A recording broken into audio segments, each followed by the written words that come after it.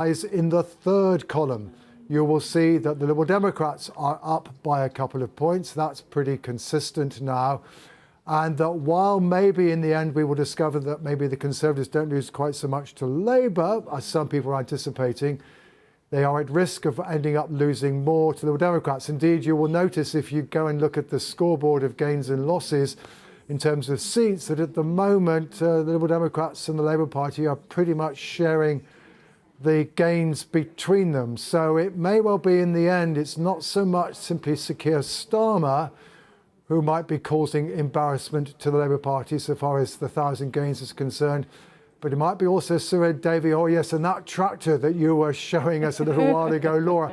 But I think my feeling about that tractor, of course, is I think Sir Ed Davey was desperate to prove that he had an even bigger tractor than Boris Johnson, because you remember during the 2019 general election, the way in which Mr. Johnson illustrated that to get Brexit done was indeed to drive a tractor not through a hay bale, but I think through some plastic bricks. Maybe Sir Ed Davey believes that his at least is slightly more environmental friendly than the one that Boris Johnson had 3 years ago. Sir John, thank you very much indeed. And I have to say, I witnessed Boris Johnson's tractor and it was enormous, driving through that wall of polystyrene bricks, as Sir John has recalled correctly. But I didn't in real life see Sir Davies' tractor. I've only seen that in the pictures. So we can't give a qualitative, a definitive answer on that question that Sir John was raising.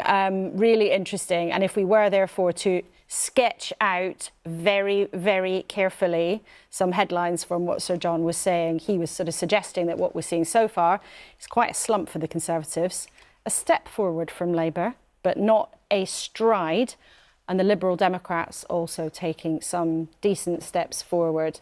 But it's early, it's 2 a.m. We've got a fair amount of information coming in, but by no means is this yet the complete picture. But based on where we're at, let's get the insight of a couple of people who know their way around the different parties' headquarters. Joe Tanner, who used to work for Boris Johnson, thanks for joining us, and Sean Kemp, who was one of the Liberal Democrats' political advisors during that coalition period. I mean, Sean, from what you've seen so far, do you think that this is some kind of concrete return for the Lib Dems? Yes, definitely looking that way. I think the Lib Dems came into this thinking the 2019 set of results in these same wards was a really great result for them that sort of showed the first steps of making a comeback from sort of coalition darkest days of what happened after that. I think if they make gains again from that set of results and keep showing momentum, it's going to be great for them, because what they're really looking at here is how are they set up for the next election? Are they set to challenge the Conservatives, particularly in those seats around London and in the South East? And nights like this are one of the few nights when the Liberal Democrats, frankly, can get noticed when there are a relatively small number of MPs and so on. I mean, that's the reason why Ed, jumps on a massively slow-moving tractor, is because, then you guys will show it on the screen and all the rest of it. So to get the chance to actually say, look, we're here and we're winning and we're a threat to the Tories, they would be delighted with, I think. And Joe, how miserable do you think the Tories will be on what they're watching right now in Tory HQ? Well, it's that classic thing, isn't it? If it's a bit too early to say, but it certainly doesn't look very good. But this thing with the Lib Dems is always that the Lib Dems are often they're sort of underestimated and often underestimated between elections, and you kind of forget what they're busy doing on the ground in terms of making inroads, in terms of their general campaigning, and I think there is that sense of this has been a sort of two-party talk consistently on a national level for what feels like many months. It's all about what Keir's going to do. It's all about what Rishi's going to do. Is Keir going to overtake, etc. And quietly, I think the Lib Dems are plugging away. So there probably is a sense of how much really can the Tories predict right now. They've been sitting, I think, munching on their pizzas at Tory HQ that Rishi Sunak apparently bought them all out of his own pocket, they were keen to stress. But I'm not sure it's going to give them great comfort at the moment. Joe, well, the briefing from Conservative sources about the pizza said there were only 10 pizzas, which I did wonder if that was really going to keep them going throughout the whole evening. But Sean, there's not a lot of people left at Tory HQ, which is a worry. So. Maybe they've all gone. Maybe they took a look at the pizzas and then headed off. Anyway, Joe and Sean, thank you very much for joining us. Sean there with some more important comments commentary on the tractor. We're about to go to the news, but before we do that, let's take a look at our tower tally of what we're seeing so far tonight on this local election evening. At around about 2 o'clock in the morning, you can see Labour gaining 30 seats there at 188, the Tories losing 49, the Liberal Democrats gaining 15 with 78 seats, and another 5 for the Greens. We've been talking to all of those political parties, and we've been out round the country hearing from people on the ground. Plenty more of that to come. But now, the news with Luxby Gopal. Hello, here's your summary of the BBC News. Counting is underway in the local elections in England in one of the last major tests of public opinion before next year's general election. Voters have been deciding who will run services at 230 local councils, with around 8,000 seats up for grabs.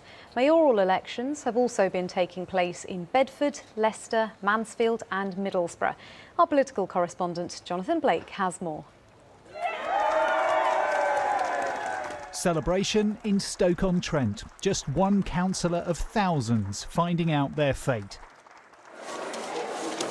Counting has begun in more than 200 towns, cities and rural areas across England where voters have had their say on who should run local services. The Tories are braced for a tough night, hoping only to limit their losses. And among a handful of very early results, they lost control of Brentwood in Essex, with the Liberal Democrats picking up seats, hoping to make gains elsewhere too, at the Conservatives' expense.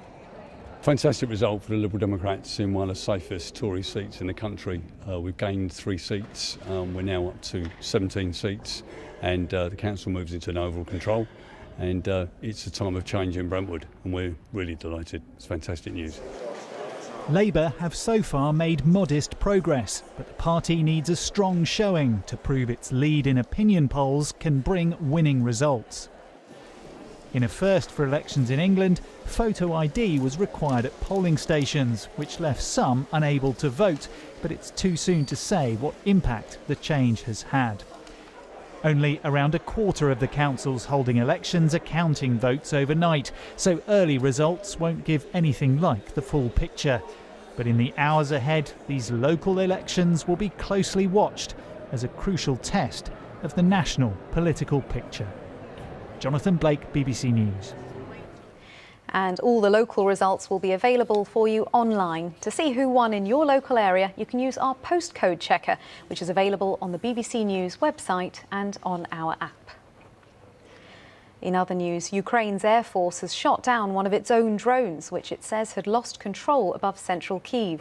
There were explosions for around 15 to 20 minutes yesterday evening as air defence tried to shoot it down in an area near the president's office. The Air Force later admitted it was Ukrainian and had been destroyed to avoid undesirable circumstances. Members of the biggest rail workers' union, the RMT, have voted to renew its mandate for taking strike action. It's the third such vote in a dispute over pay and conditions, which began last year. It raises the prospect of strikes continuing until nearly the end of the year. A US court has ruled that the singer Ed Sheeran didn't copy Marvin Gaye's Let's Get It On when composing Thinking Out Loud.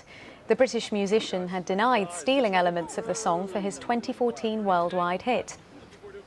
Heirs of Marvin Gaye's co-writer argued that Sheeran, Warner Music Group and Sony Music Publishing owed them money for copyright infringement. Sheeran's legal team had argued that the melodies are different and the elements used in both songs are common in pop music. With the King's coronation fast approaching, people hoping to get the best in-person view on the day are camping in central London this evening as rehearsals and final preparations take place in and around Westminster Abbey. It's expected hundreds of thousands of people will line the route of the procession to and from the Abbey. It's only a short journey down the Mall and along Whitehall, and people are already positioning to get the best view. And we will be back in an hour with the latest news updates, but for now it's back to our special election night coverage with Laura. And just a reminder though, before then, to see who won in your local area, you can use our postcode checker, which is available on the BBC News website and on our app.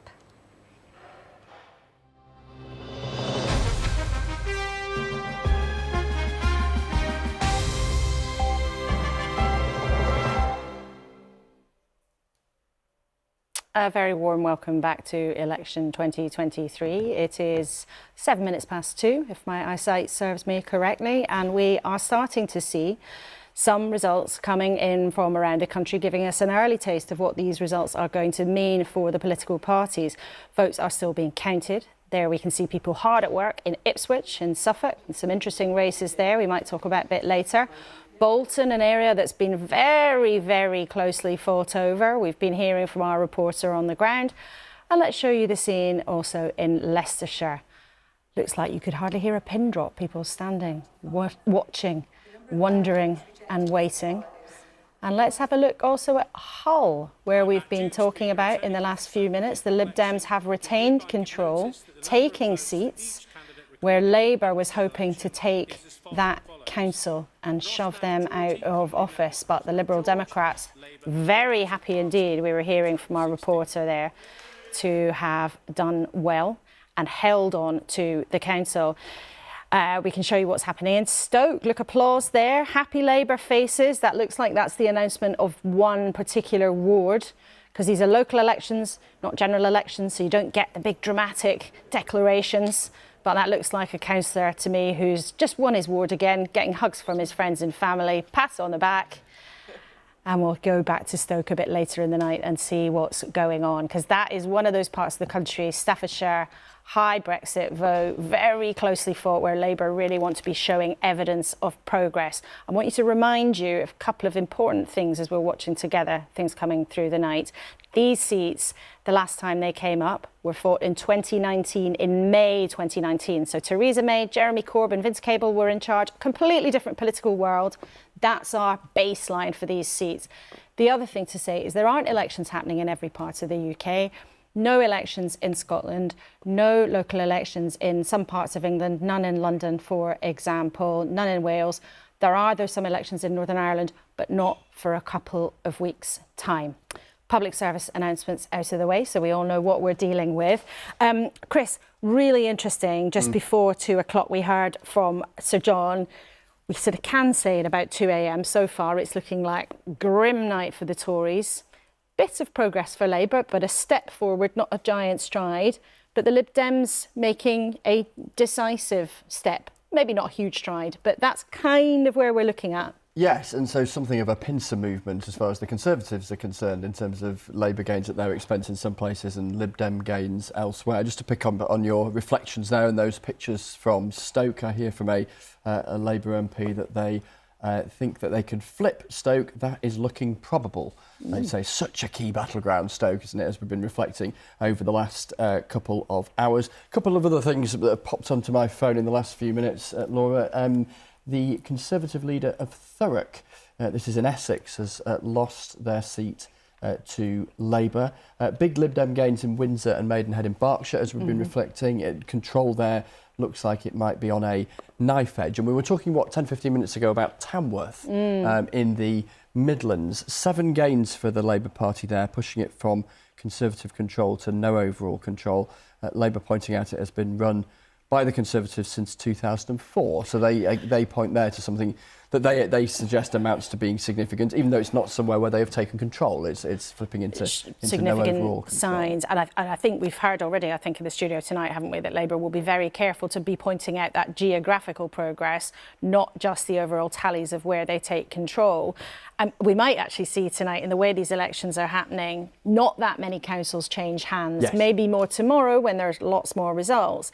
But if Labour was to take Stoke, and I think they'd need 8 new seats to do that, that would be quite a symbol, wouldn't it? It would, and symbols matter. So we should reflect, shouldn't we? And particularly in this overnight section of the results coming in so many of the councils, it's only a third of council seats that were up for election. So mathematically, the likelihood of a change in control is much more limited than it is when an entire council is up. As we've been reflecting, though, you can still read a huge amount into a set of results, even in a council where nothing in headline terms has changed.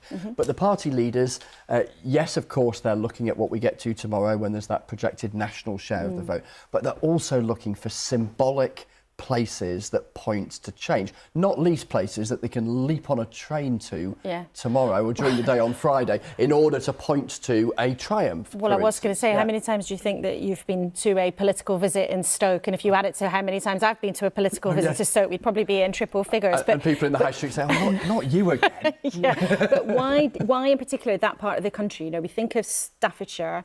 You've explained that it would be a really important symbol, but that part of the country, why is that the kind of place that Labour is so keen to show progress? It's so important because places like Stoke, they absolutely have to be Labour securing the support of and being seen to secure the support of if Keir Starmer is going to climb this massive electoral mountain that he faces at the next general election. They were absolutely thumped, weren't they, back in 2019? Biggest general election defeat for Labour since 1935. And Stoke ended up with 3 Tory MPs. Well, indeed, exactly, alongside swathes of other seats in the Midlands and the north of England, many of which had never been held by the Conservatives or had not been held by the Conservatives for a very, very long time.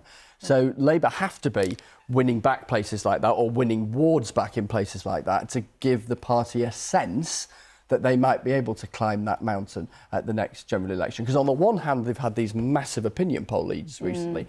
On the other, whilst that has given them some optimism, the mountain that they still face is absolutely colossal. The kind of swing that they need to creep back into Westminster with a majority of 1 is massive, let alone enough to be able to comfortably govern with a majority of their own. So that's why places like Stoke and elsewhere will be pored over in the micro detail, ward by ward, almost vote by vote, to see what the parties can deign from them and work out how they calibrate their campaigning and their geographical focus over the next year, 18 months. Well, we like micro detail. Absolutely. You used the word micro detail.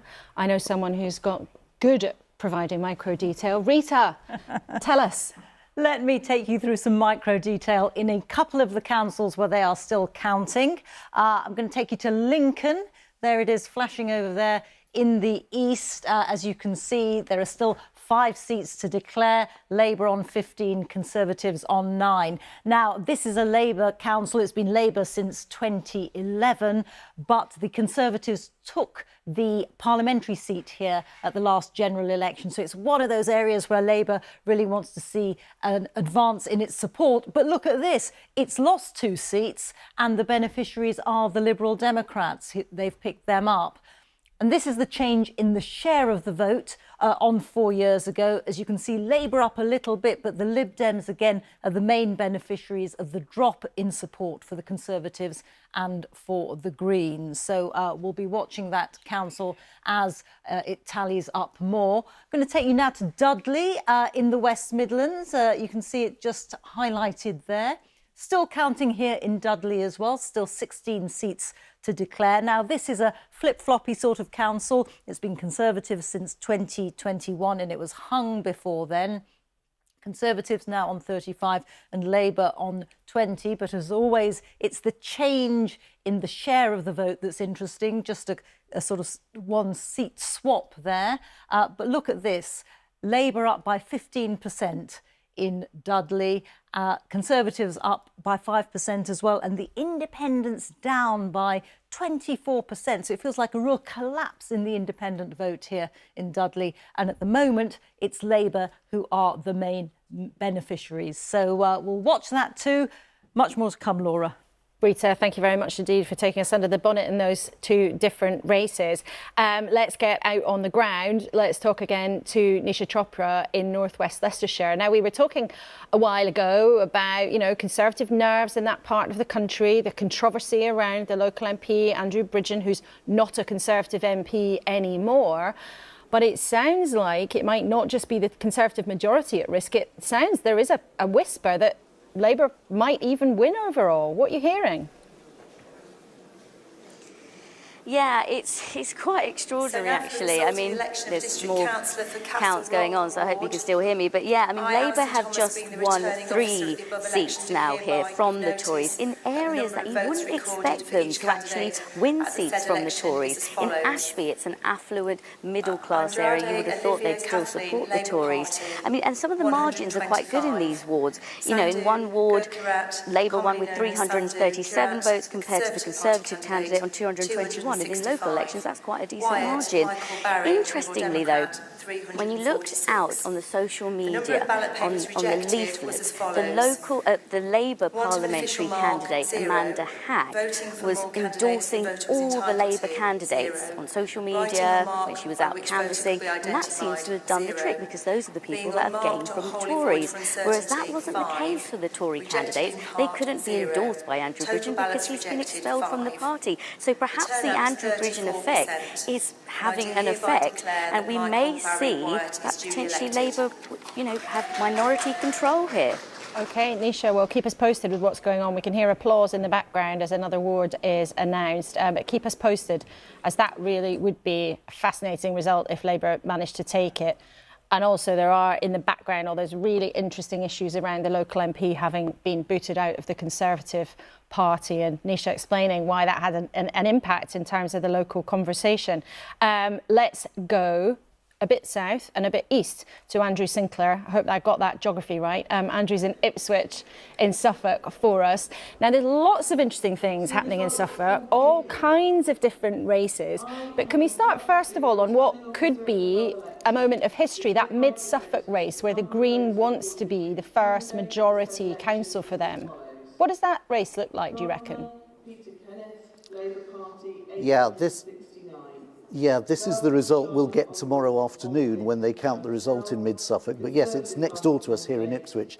And it is a seat which the Greens have been taking incredibly seriously.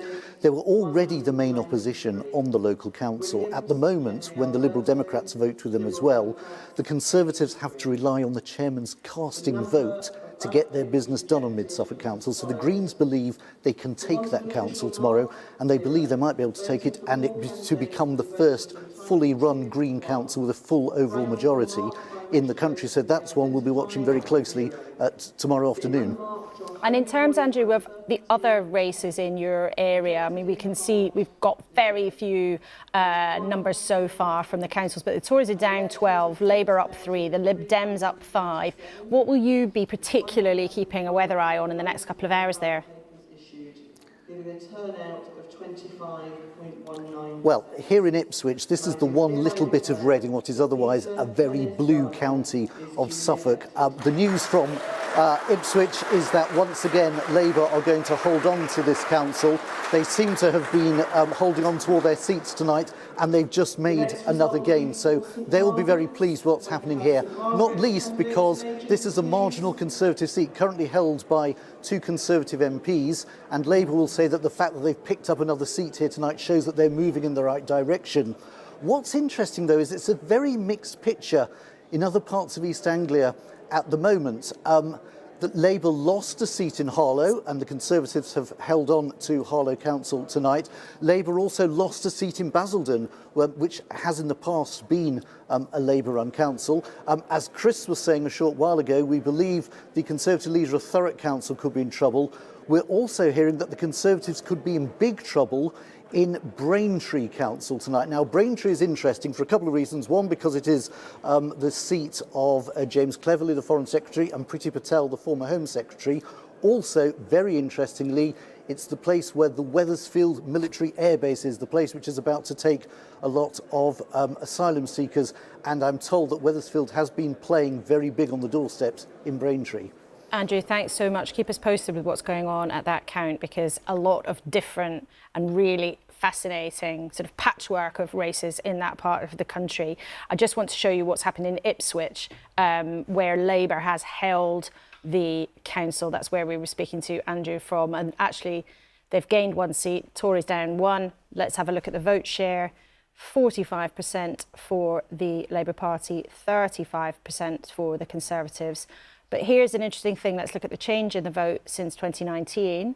Increase of 2% for the Labour Party, increase of 4% for the Conservative Party, but independents and smaller parties falling away. So that suggests something slightly different going on there in Ipswich. But people will, as Andrew was saying, be watching it closely, because it's one of those places where you have a split city in terms of the MPs that they choose to send to Westminster. Another place like that is Plymouth, where there is a prominent Conservative MP, the Veterans Minister, Johnny Mercer, and then also Labour representation at Westminster, Luke Pollard, I believe, if I'm getting my facts right. Martin Oates is there for us tonight. Now, when we talked to you about an hour ago, Martin, you said the Tories were worried about wipeout. Is that what it looks like? Yes, it seems that the predictions made by figures in both parties are being realised. So we are seeing Labour gains here. I did mention, I think, that there's been a lot of local disagreement within the Conservative group. Some councillors leaving the group. Interestingly enough, a couple of the former Conservatives, now independents, have held their seats, but we are seeing those Labour advances. I also mentioned looking towards a general election, as inevitably we will do. We are seeing Labour gains in the seat of Johnny Mercer, the Plymouth Moorview MP, and Veterans Minister. So Plymouth already has one Labour MP, Luke Pollard, the Shadow Defence Minister, the other city MP, Johnny Mercer. He is probably watching these results tick in with some degree of anxiety. Well, and you'd see why if you could see the share that we're showing our viewers at the moment. So the change in share in Plymouth so far, the Conservatives down 16%, a very significant drop in their support there. But Martin, in your assessment, you know, we've talked already, there was a really vigorously discussed local issue about cutting down trees, the kind of thing, we saw the same thing happen in Sheffield, that drive people around a twist and make them really, really angry with their local council. Has it been possible there to assess tonight, talking to your contacts on the ground, the blend between those local controversies and the national picture? It's very difficult to say. I mean, I have to say, I haven't really heard anybody talking about the trees here in this hall, but you know, the trees really were just the end of a long saga. It's been a very, very difficult period for the Conservative group here in the city. There have been disagreements over all kinds of things. They lost their group leader over the issue of the trees. He resigned after making that executive order which led to the trees being removed just before the election campaign. But if we wind back a year, they went into the election campaign last year, because Plymouth elects in thirds, having just lost a leader then. In that case, he was toppled in a vote of no confidence. So it's been an extremely fraught time for the Conservative group, which must have had a role, I think, in tonight's events. OK, Martin, thanks very much indeed. Well, if those Labour gains all come through, they would be very pleased to be able to take Plymouth, because it's very definitively on their target list. Now, Bridget and Munira, you're going to leave us before too long, but Richard, you are staying with us, I'm afraid. I'm not going to let you leave. So we're going to talk to these two for the next 5 minutes. Bridget, Plymouth looks like a great picture for you. Are you expecting to take it?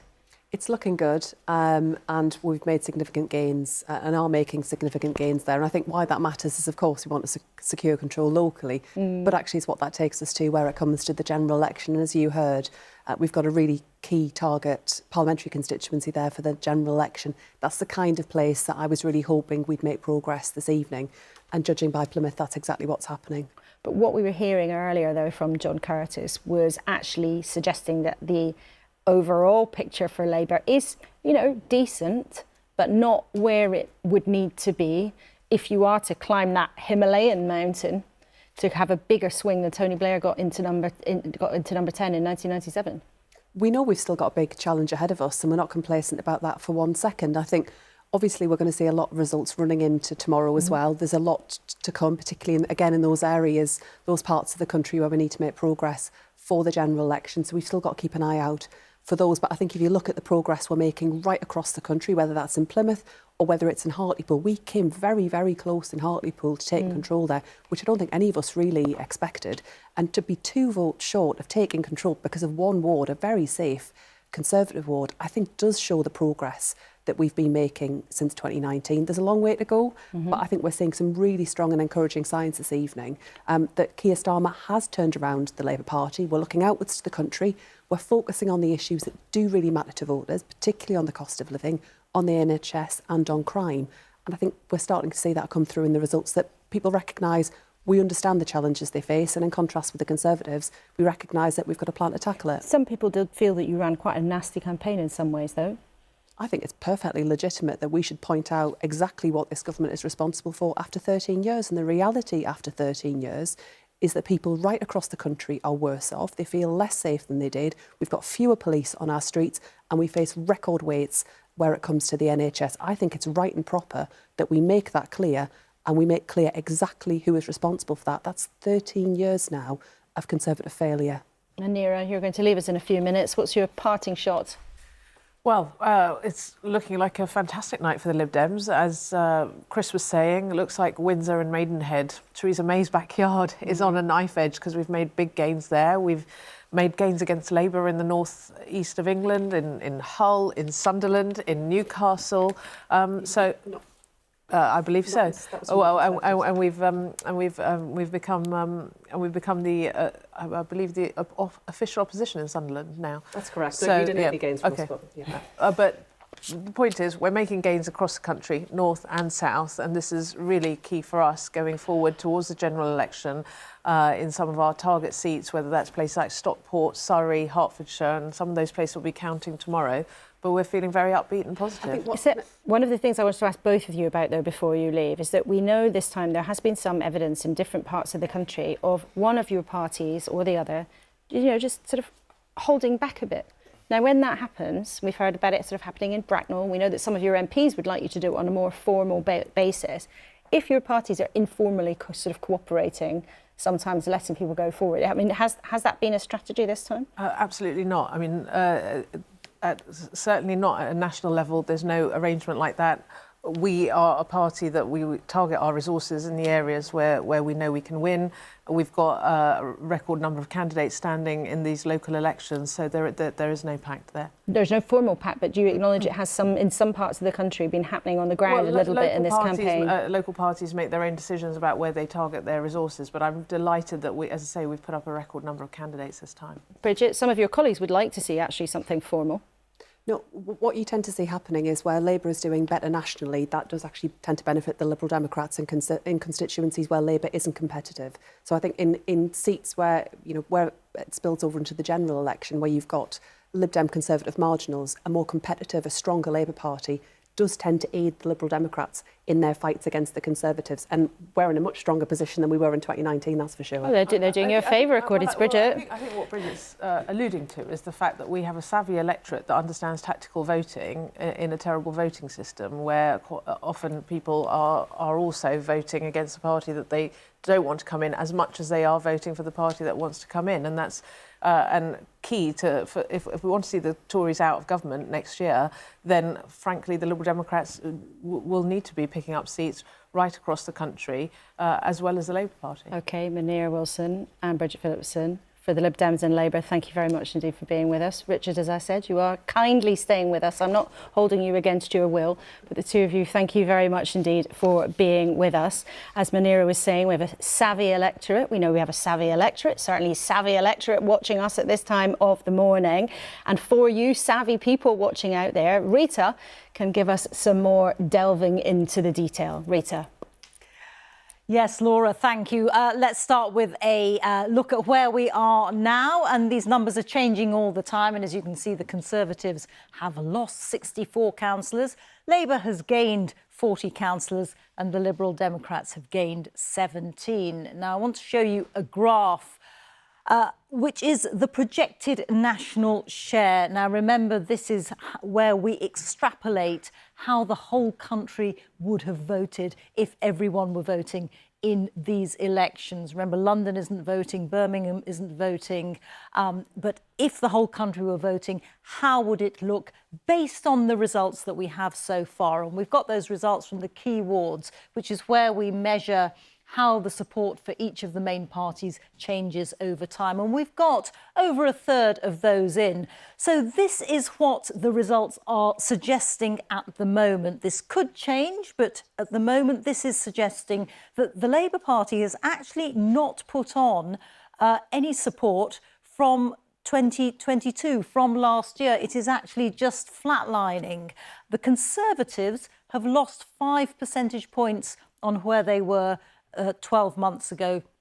The Lib Dems have picked up 1% and others which will include the Greens, are up by 4%. Now, that's an interesting graph, isn't it? Because Labour is clearly doing rather better than it was doing in 2019, which is the last time that these seats were fought. The Conservatives are not on this projection. And Labour will be heartened by the fact that there is that 5% gap between it and the Conservatives. At the same time, they would also like to see more of a surge in their own support and not simply have to rely on that gap. Now, as I say, this is how it looks at the moment. It will change. It can change as more results come in. But as an early indicator, that is where we are. Rita, thank you very much indeed. Well, very interesting projections at this stage, as they are at this stage at about 2:30 in the morning, and we are joined by a couple of new guests joining our panel. Baroness Kramer, Susan Kramer for the Liberal Democrats has joined us, seamless switchover, and Bridget Phillipson has become Jonathan Ashworth, the Labour Shadow Work and Pensions Secretary. Welcome to you both, and we'll get stuck into a bit of conversation with you in a few minutes' time. Remember, there's a conversation going on online as well as there is here in the studio.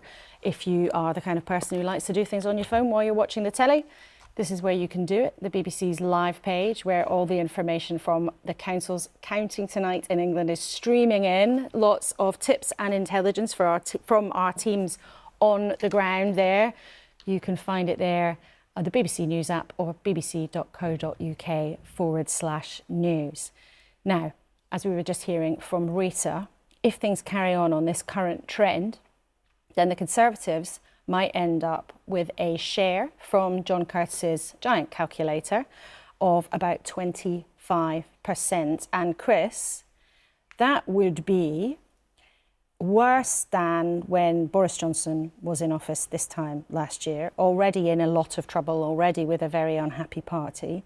And 25% as a projected national share, that figure, if the whole country had been voting, that would be one of the worst local election results for a Conservative Party ever, wouldn't it? Yeah, it would, and it would cause real jitters for exactly that reason. Now, there's always examples you can use as a counter, aren't there? And of course. You know, if we go back 4 years, the Conservatives had a pretty rough night, and in the very set of seats, pretty much, that we're seeing fought again today. And there's 2 points worth making on that. One is that falls tonight are falls further from big falls that the Conservatives were subjected to last time round. It's also worth pointing out in 2019, after that rough night at the local elections, an even more desperate night for the Conservatives at the European elections that followed, they then, of course, won a general election 6 months later. So when we do these various bits of extrapolation, there are always different lines down which you can point in terms of how things look. But, as you say, that number would really be quite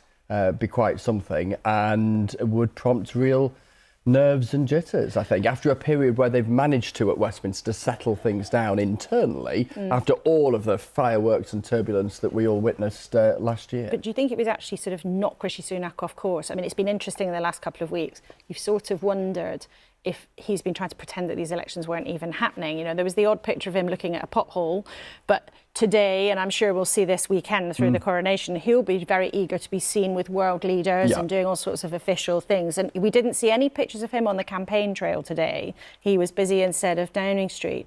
So do you think they'll just be sort of blinkers, or will it change something? So it has been striking how little we've seen of Rishi Sunak out on the campaign. He has been out and about, but not that often. Quite striking on that last day of campaigning on Wednesday, as we saw various political leaders out and about. From memory, Keir Starmer was in Medway in Kent.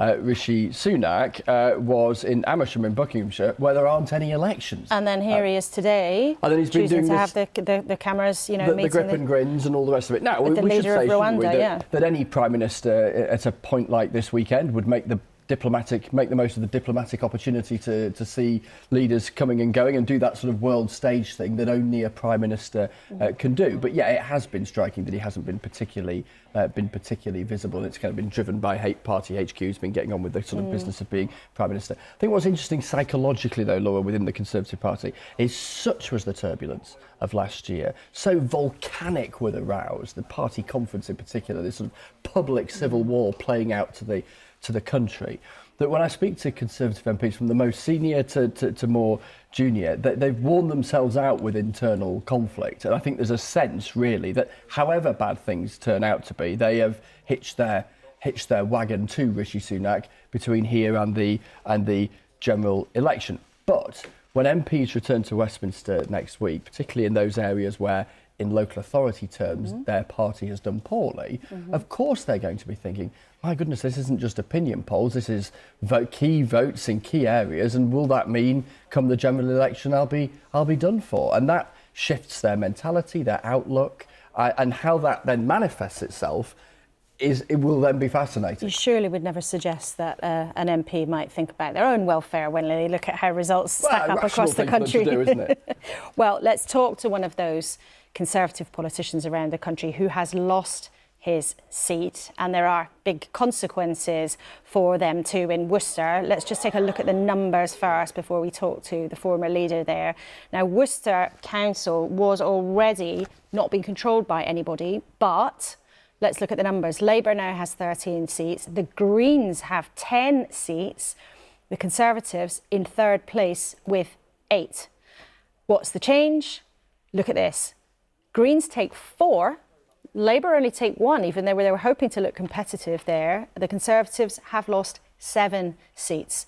The vote share, fascinating, not much in it. Labour on 28, the Greens with the highest vote share, 29, and the Tories in third place with 26, the Liberal Democrats in fourth place. But the all-important change of the share, look, the Greens up 10% and the Conservatives down 11%.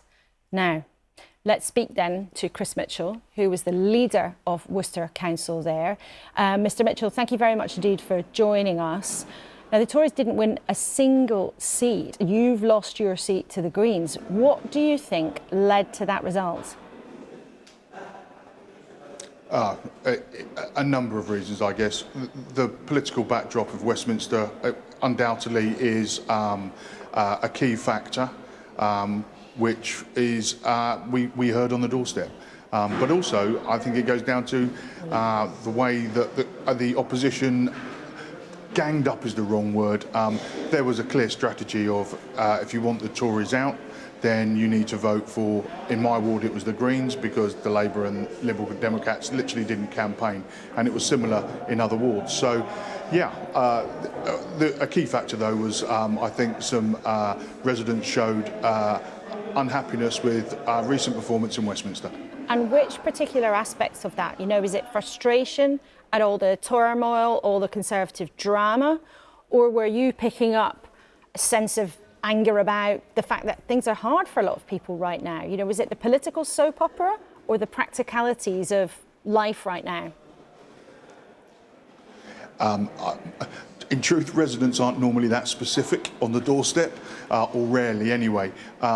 The general angst was that they don't think things have been going well in the last 12 months, and they haven't seen a significant improvement in the last 4 or 5 months, and therefore they, in many ways, just simply said to us, this is a protest vote. But Rishi Sunak then has not been able to make a difference with that. They're not impressed with him. No, I didn't say that. I said that some residents had said that they weren't impressed with the performance of late. I think, personally, the Prime Minister has steadied the ship, but he's only had a few months to really make an impact or a difference, and the turmoil we're in takes more. It's a big tanker to turn round, and you can't do it that quickly. But I think there are seeds of growth that we're going in the right direction. Unfortunately, the residents didn't see those seeds. Why didn't they see that? We tried to speak to them on the doorstep. In truth, we tried to keep the discussions about local politics, because that's what we are, local politicians, and you know, we don't influence what goes on in the National Health Service or Foreign Office or anything like that. But residents just kept going back to national issues. And what do you think it could mean then for the important Westminster seat there in that part of the country? And there's a local curiosity that Robin Walker, who's been the MP there, is standing down. With what you've picked up from people in the town in this election, do you think there will be consequences for the Conservatives in the general election there? Do you think you risk losing that seat? The Worcester City seat has never been a safe seat. It's always been relatively marginal anyway, so it's always at risk. Whoever the next candidate will be knows they've got a really tough job on their hands. Thank you very much indeed, Chris Mitchell, the former Conservative leader of Worcester Council, and thank you for giving us your thoughts there. Now, Richard, as you were listening to Chris, you didn't quite have your head in your hands, but you were looking pretty glum. He said there was general angst, and crucially, he said residents he spoke to have not seen any improvement since Rishi Sunak's been in charge. I think he was. I think when he went into that in a little bit more depth, I think he was reflecting on the fact that what we've seen is a turbulent 12 months, and that we've only seen a few months of things being starting to be turned around. And I think I generally agree with him on that point, and I can understand where some of his residents come from. Hang on, he said they haven't seen any improvement. That's what he said. He said there was general angst, but they haven't seen any improvement. I think you could tell from exactly what he was saying that what he was saying is over the last year or so it's been tough times in Westminster, and that's basically reflected on the local level. And while things started to stabilise, he's not seeing the improvement that they'd like to have seen so far, and to the extent that they would like to. But if we look at if we look at the projection of what tonight's results, if they carry on current trend, would mean it would put the Conservatives on 25%. Now that's 5% worse than last year when Boris Johnson was still in charge. Things were already turbulent then, and he was had a very turbulent time for all sorts of different reasons. But if after 7 months of Rishi Sunak in charge, you end up with what's probably or could be on course to be the worst local election performance for the Tories in recent memory, how will people like Mr Mitchell have any confidence that you'll be able to turn it around before a general election? Well, let's have a look at some of the results that have come through. Actually, you look over into Essex, which has been quite a mixed picture. We've seen a lot of results there, so you can actually look at some compare and contrast now. Basildon, Tories gaining, whereas in 2019, gaining seats against Labour, whereas in 2019 there was no overall control with Labour running the council.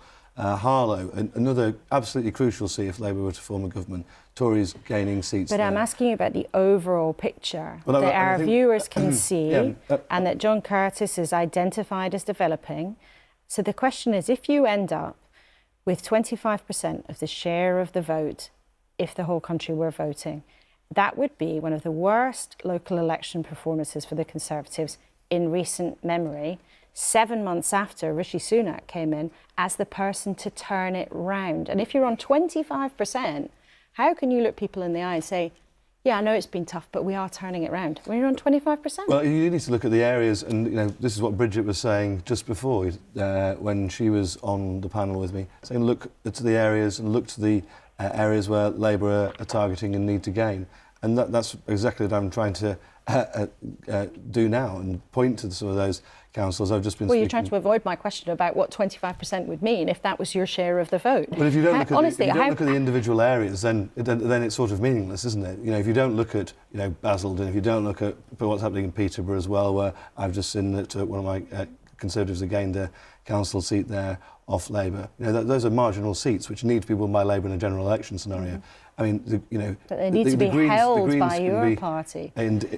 Well, indeed, and that's exactly what's happened in Harlow and in Basildon.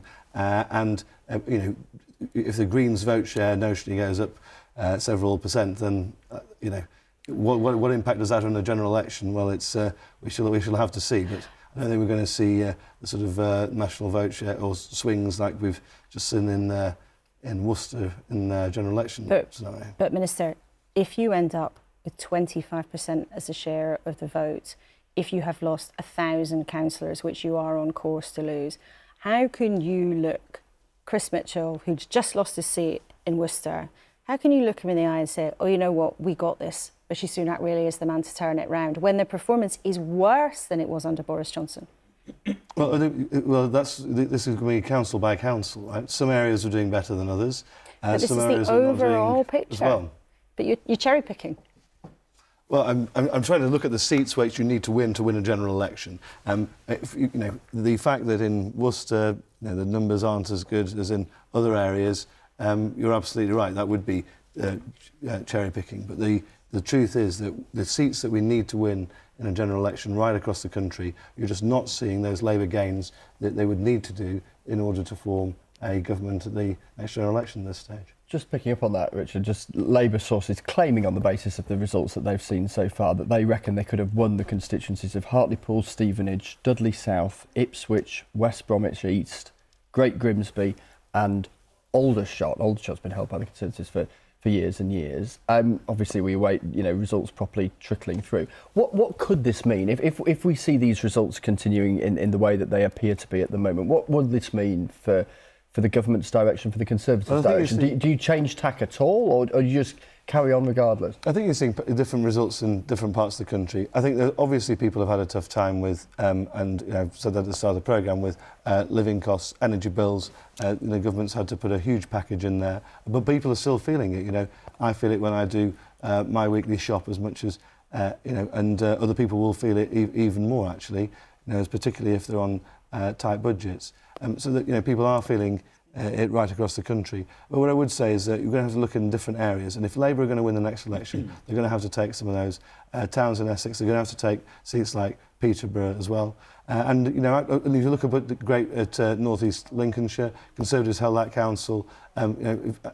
Vital for us to hold Great Grimsby in a general election scenario as well. So there's, it's very different. Sure, I just wondered, does anything change though? Because if voters have sent a message to the Conservatives tonight, it appears that they have. Let's see the results at the end of Friday. How does the government at Westminster respond to that? Does it change tack, or does it just carry on regardless? No, I think you make an important point there, Chris. I think what we've seen as Prime Minister a couple of months ago set out his 5 key priorities. I think what people want to see is him delivering on them. That's getting inflation halved by the end of the year. It started to move in the right direction, but it's a long way to go. Get growth going. It's not the recession that people predicted, but it's not where we want to be. Getting hospital waiting lists down. We saw that huge rise during the pandemic. There's a lot of work to do there, and we've started to make some progress with helping with doctors' pensions and things like that, and stopping the boats. Again, that legislation is going through Parliament at the moment. We're going to have to deliver on those things for people to trust the Conservatives for the next general election and to start believing us. Rishi's set out those priorities. I think we're moving in the right direction on that. And that's when he'll get a say. And between him, and people will also start to look at the difference between him and Keir in a general election, rather than on some of those more local factors that you'll get in local elections too. Richard Holden, thank you so much for being with us. It's a busy night. We have to now let you go. You've put in a long shift. Thank you very much indeed for joining us. Jonathan and Baroness Kramer, we will talk to you very shortly. Now, as Richard was saying there, and his defending Rishi Sunak's record and ambition, but underlining there are lots of local factors here. Of course there are. It should also be remembered it is still quite early in the night. Well, not early in the night actually, but it is early in the overall stream of results, because there's plenty of results that will be coming through tomorrow as well. So a lot could change. That projected national share at this point is very much a projected national share. What John Curtis's numbers are suggesting at the moment is roughly 25%. That would be one of the worst Conservative local election performances. But the numbers are still being sketched out. They are not firmly in black and white. So just a reminder for everybody there. Another reminder that these elections are not happening everywhere. They're not happening in Scotland. They're not happening in Northern Ireland for another couple of weeks. They're not happening in Wales. And there are no elections in London, for example. So a couple of the very important caveats we have to bear in mind, while still delving under the bonnet to try to work out what these numbers can tell us, because they can give us and politicians and you, most importantly, the members of the public, a good flavour of where politics is right now, a year or maybe a little more than a year away from the next general election. Rita, give us some of that, delving into the detail. I feel like a car mechanic here, Laura. You were talking to the Minister about Worcester a little bit earlier. We have the result. It was hung before and it remains hung, but a lot has changed behind the scenes because the Greens are now in second place. Labour is the largest party, but the Greens have overtaken the Conservatives in second place. And if we have a look at what's happened to the seats. The Conservatives lost every single seat that they had up for election this evening. And Labour gained 1, Greens gained 4, and the Lib Dems gained 2. And we can see the change in the share of the vote, always so fascinating. Conservatives plummeting, losing 11%. Greens, the main beneficiaries, but so are the Lib Dems and Labour. So that's the situation in Worcester. I also want to show you Plymouth, where they are still counting. We don't yet have an overall result, but still really interesting to see. Plymouth down there in Devon, of course. So this is a council that has been hung since 2021. It was Labour before that. And with 9 seats still to declare, Labour's on 24, the Conservatives on 17, and the winning post is 29 seats. Let's have a look and see, because this is a top target for Labour. They were taking an aggressive fight to the Conservatives. And look here, they've picked up 3 seats. The Conservatives have lost 5 and Independents have gained 2.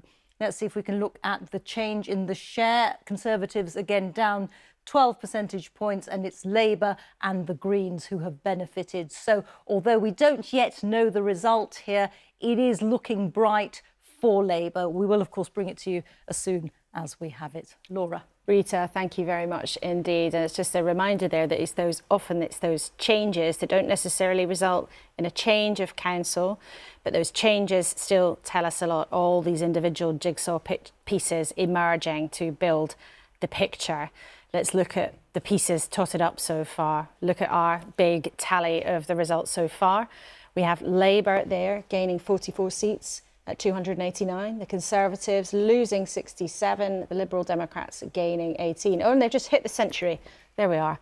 The Lib Dems have got 100 seats so far tonight. Interestingly, underneath, the Greens gaining 10. And the Residents' Association, a wonderful factor in local elections. Resident associations around the country stand in elections, and in some parts of the country they do rather well, but gaining 1 seat so far tonight. Right, let's go to one of the really exciting races we've been talking about already in Staffordshire, Stoke-on-Trent. Let's go back to Lizzie Glinker. Now, we were talking, Lizzie, Chris had some intelligence suggesting Labour feeling really chipper about what might happen there. What's your latest? Well, I would say that the Labour supporters in the room have definitely got a spring in their step now. 6 gains for Labour so far, and interestingly, 4 of those have come from the Conservatives, but 2 of them have come from the Independents, and I think that is significant because we were saying that actually it might be difficult for Labour to take this council, to actually get control of the council because of the success of the Independents, but they have taken 2 seats from the Independents as well, which the Labour people here think is a really good sign, and they are certainly much more confident. If we had nervous faces at the beginning of the evening, we now are definitely seeing confidence amongst the Labour supporters, and I mean increasing numbers of Conservatives actually leaving the hall. The leader of the the leader of the Conservative group, formerly the leader of the council, we think has actually already left the count. So that perhaps gives you a bit of a sense about how the Conservatives are feeling this evening. I think we're just about to have another declaration behind me. You can see, so I'll keep going, but you can kind of keep an eye on that behind me. So right now, looking good for the Labour Party here, and actually in other parts of the Midlands, other parts of Staffordshire, it's also looking good. Lizzie, just while that declaration happens, because we can't really hear you, let's just have a look at the councils around that region in the West Midlands, so we can see some pictures maybe of that declaration. It's not a traditional general election declaration with cheers and Count Binface and all the Screaming Lord such characters. It's a bit drier than that on a council elections, but while that's taking place, with very good signs for Labour from Stoke, just around the West Midlands, Labour have gained 16 councillors. The Tories have lost 17, so that's interesting. Almost a straight swap so far in the numbers. Of course, the more individual races are more complicated than that. But look there, another ward taken for the Labour Party there in Stoke. I think I can see Ruth Smeeth and Gareth Snell, the 2 former Labour MPs, in my eyesight says, yes, it is. Yes, Ruth Smeeth there giving the victorious new councillor there a hug, and Gareth Snell. They were 2 Labour MPs in Stoke, both of whom lost their seats last time round. All these individual stories that make up our politics, and you see these faces years later. Lizzie should be able to hear us now again, and Lizzie, more importantly, we can hear you. So Labour looked really happy. We saw big smiles on their faces, but happy that they might actually take the council, because if the local Tory leader's gone, he wouldn't have done that unless he thought he'd lost. Or would you? Yeah, I mean, it is still early days, but that is definitely the mood music on the ground. And you mentioned Ruth Smeeth, the former Labour MP for North Stoke-on-Trent North. She lost her seat, of course, in 2019. Ruth has been bouncing around this sports hall this evening. She's absolutely thrilled to bits. And I don't know if you remember those pictures of Ruth back in 2019, but I think this might be a slightly cathartic moment for her and many Labour members here in Stoke-on-Trent. We started to mention some of the other parts of this region, other parts of Staffordshire. Tamworth, really interesting. That's gone from Conservative control, held by the Conservatives since 2004. That's gone to no overall control.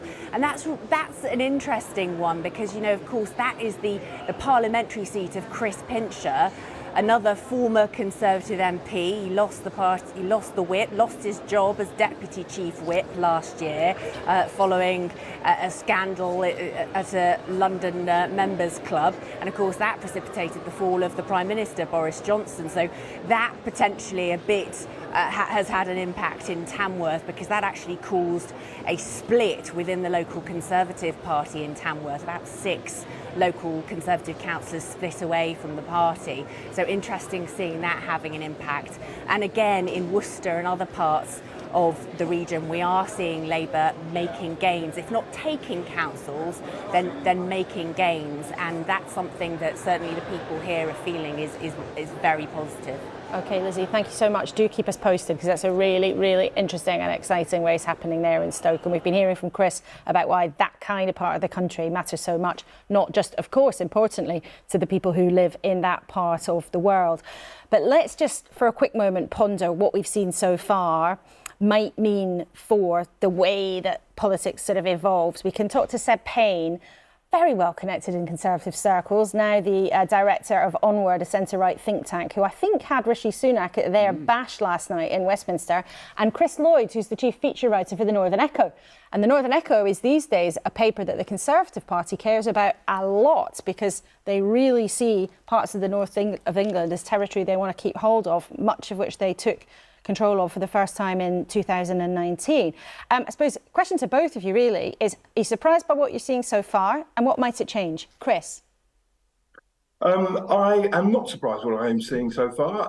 Up in the northeast, we seem to have various things going through the electoral digestive tract at the moment. We've got Brexit coming through. Brexit. So in 2019, in my neck of the woods in the Tees Valley, Labour did catastrophically. It lost control of 4 out of the 5 councils, including Hartlepool that you've been talking about. Brexit was a big part of that. Jeremy Corbyn was a big part of that. This area seems to have sniffed him out quite early doors, and so now we're seeing that working through the digestive tract. We're also seeing, I think, the kind of allure of Boris Johnson disappearing from our politics up here in the northeast, because after that 2019 council results, he really pushed these seats in the parliamentary term so that Richard Holden, who you had on, he could win his seat for the first time in 100 years for the Tories. But now that mystical, magical allure of Mr. Johnson has disappeared, and does Rishi cut it in the same way?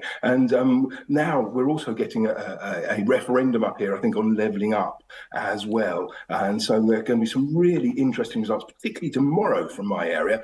Darlington is going to be as key as any of the Stoke councils that you're looking at, because that's had a real boost of levelling up money. It's almost the de facto capital of Britain now, with the Treasury up here and Rishi Sunak working from Darlow, but Labour really should be taking that council back because they lost it in 2019 for the first time in 22 years. And a fine place Darlow is too, which I think is where Rishi Sunak peered over the edge into that giant pothole, trying very much to look interested in what was happening in the tarmac. But he had the local MP, Peter Gibson, along with him because it's a very important part of the country for the Tories, not least because he's over in the Richmond constituency, North Yorkshire.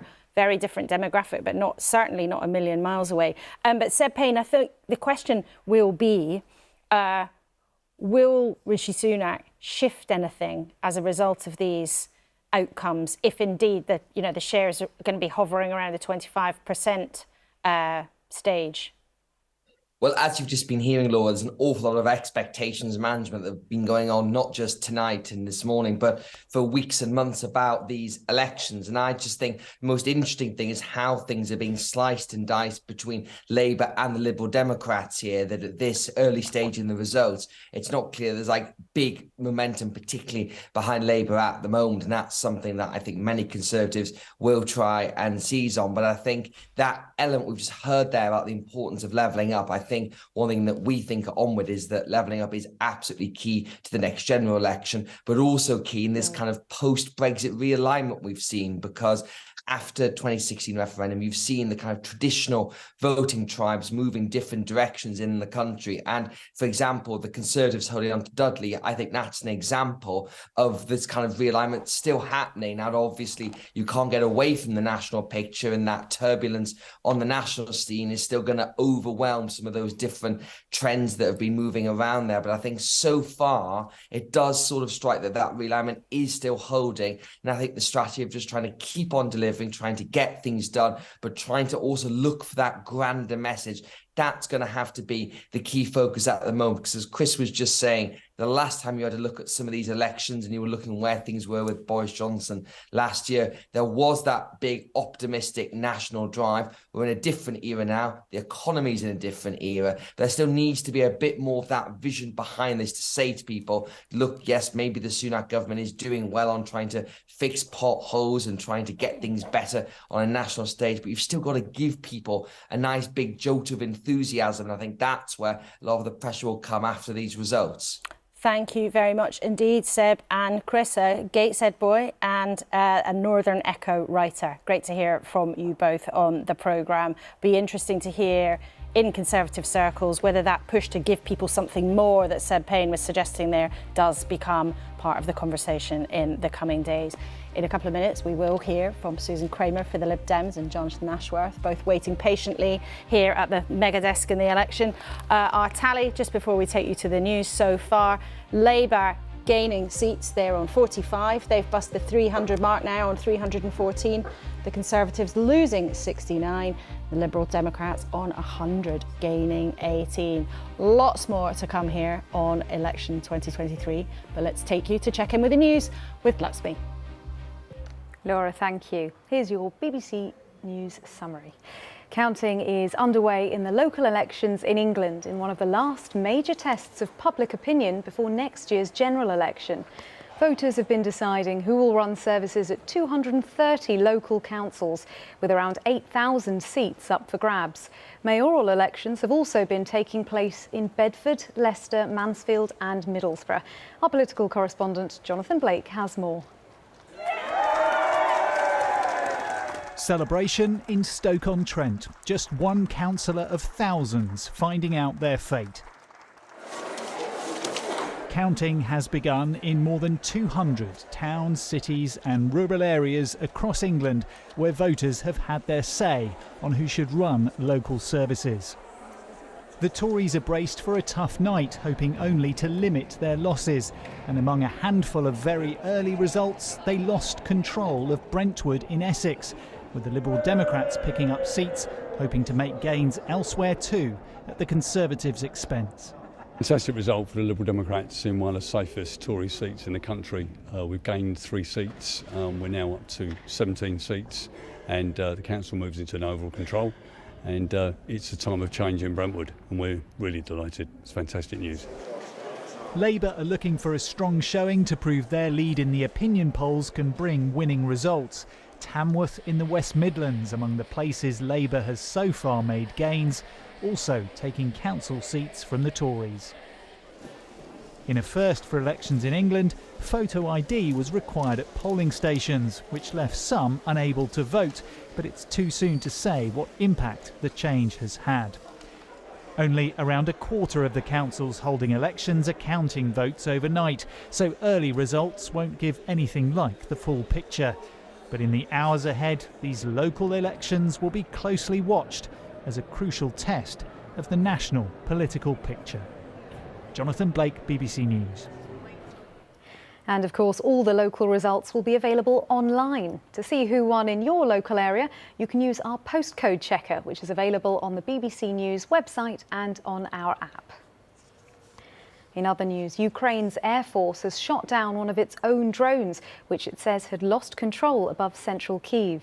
There were explosions yesterday evening as air defence tried to shoot it down in an area near the president's office.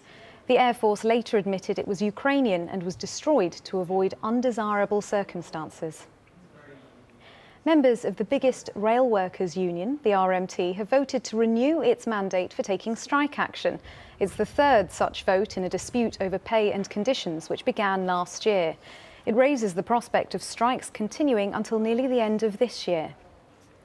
A US court has ruled that the singer Ed Sheeran did not copy Marvin Gaye's Let's Get It On when composing Thinking Out Loud. The British musician had denied stealing elements of the song for his 2014 worldwide hit. Heirs of Marvin Gaye's co-writer argued that Sheeran, Warner Music Group and Sony Music Publishing owed them money for copyright infringement. Sheeran's legal team had argued that the melodies are different and the elements used in both songs are common in pop music. With the King's coronation fast approaching, people hoping to get the best in-person view on the day are camping in central London tonight, as rehearsals and final preparations take place in and around Westminster Abbey. It's expected hundreds of thousands of people will line the route of the procession to and from the Abbey.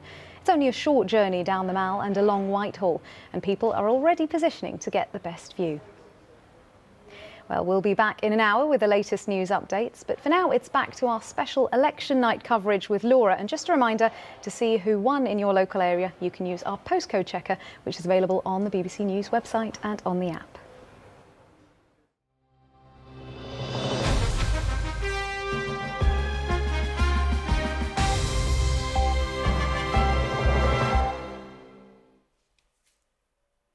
Warm welcome back to the Election 2023 studio, where we are watching as results come in from 8,000 individual council seat races around the country, 230 councils up for grabs in England. Let's take a look at the numbers so far. The Conservatives have been losing support, losing 69 seats so far. Labour up by 45. The Liberal Democrats also up by 18. And that gives you a bit of a hint of the overall picture, which, based on where these seats are changing hands, at this stage, it does look like a pretty grim night for the Conservatives, potentially losing 1,000 seats or more. We can see the scene there in Plymouth, where Labour has been doing well. Stoke-on-Trent, we can show you images from there. We've just been hearing from our reporter there. Labour are very hopeful of making gains. The Conservative leaders apparently left the building, which normally suggests in political terms that something's gone badly wrong. And then we can show you also the scene in Leicestershire, where counting is underway. And Bolton too, which has been very keenly fought by the political parties. You can see some smiling Labour faces there. But to underline at the moment the sort of sketch of where things are going is something, a difficult night for the Conservatives with heavy losses. A step forward, but we're not sure about whether or not a very significant stride forward for the Labour Party. So on the current trends, it looks like a significant moment for the Labour Party, but maybe not that really decisive thing that they wanted to see. But the Liberal Democrats doing well. 3:10 in the morning, so there's enough for us to be talking about those general trends, but reminder, not enough to be reaching final conclusions on this. But let's talk to our guests. Jonathan Ashworth's been waiting patiently for the Labour Party, Baroness Kramer for the Liberal Democrats, and we're also now joined by Nikki Aitken, the Deputy Chairman of the Conservative Party. Nikki, firstly to you, if you end up losing 1,000 seats, as it seems that you are very likely to do, why? Well, 13 years into power, I was a local councillor for 16 years at Westminster, and I can tell you in 2006 and 2010 I had no issues with getting elected under a Labour government, and in 2014 it was the first time that I was told people weren't voting for me because they didn't like the government. So I think, you know, you see that often in local elections. People can swap because they don't like what's going on nationally. So and people I think aren't voting for Conservative councillors because they don't like the government. Well, I think that's a trend that can happen, whether it's when Labour are in power or in the Conservative Party in power. I think what's important is that what happens overnight and into tomorrow morning, we do expect that the independent analysis is that we will lose 1,000 seats. We are, we're not thinking that it's going to be a great night for us, of course. But, sadly, there will be some amazing councillors who have worked very hard over the last 4 years who will lose their seats. And, I pay tribute to them. At the beginning of the programme, though, and in the last few days, when lots of different experts, including John Curtis, and lots of Conservative politicians have said privately that actually 1,000 losses, well, that's really at the worst end of expectation. Are you now, as a deputy chair of the party, saying that's what you do expect from what you've seen tonight? Well, what we've said from the start is, from the analysis that independents like John Curtis has said, we are expecting around about 1,000. Well, he didn't say that was a different expert, but I suppose my question is now, from what you've seen tonight, from actual results, from what the trends that are developing suggest, are you now officially as a party are you saying to us you're going to lose 1,000 seats? Well, I'm not going to predict actually, Laura, because you can't, because we don't know what's going to happen overnight, and more seats will be declared tomorrow. But we're under no illusion that it's going to be a tough night. And understandably, after 13 years, no government after 13 years. We saw it under the Labour last administration, losing Labour councillors losing in their hundreds, if not thousands. So it's sadly part of the political roller coaster. Well, we've all been on the political roller coaster plenty in the last few years, haven't we? Jonathan Ashworth. I mean, the Conservatives seem to be losing a lot, on course to lose a lot. But the story so far is of Tory slump. It's not necessarily of Labour's making huge strides, the kind of strides that you need to make if you're to get to number 10. Well, it's obviously early days in the election count, even though it's late at night. But it does look promising so far for Labour. But I do agree with Nikki. I think people out there are expressing a verdict on 13 years of Tory government, and it's 13 years of Tory economic failure, with giving us a collapse in living standards, high taxes, and people can't get a GP appointment. But the key thing for Labour is, where are we winning? And I've just heard that we've won a seat in Bolton North East. That's a key marginal constituency at the next election. Very good results so far in Stoke, which, as you know, we have to win at the next general election. Gains in Hartlepool. We would have won the Hartlepool constituency if this was general election night. And remarkable gains across the Midlands in the seats which are the traditional marginals: Tamworth, Redditch, Ashby-de-la-Zouch in northwest Leicestershire. Yeah. I think we would have won one of the Dudley seats tonight. Halesowen and Rowley Regis would have fallen to Labour in a general election tonight. These are the seats that will decide the next general election, not just the red wall and all that. We are making gains in the urban seats, including the urban south, like Aldershot. That's never been a Labour constituency. We would have won that seat tonight. You mentioned, though, there are two parts of the country where there have been strong local factors. You mentioned Tamworth and northwest Leicestershire, where they've both had MPs where there's been controversy around them. There have been local factors on the ground. And we all know there are important local factors always at play here. But, our data suggests that since last year, there hasn't been any progress in your overall vote share. And that matters, as well as the individual seats that you've just talked about. Well, let's see where we get to in terms of overall vote share. But so far, have you seen the kind of overall suggestion of vote that you would like to see that would make you feel, comfortable, we're on our way? But we are winning in the seats that decide general elections, like Dudley, Halesowen, West Brom, Grimsby, Ipswich, Stevenage. These would return Labour MPs, Labour gains off the Conservatives, if this was a general election night. And they are the seats that will decide the country in the next general election. But it's not a general election, Laura. And I think...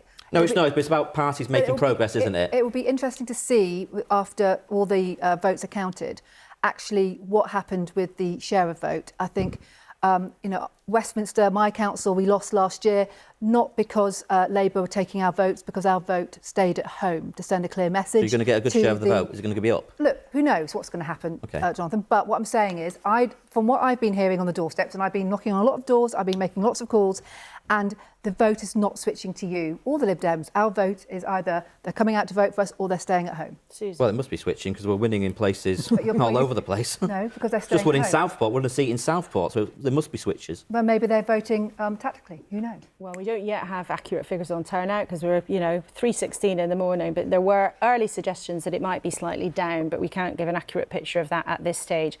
Baroness Kramer, Nikki Aiken just suggested that voters are not coming to the Lib Dems, it's just that Tories are staying at home. Well, I mean, remember, we had 3 parliamentary by-elections, the largest swings from the Conservatives to Liberal Democrat. That's on record, basically, in at least 2 of those seats, huge swings. I think I understand why Nikki makes that claim, but I don't think it's a valid one. I think we are genuinely seeing switches. It's harder to tell because of the lower turnout that you get in local elections. I mean, we'll know more when the Blue Wall seats start to come in. That won't be until later today or perhaps even not until tomorrow with some of them. I'm hearing some very good news, for example, from Windsor, whereas I understand the Conservative leader that looks on track to lose a seat. What about decorum? So now Ed Davey and his tractor, we've already talked about the tractor. We don't need to talk about the tractor again, Chris, do we? But he launched his campaign in decorum. Now, that is a Hertfordshire seat, commuter belt. Exactly. Lots of young families there, people who can't afford necessarily to live in London, but moving there. Have you got any information about that? I don't have any update on decorum, but I mean, it's an area where we've worked, where we certainly have had some very good feedback when we've been out there on the doorstep. It would be pretty striking if we were to take decorum.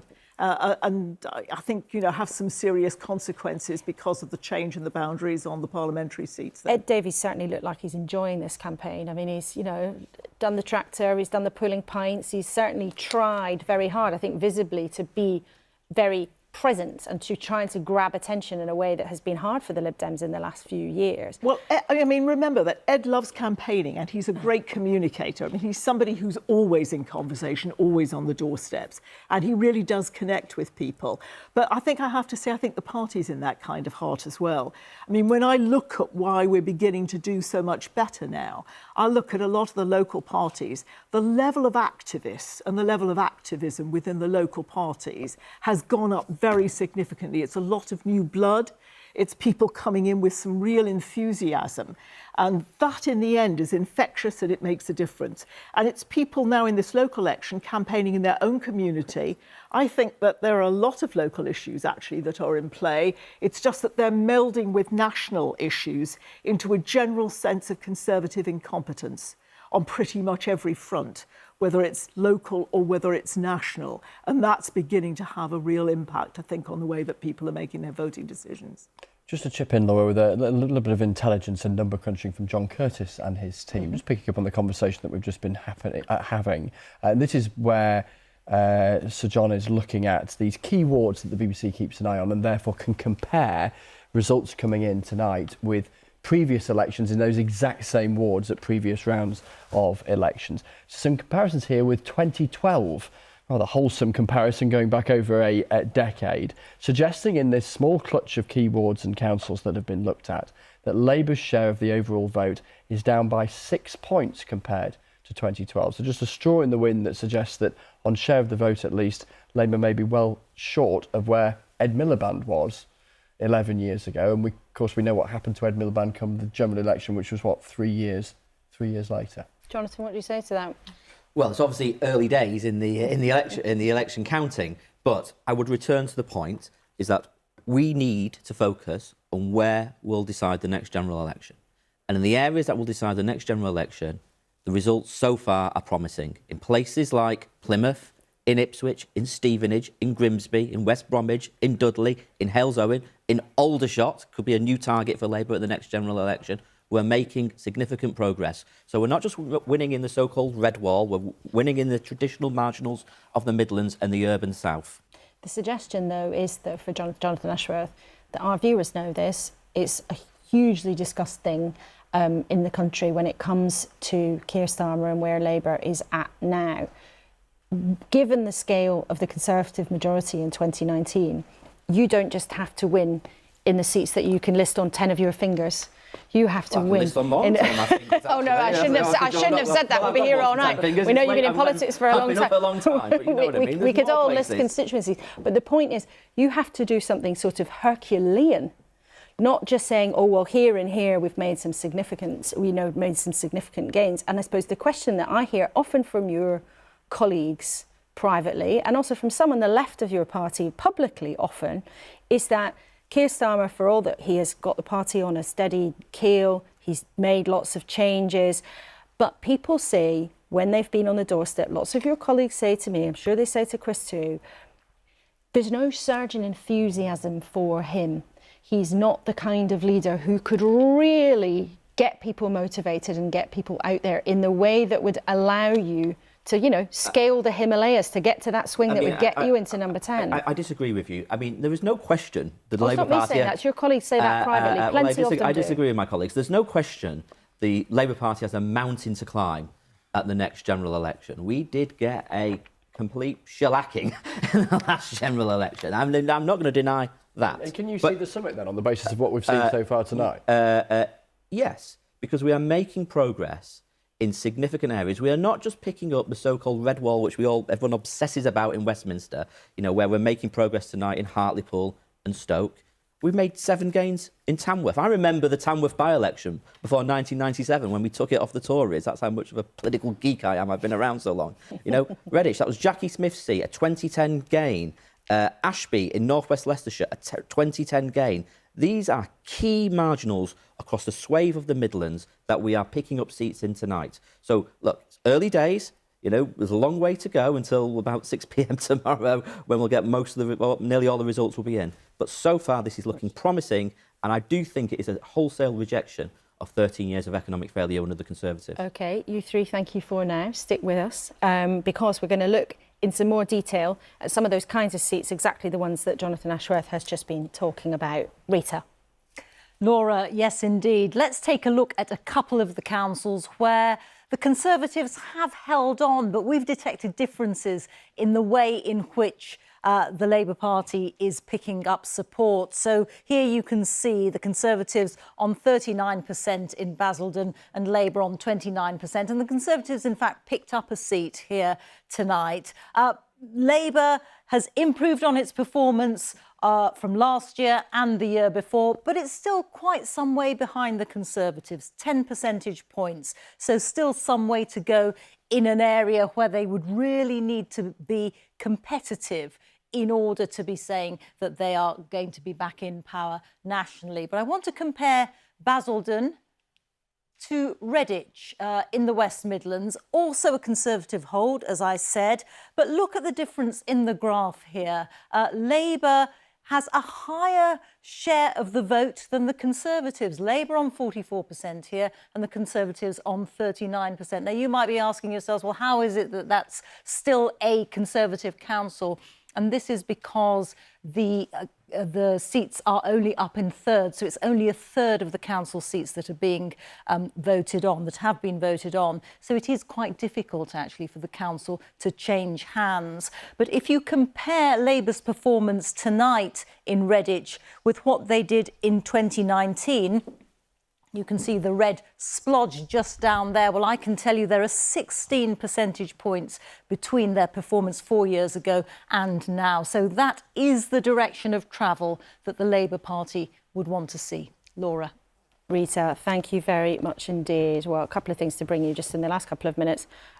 Someone in the Lib Dems has told me they're confident that they have taken control of Windsor and Maidenhead, where Theresa May's constituency is, as well, of course, Windsor Castle. Very timely to be talking about things that happen in Windsor at the moment with the coronation upcoming.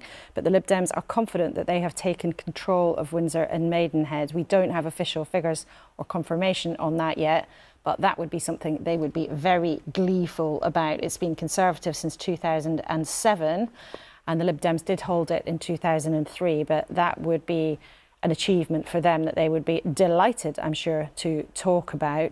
Let's show you, though, a result that we can confirm.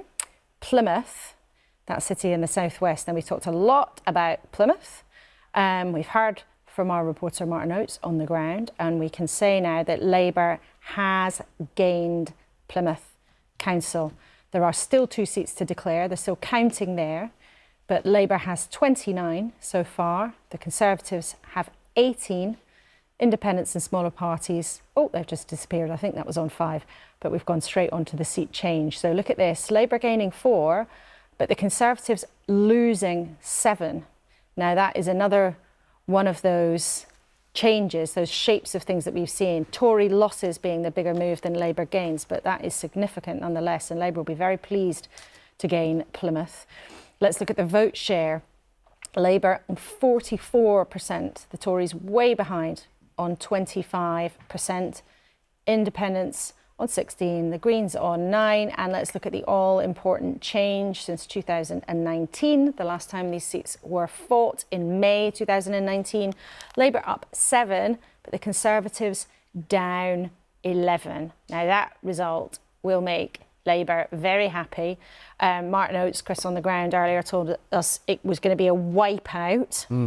And Labour have gained it, and they will be very pleased. Why in a seat like that? For 2 reasons. One, the margin, as you were looking at, as we were exploring there on the graph, just the scale, going back to my kind of pet word of the night of extent, because it points to an extensive gain as far as Labour is concerned. And then secondly, because of the overlaying of maps that is happening all night at the moment and all day on Friday, where the parties are comparing their performance in local government with key electoral battlegrounds as far as Westminster constituencies are concerned. And that is absolutely the case there. And so that is why you will hear Labour being pretty excited about it. And that city has right now a Conservative MP, a prominent Conservative MP, the Veterans Minister, Johnny Mercer, and Labour MPs. And that, whether it's Plymouth or there's a similar sort of pattern in Portsmouth, Ipswich also is the same, where you have a kind of split city. Yeah. That's why these council elections will be looked at and make MPs feel nervous on the Conservative benches. Yeah, split cities are highly contested cities, aren't they? They're places, well, whether it's cities, towns or more rural areas, they're the most keenly fought over, that the parties are so desperate to be seen to be making an impression on, not least because clearly they're places where they want to make gains come the general election, but they are also places because of that where huge amount of focus has been delivered by so many of them to try and ensure they can make those gains. So in other words, it's a test of whether their whole infrastructure is working. Yeah. Are they getting good bang for their buck for their investment in campaigning on the ground? So it matters massively, and from the results we see tonight will be all sorts of decisions taken about where additional effort is put or where effort is switched to on the basis of the sentiments that are picked up. So we can show you some pictures there in Plymouth. Activists there. You can see smiley Labour faces out the front. Not much sign of many Conservatives there. Let's look at Stoke-on-Trent. You can see, again, it's that same Labour happy crowd we saw hugging each other a bit earlier on. They're still having a good night. Let's look at Bolton. I think that is one of the local MPs. Yes, it is. That's, yeah. Yep. Conservatives chatting. Hard to read what's really going on, but we know that is somewhere where Labour particularly the back of the head. Particularly the back of the head. Oh, well, we can have a go, Chris. Come on, we can have a go. Any minute now, I'll be showing dogs at polling stations rather than looking at the top of people's heads. But then we can take a look at what's happening in Leicestershire. A count there, carrying on. Looks like they might almost have finished, but there is still some counting going on in the bottom right of the frame. Let's go back to Plymouth. We were just hearing about that critical race there where Labour has gained control of the council in one of those split cities. I'm hoping that we can talk to the minister there, the Conservative MP, Johnny Mercer. We can see him. I'm hoping he can hear us. Minister, thanks very much indeed for joining us. What went wrong? Look, it's been a really terrible night for us here in Plymouth. I think there's a number of factors at play. I think locally it's been very difficult. The Conservative group here has been through a very difficult time. We've seen that reflected on the doors in the campaign, and we've seen that reflected in the results tonight. But, you know, we take it on the chin and, you know, we keep going forward. I think really positive stuff happening at a national level, and we need to redouble our efforts and make sure that we continue to work hard for people here in Plymouth. Well, thank you for contending there with a huge cheer, which I can't see, but I'm assuming is going up from Labour activists in the room as the gain of the council is actually confirmed. You said there it's been a really terrible night in Plymouth. Has it also at this stage been a terrible night from what you've seen for the Conservatives nationally? Oh, look, I don't know about that. I think we were expecting pretty heavy losses. You know, no government at this term in 13 years in has ever had more local councillors to lose. I think it was always going to be difficult. The Prime Minister, you know, said himself yesterday it was going to be difficult. We all know that. So in some ways, you know, some of that's to be expected. But yeah, here in Plymouth, it has been bad. And you know, first and foremost, above everything, we're all constituency MPs. We represent the areas we're from. We're proud to represent. And in my area tonight, it's been a bad night, and we need to take it on the chin and come back stronger for next year. But when you, as a local MP in a city that's very closely fought, see Conservative support dropping by 11%, that must make you nervous. Oh, look, I'm always nervous down here. I think that's why I went for a seat down here, because this is where I'm from. I'm proud of it. I like the fight. I'm up for the fight. It's going to be a fight next year, and I'm happy with that. You know, I think it's not a question of self-preservation. It's about getting out there, listening to people, and delivering for them. And I still believe the Conservatives clearly are the best party to do that nationally and locally. But we haven't won that argument tonight. That is democracy, and we take it on the chin, and we'll go again tomorrow. Johnny, our colleague Martin Oates, who's probably loitering somewhere in the same room as you right now, the BBC's political editor in the Southwest, has tweeted saying that a Conservative candidate in Plymouth told him they've been drawing trees on the ballot papers, which makes a change from phallic symbols. Spot of humour at 3:33 in the morning, but give us a sense of how, in a local sense, how big this whole row over trees in Plymouth has been, and how wounding that has been to your party. Yeah, I mean, it's a disaster, isn't it? You know, the whole escapade, if you like. You know, Labour have kind of benefited from this, right? But they signed off that plan. But the way the Conservative Council did it, particularly at night, you know, I obviously would have done it differently. I think 4 Conservative leaders in 2 years in the local council group hasn't helped. I think that's a big lesson from tonight, is that people don't vote for divided parties. And, you know, we have obviously had a very challenging 2022 at a national level as well. We need to learn from that, pull together, pull hard. We've got a good message to get out there, but we need to get out there, win places like Plymouth and win the country in next year's general election. It sounds that you do want Rishi Sunak, therefore, to step things up. Oh, look, I think I've been in and out of government, right? I've been in and out under different prime ministers. Okay, Rishi Sunak is a different class. He is capable, smart, professional, empathetic, strong leader, and the sort of strong leader this country needs at this time. And it's down to people like me and others to go out and advocate for him and make sure other people see that and understand that and feel that through his policies and our policies as a Conservative team, and improve, you know, their lives at the moment at a very difficult time. And I'm up for the challenge. My colleagues are up for the challenge. You know, if it was easy, everyone would do it. But it's going to be a fight. I'm up for the fight. We're up for the fight. You know, we'll take tonight on the chin, and we'll get on with it. It's a new day tomorrow, and we'll get on with it for next year. But what do you think it's going to take for people in Plymouth to feel the benefit of what you back as Rishi Sunak's plan? Because clearly in Plymouth tonight, people are not feeling it. Clearly they're feeling the opposite. They're feeling they don't want any more Conservatives in their city. Well, firstly, I think there's really strong local issues down here that we've highlighted already. But secondarily, I think you know, inflation predicted to be at 2.9% by the end of the year is a big deal, right? That is people's mortgages.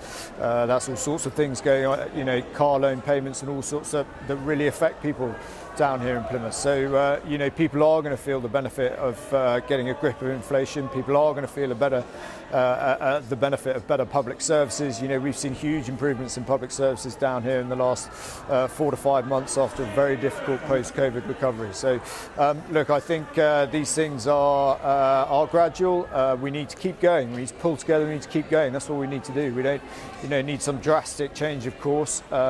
You know, I've found a very warm reception for Rishi on the doorstep, to be honest with you, and I've always, you know, called it straight. Whoever's the Prime Minister at the time, I found a very warm reception for him, and you know, people want him to do well. They want us to do well. Keir Starmer, they don't want to vote for Keir Starmer. You know, they don't see what he stands for. They don't have any idea what he does or who he is. But you know, I can understand why they're cross with us. We've had a difficult 2022 nationally. We need to give people something to vote for. I said that when I was first elected in 2015. We need to go out there, have the argument, have the fight, and give people something to vote for.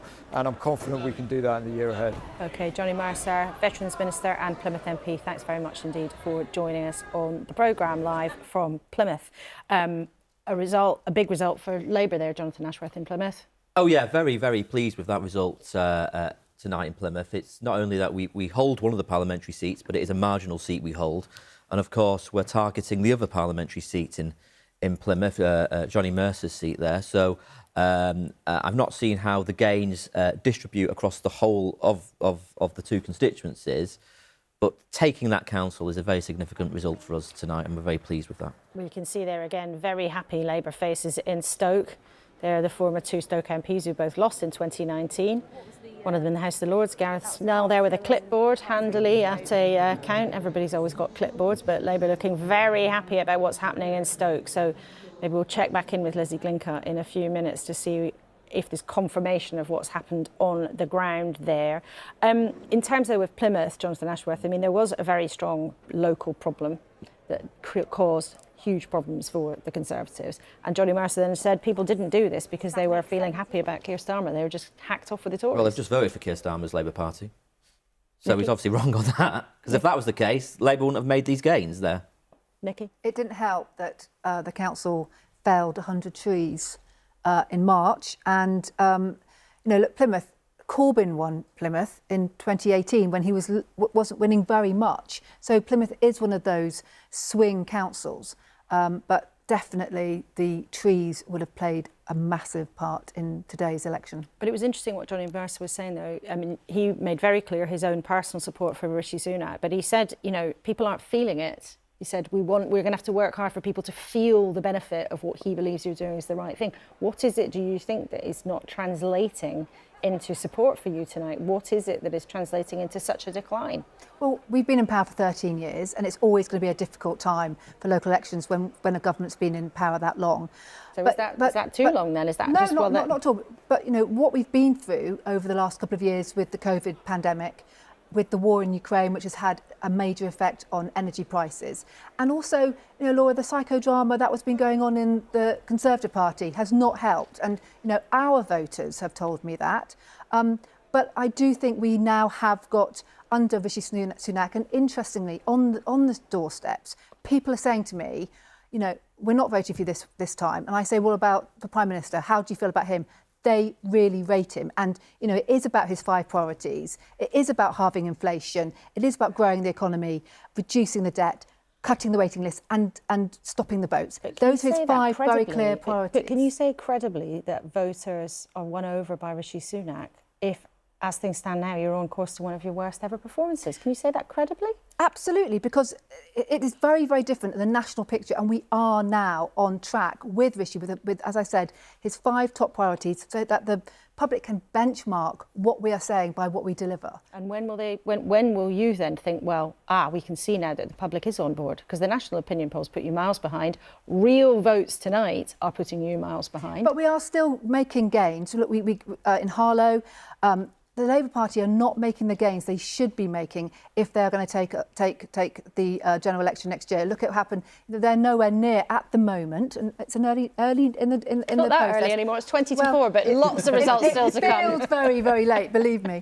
But you know, they're not at the moment making the gains they did in '95 under Blair. So let's see what happens. I'm calling this as the middle of the night, neither late nor early.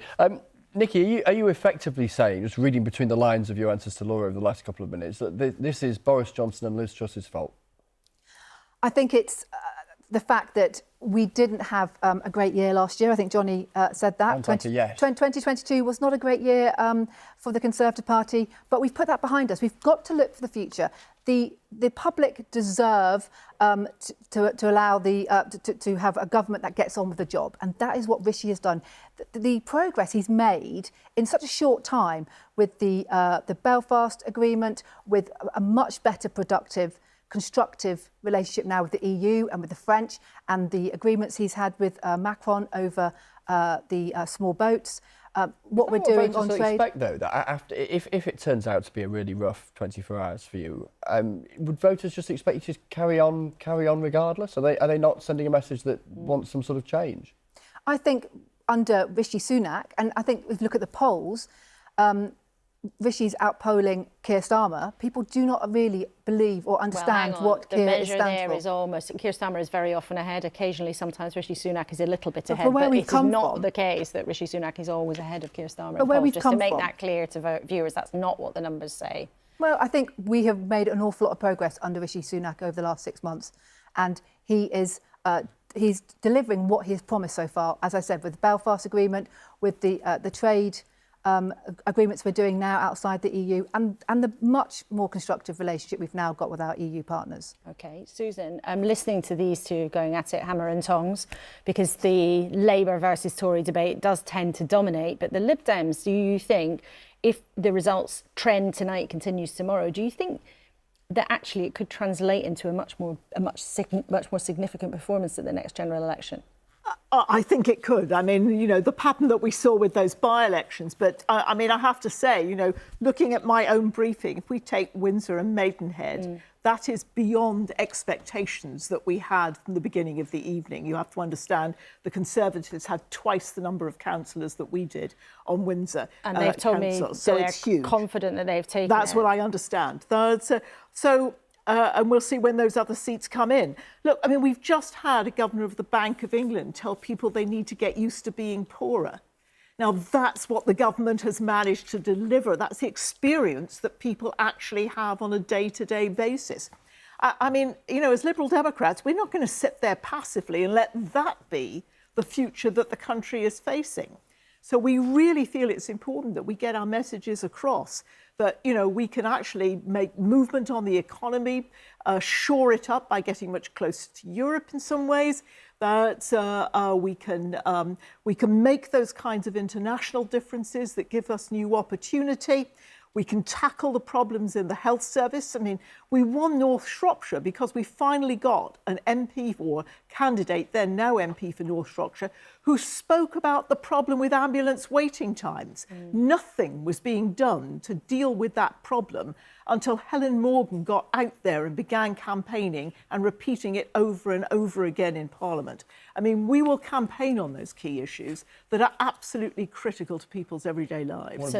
I was just saying, one of your colleagues just texted me saying just about the overall Lib Dem performance so far. We will exceed the expectations of all the pollsters. This is a great night for us. I wonder what you put that down to, the Lib Dem progress so far. How much it is about policy and issues and where we find ourselves economically, and how much it's about organisation, because I hear from a lot of your colleagues that there's been a real shift in the focus of organisation, real geographical concentration on areas where you're competitive, not spreading yourself too thinly. Are we seeing the product of that shift in strategy, or is this more about policy? Frankly, I think it's both. You have to organise yourself well, and particularly when you're a small party and you don't have the financial resources, close to the financial resources of the other parties, and also you can't get airtime.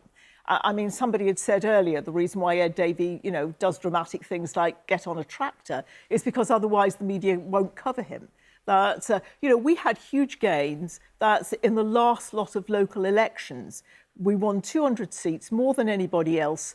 And I bet anybody who was watching the media on that day didn't get that point at all and never even heard it. So we have to make our own climate, if you like. We have to make our own weather. And I think the party is becoming much more effectively organised. But it's also very much this sort of feeding from the grassroots. I talked about the activists who really have the pulse of the communities they live in on both the local issues and the national issues.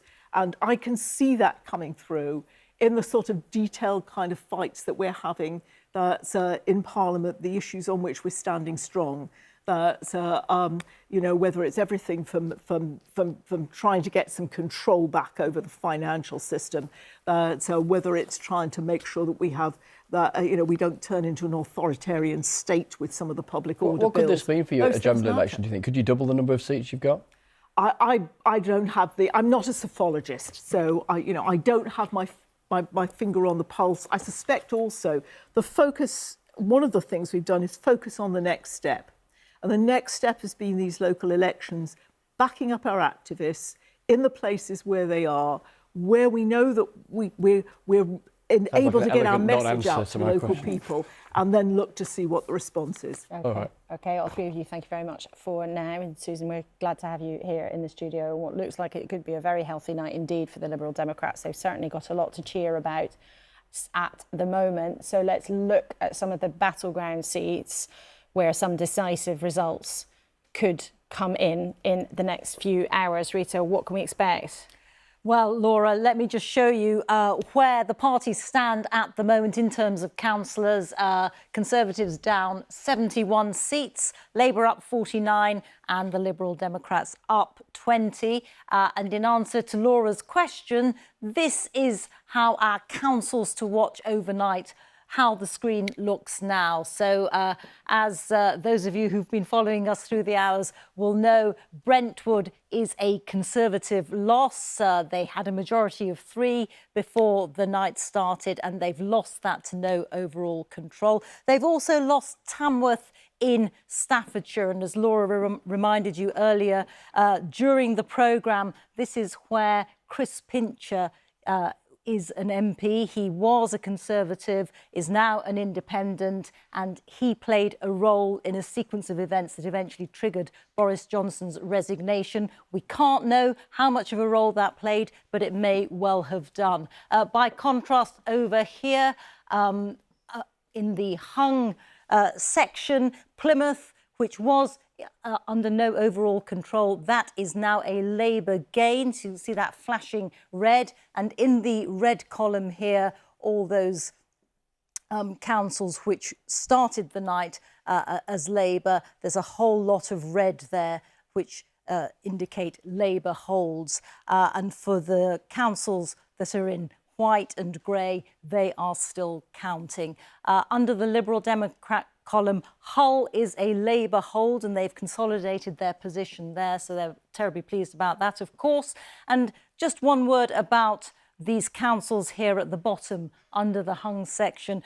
Remember, I told you at the beginning of the evening that Rochford in Essex, West Lindsey in Boston, both of them in Lincolnshire, although they're all in the hung section, they were actually Conservative councils 4 years ago, and they became hung through defection. So we were going to watch and see if the Conservatives were able to take them back. Or Rochford, they have failed there because Rochford has stayed hung. So that's how it's looking at 10 to 4 in the morning. I'll update you again soon. Thank you very much indeed, Rita. Well, let's go straight to one of the councils that we've talked about a bit. We've been hearing from our reporter on the ground in North West Leicestershire, and that's somewhere where the Tories are doing worse than they expected, we think. We don't have final numbers there, but let's speak to Virg Rakiki, who's the former chairman of the Conservative Party in that part of the world. We were hearing earlier from our reporter on the ground that the Conservatives were braced to lose seats they hadn't expected to. Can you just tell us what you think is going on? Well, I think what's happening now is national politics appear to be in the minds of most voters. Excuse me.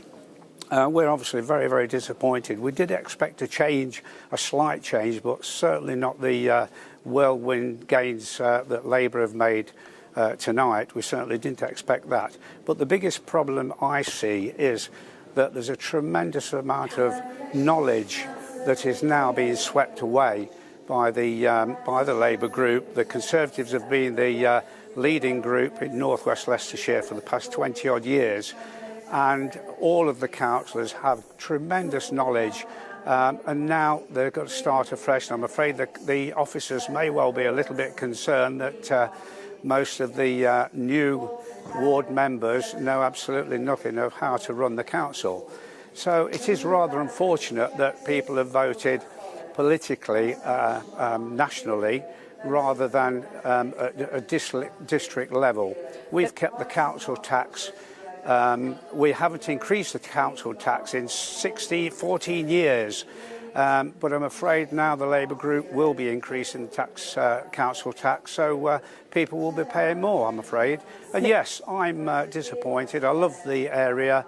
I've loved working for the general public, and it's a sad day for quite a lot of Conservative councillors. Mr Rikiki, we don't actually have confirmation of the final results there, but are you confirming to us then that the Conservatives have lost control of the council? Has Labour actually got a majority, or has it gone to nobody being in overall control but Labour the biggest group?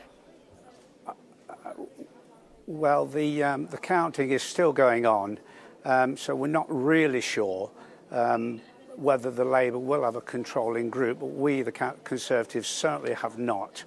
And I suppose another governing factor is the fact that our MP has been a little bit too sort of outspoken and not considered what he's been saying as to what the effect will have on the local electorate. So we've not been given any favours. We've been dealt a pretty bad hand the past 3-4 years from Boris, Liz Truss, and now Rishi Sunak, and hopefully Rishi Sunak will put us on the right track again.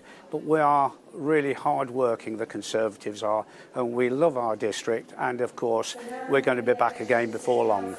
And you refer there to the controversy over Andrew Bridgen, who was booted out of the Conservative Party as an MP, so isn't even serving as a Conservative MP anymore in your part of the world.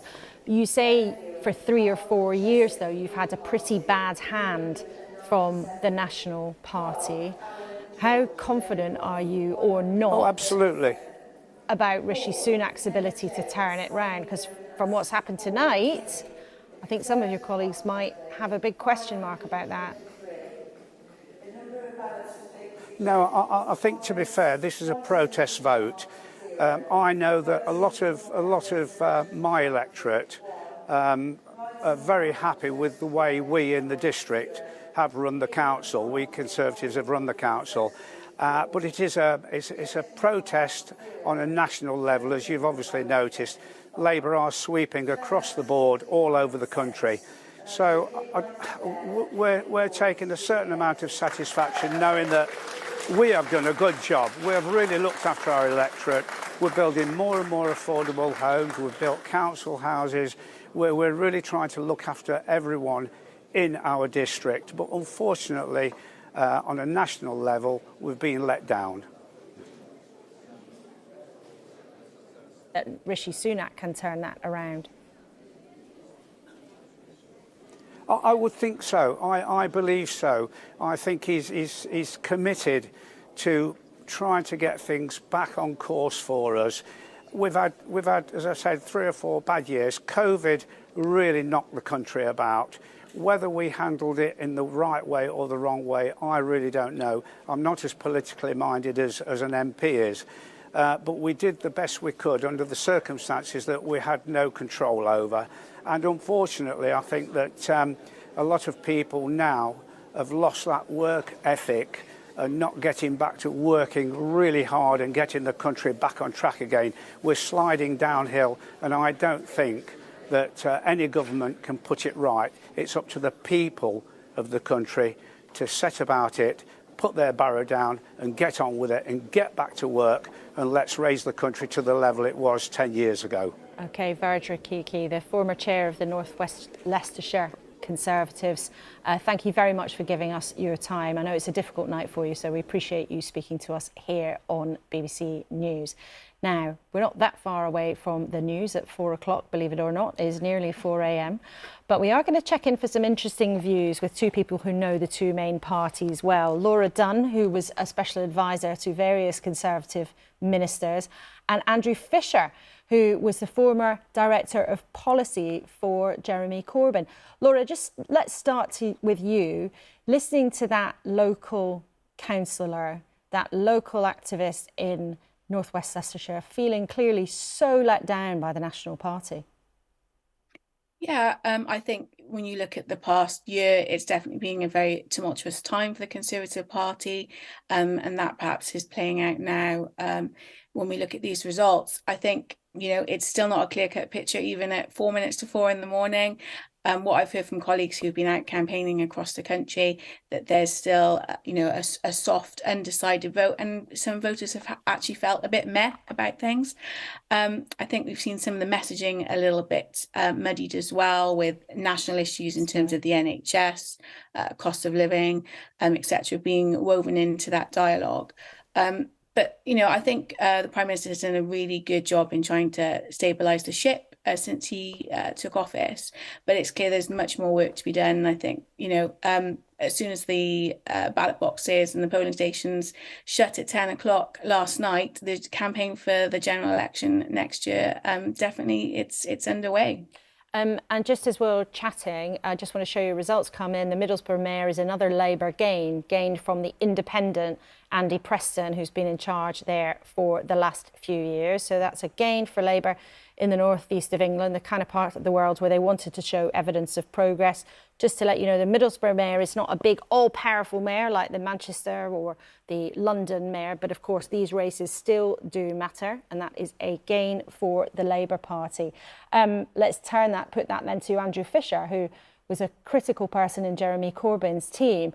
I mean, it's a dilemma perhaps for you on the left, who's wanted to see Keir Starmer be more radical, putting forward or sticking to some of the policies that he offered in his leadership campaign, you might say, and yet Labour is making distinct progress, Andrew.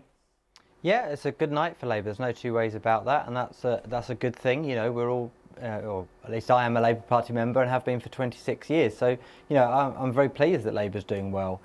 I guess the question is, and it remains, and it's true of the national polling as well, is how much of this is the collapse of the Conservatives and how much of it is a kind of enthusiasm for Labour. And I think what we see across the country and what I've heard back from canvassers right across the country is, you know, there's definitely a suppression of the Tory vote. A lot of Tory voters haven't turned out today.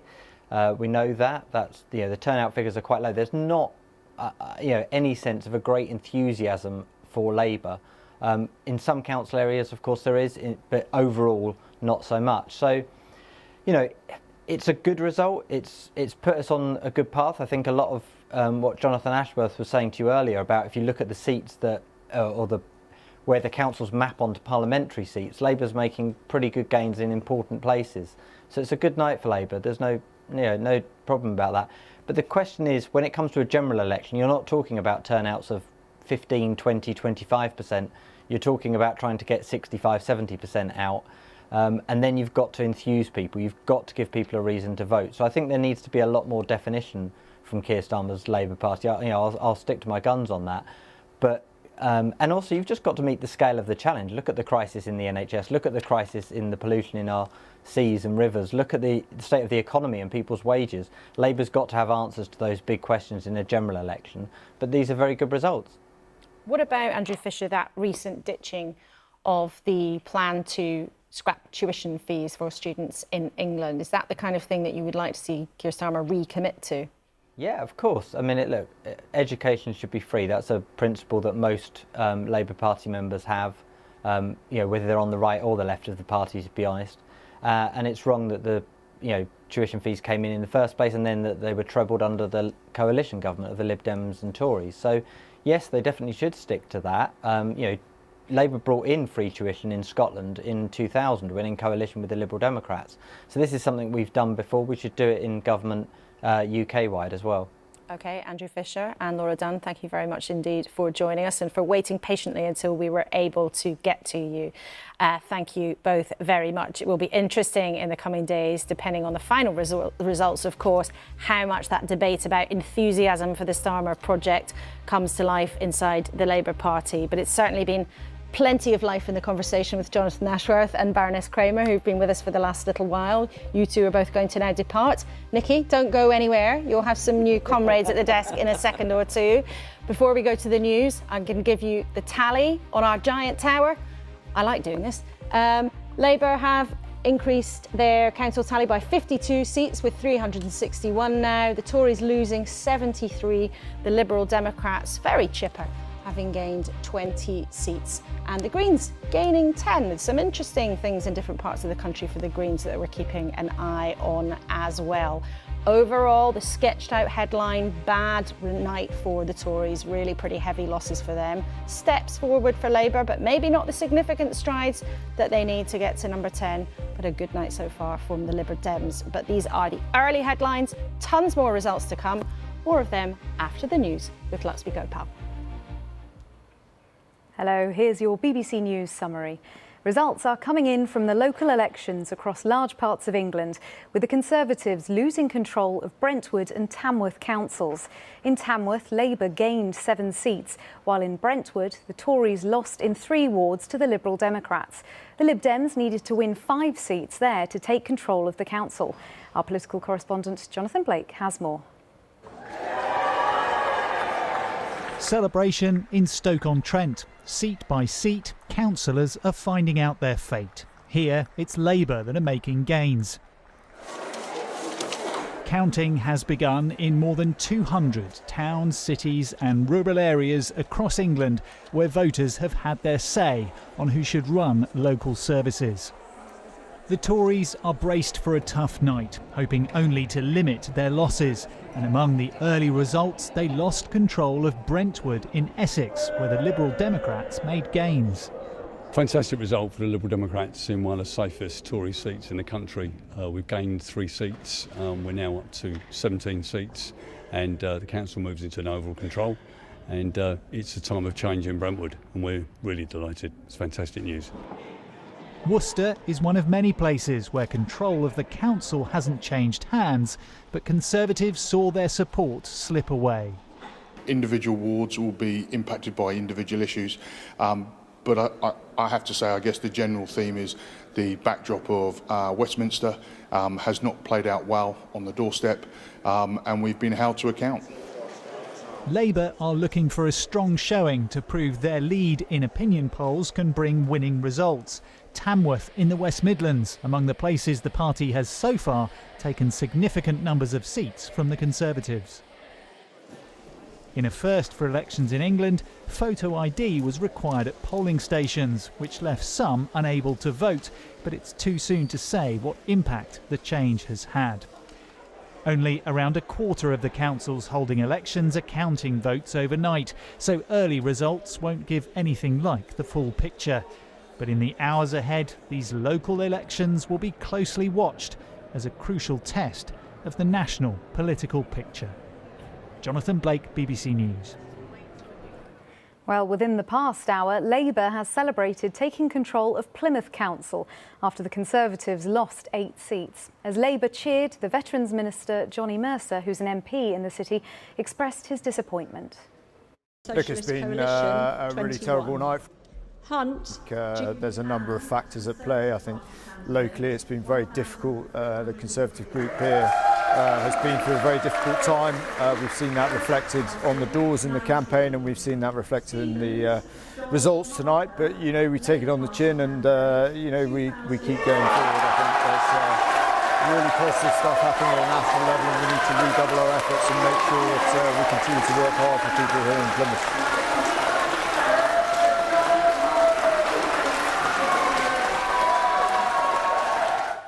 Conservative MP Johnny Mercer there. And of course, all the local results will be available online. To find out who won in your local area, you can use our postcode checker, available on the BBC News website and on our app. In other news, Ukraine's Air Force has shot down one of its own drones, which it says had lost control above central Kyiv.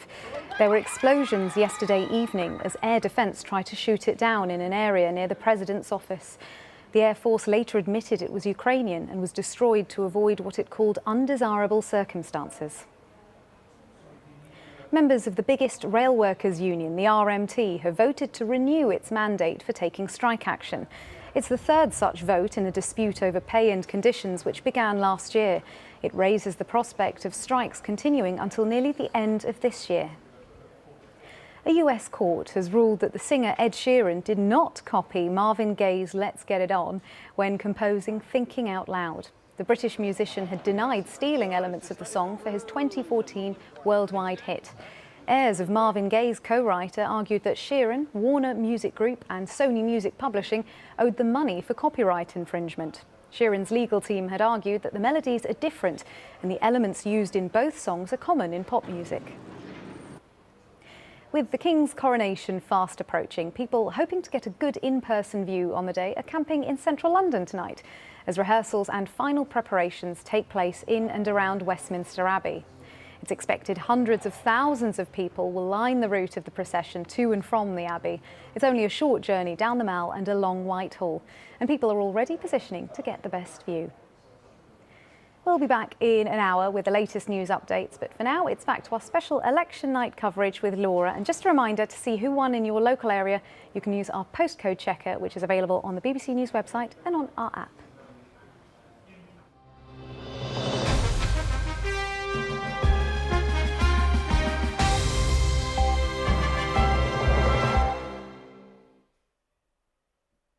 And a very warm welcome back to the Election 2023 studio here at BBC News.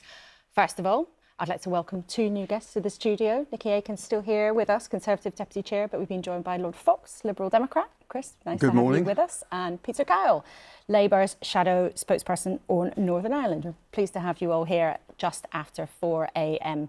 With me, of course, is our political editor, Chris Fox. Chris Fox is over there. Chris Mason is over here. It was just when you put your head down to the laptop, anyone would think it's 4:06. We know what the headlines are being sketched out as from what we have seen so far, but health warning, health warning, health warning. Of course, there are plenty more results to come tonight, many more results to come tomorrow. But so far, what we have been seeing, what our numbers are suggesting, is a very bad night for the Conservatives, a decent night for Labour with progress, but maybe not huge progress, but a happy night for the Liberal Democrats too. So let's talk to Rita about what some of those projections might look like and how they go into history comparatively. Well, here we have it, Laura. So this is it says our estimate, but it's our projection based on the results so far of the number of councillors that each of the main parties might expect to have at the end of this election. Now, I must say that this is a projection, so it is based on the pattern of the results so far.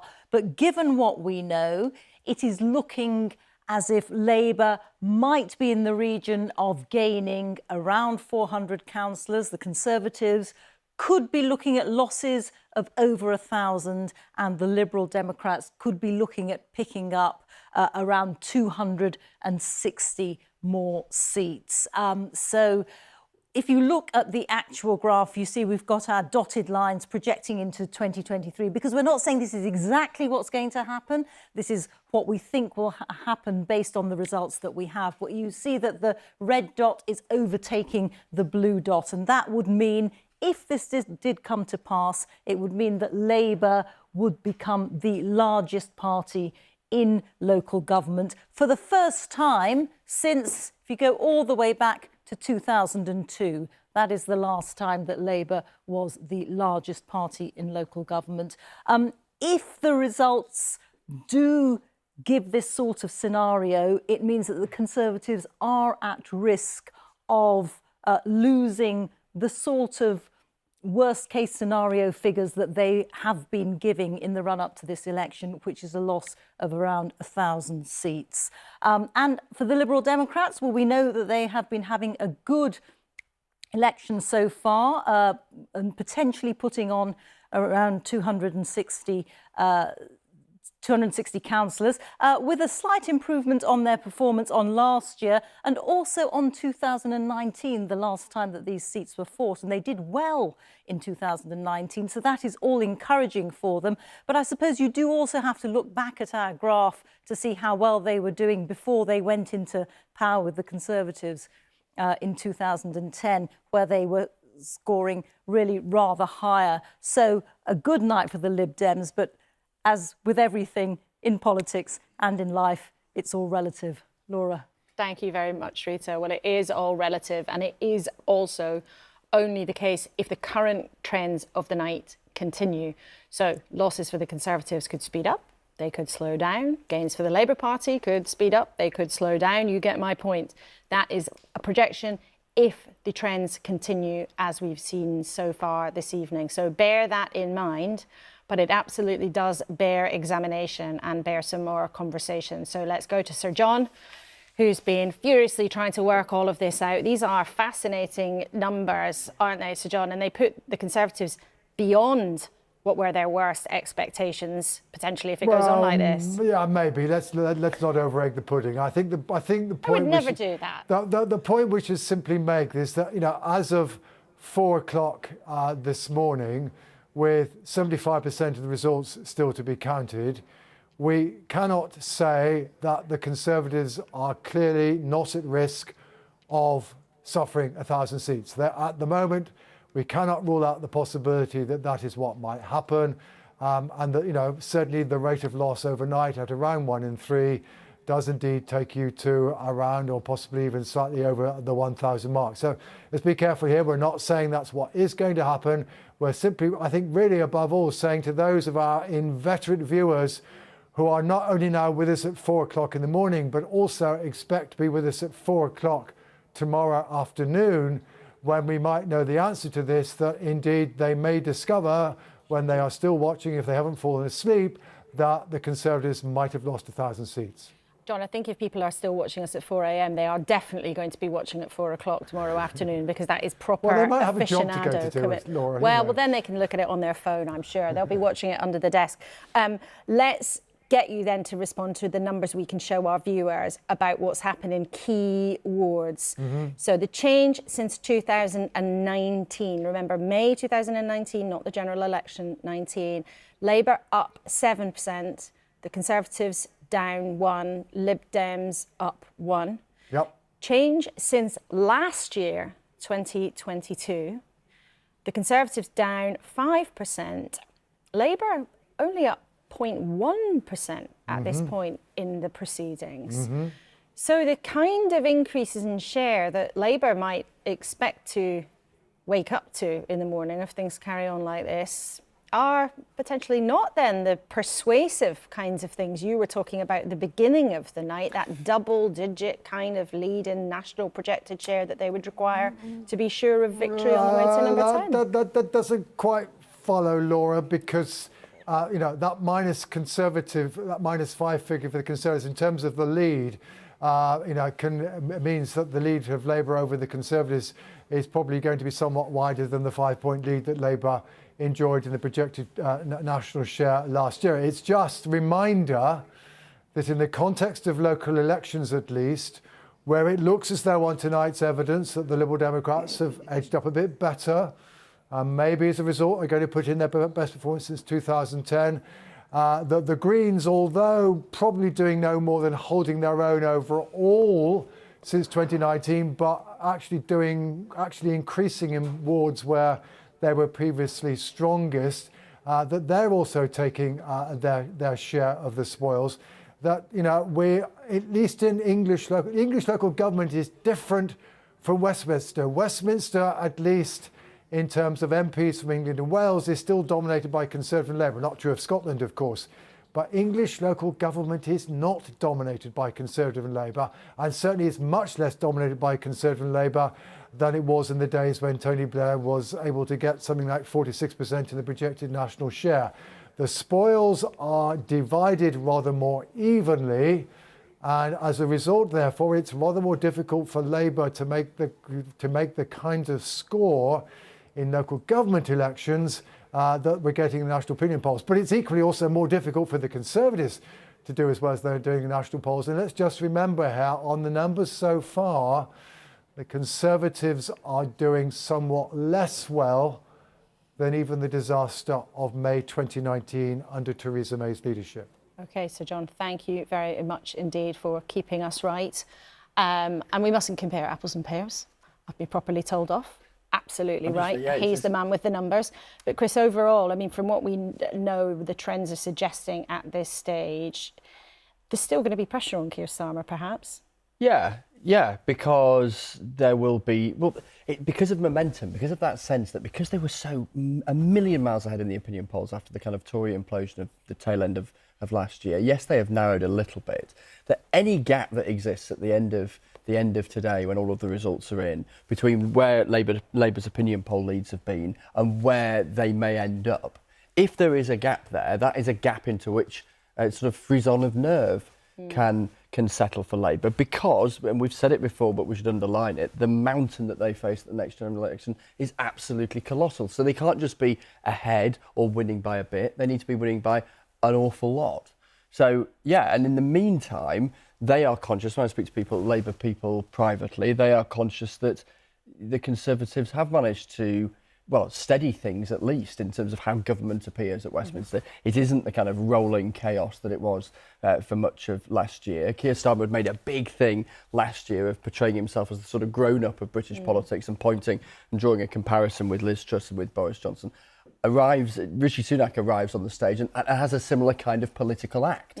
So to that extent, it becomes a bit harder for Keir Starmer as well. Just one little local nugget just to bring you, whilst we've been talking as far as Labour's performance is concerned, looking particularly good. We've talked about this already, but looking particularly good in Stoke for them. The gains that they are making there looks like, my maths is right, that they're heading in the direction of taking control. Well, that would make sense, because our Lizzie Glencoe, our colleague on the ground there, told us that the local Conservative leader had already left the building, which normally when it comes to election counts suggests that you've lost and you've gone away. But, you know, who knows? Maybe he was going out to, maybe who knows what he was doing? Maybe he's come back. Who knows? Let's see. But we will hear from Lizzie as soon as we've got any definitive news from Stoke, because that would be quite a symbolic win for Labour, or if they do indeed manage to do that in Stoke, because it's one of those really crucial parts of the country where Brexit was such a divide. Do you think, Peter Kyle, if Labour is making progress in what the jargon says are red wall, but former Labour areas, heavily Brexit, said no to Jeremy Corbyn, do you think you're seeing signs that actually that Brexit divide is fading a bit? I think we're actually just crossing lots of divides, actually. I think what we've put a lot of effort into is just getting the basics right. We've put an offer to the country which is right where the country wants us to be, centrally. So that means this whole campaign centrally has been about the cost of living crisis and how we can tackle that. It's been about cutting crime. It's been about cutting the waiting lists on the NHS. Then we had a very big regional operation, and then we had a very big local operation. So we've been layering this campaign, getting it right at the centre using Keir, and then right down into communities, and it seems to be working. So you can see us defeating Tories in Plymouth. You can see us doing really well in Stoke. We've just taken the mayoralty in Middlesbrough. Now, that was won 4 years ago with a 60% majority of the percentage of the vote by an independent, and we've just taken that back. So you can see that we're doing well right across the board. We're doing well geographically, north, south, and in the Midlands, and we're also doing well in Leave and Remain, and we're getting these different basics of winning an election right. These are the things we're looking at. We want the overall numbers, of course we do, because when we get hundreds of new councillors, as we are likely to do this morning and tomorrow afternoon, it means we have the ability to serve. That's what we're really in this for serving communities. But then we're also looking, of course, as a party, for how we take steps forward towards a general election. So we're getting all of these different bits right. But you say you're getting sort of the basics right. I suppose the basics right, that isn't going to get you to number 10. I mean, are you confident that's enough? Well, listen to what I've just said. We're getting all of the different constituent parts right. And too often in the past, we've got lots of those elements wrong. Geographically, we're getting it right. We're taking seats off the Tories in the south. And don't forget, we're doing the southwest at the moment. Tomorrow, we'll do a lot of seats across the southeast. We'll be fighting the Greens in Brighton. We'll be fighting the Tories in Crawley. We're even having a good old pop in Dover. And if we make gains in Dover, these are places that the Labour Party hasn't done well since the 90s and early noughties. So we're taking the fight right to the Tories, right across the country. We're doing it with a core central message based on the priorities of the country as a whole. And then we're working very, very well locally as well, tuning and plugging in to those local priorities. We have not had such message discipline. We have not had such energised activists for a very long time, and it's working. Is message discipline something to be proud of? It basically means that politicians say what they're told to say, doesn't it? The country expects a party of government and aspiring to government to be a disciplined party. We heard a minute ago from Chris saying that the Tories of Rishi Sunak has steadied the ship. The problem is he's steadied the ship, and it's on the bottom of the ocean floor. I mean, they blew a hole in the economy. They've trashed their reputation. They've trashed Britain's reputation around the world. The ship has sunk. So it's been levelled off right at the bottom. They are about to lose perhaps 1,000 seats, 1,000 councillors on the back of an electoral cycle when it was last fought 4 years ago, when they had the worst ever showing in modern history, and they're still losing 1,000. This is a ship which is on the bottom of the seabed right now. That's where it's stabilised. Nikki, rock bottom, according to Peter Kyle. Look, the Labour Party are not doing as well as they should be doing. They haven't taken Hull, they didn't take Worcester. Obviously, they've taken other councils, but they're not doing as well as they should be, particularly if you're considering what Tony Blair did in 1995. They are a long, long way from that. And I think, please don't interrupt. You always interrupt me. You're so bad at interrupting me, Peter. It always does it.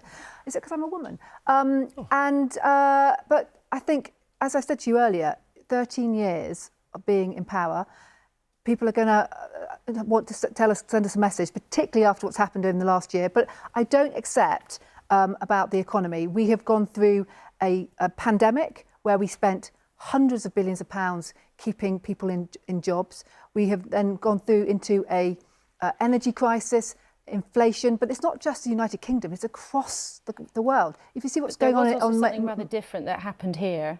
What didn't happen in other countries was a market meltdown when a new Prime Minister came in. You can't just say it was the same as happened in other countries. But as you've been talking, we can now confirm that North West Leicestershire is a Conservative loss. You've lost that council there. We were talking to the very upset local Conservative there who was sharing his frustration that national turmoil had done for him and his councillors on the doorstep. Look, the Conservatives down at 12 council seats there, Labour increasing their share by 8, the Conservatives down by 8. Now, when you look at a result like that, what goes through your mind? Oh, well, we heard from the group leader, and it was heartbreaking. And, you know, we will lose, many, many brilliant Conservative councillors. Well, all parties will lose good, hard-working councillors today and into, I was going to say tomorrow, but it is tomorrow. But, Laura, from what I was being told on the doorstep, people have been fed up with what was been going on within our party in Parliament. Councillors, potentially more than 1,000 of them are paying the price because of the antics of your colleagues at Westminster. And I know you spent a long time in local government as well, Nikki, so do you feel... Well, we lost Westminster Council last year, and I can tell you it's because our voters stayed away. They certainly didn't vote for the Labour Party, and they didn't vote for Lib Dem. But why are you saying, it sounds like you are saying, that your councillors around the country are paying the price for the turmoil, bad behaviour of some of your colleagues in Westminster? Well, look, as I've said all night, and as other colleagues have said all night, we know it was going to be a tough night for us. After 13 years in power, of course, and as I said to you earlier, when I was first elected in 2006 and 2010 under Labour governments, I had no issues. It was once I had a Conservative government that people were saying, I'm not going to vote for you this time because I don't like your government. So there's always a national effect on local elections. There's also, local elections we saw in Plymouth. There's a particular reason why we lost Plymouth, to do with the felling of 100 trees. There's reasons why we lost seats in Brentwood to the Lib Dems because of a particular 2 developments. So there are always, it's always a mixture of local issues and then the national picture.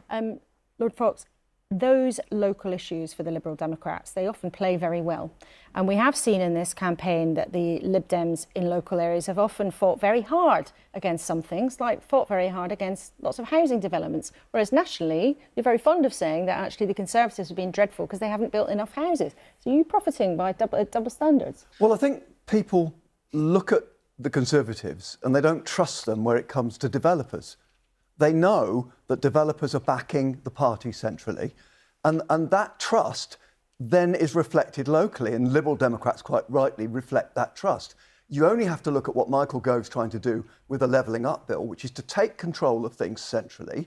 And if you ask Conservative councillors, 54% of Conservative councillors are against what Michael Gove is doing. So it's not just us. It's the Conservative councillors themselves who don't like what's going on about development and the relationship between developers, local communities and the level of power that people seem to lack when it comes to making those decisions. Isn't the bigger truth though here, and this is a question for all of you really, that the country requires so many more houses than we currently have, and that's going to involve politicians at a national and local level making difficult arguments, because otherwise people are going to struggle to find the housing that they need. Well, it's also going to involve having proper conversations with communities, with real decisions being made on account of what they say. There is consultation that goes on and no then if they it's don't ignored, like it. And people see that, and it undervalues every decision because they know, or they believe they know, that other forces are at play when these decisions are being made. The way to deal with it is with people, not over their heads. All three of you, thank you very much indeed for now. Nikki, we are saying goodbye to you. Thank you very much for coming in. You're going to bed. Are you going to bed now? Yes. Tremendous. Well, sleep well. I'm sure you'll be back hard at it tomorrow, because there might be some tricky conversations at Conservative HQ tomorrow once you've had a bit of a sleep, but we appreciate you giving us your time here. The other two, don't go anywhere. We still need you to be with us. Hard work for you ahead.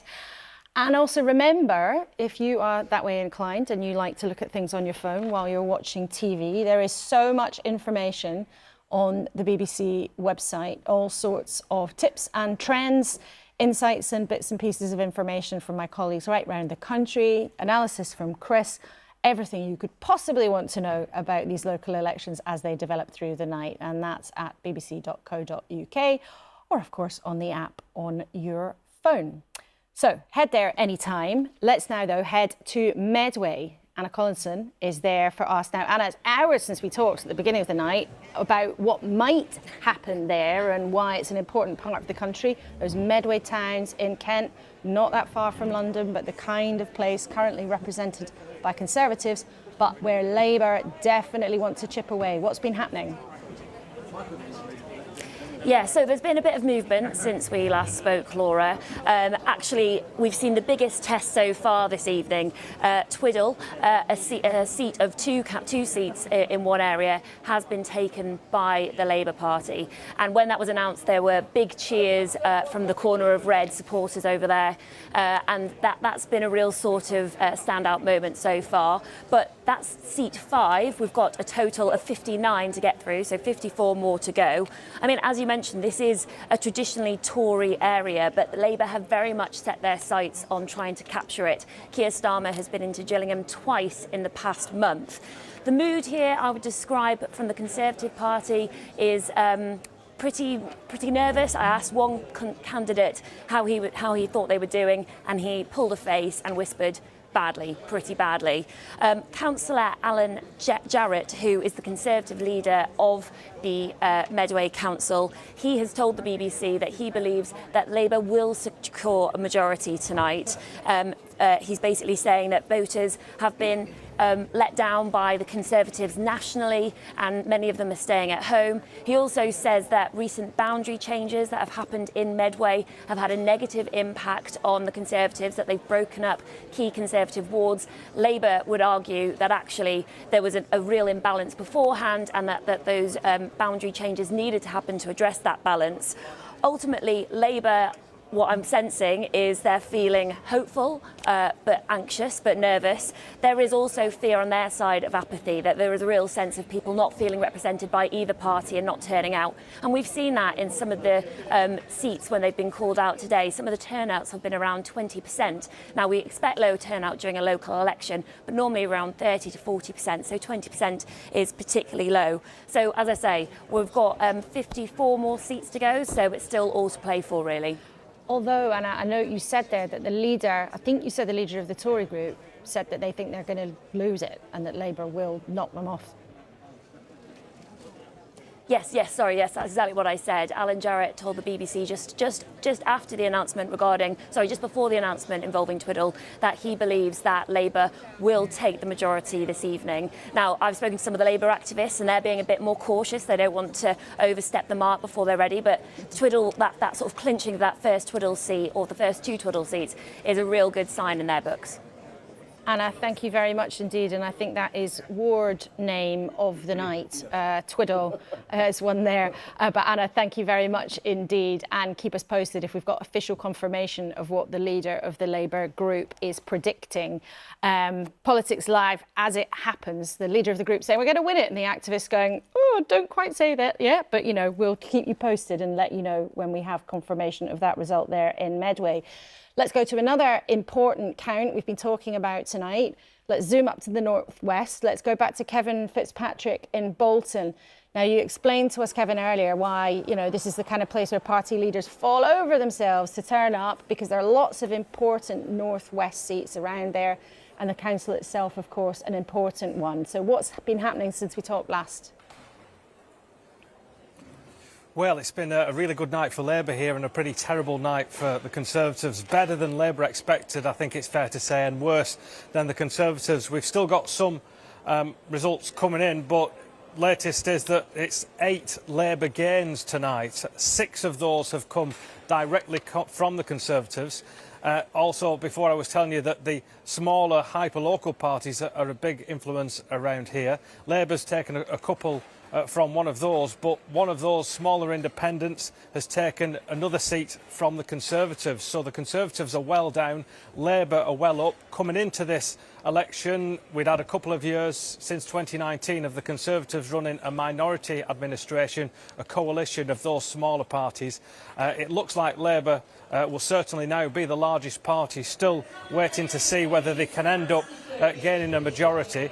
If they do end up the largest party, it's no guarantee they would then be able to form a minority administration, because so many of those hyper-local parties were actually set up, came into creation in opposition to the existing Labour council as it was then. So it could be that the Conservatives, even with a smaller number of councillors, are able to hang on and continue to lead this council. But either way, it's a pretty grim night for them, and Labour are cock-a-hoop down there with still more results to come in. Thank you very much indeed, Kevin, for bringing us that, and keep us posted when there's confirmation of any more results as they come through. Exactly the kind of place, Bolton, there in the northwest of England, where Labour wanted to show progress. They are showing progress, and they really did show progress and have done so far in Stoke, from where we can be joined by the former MP, Ruth Smeeth, now Baroness Anderson. You look absolutely overjoyed, completely different to when I think we perhaps last talked on an election programme. You can almost contain your glee. Tell us what's on your mind. You look delighted. We've just taken control of the council. This is a Labour gain. This is a Labour council in Stoke-on-Trent for the first time in 8 years.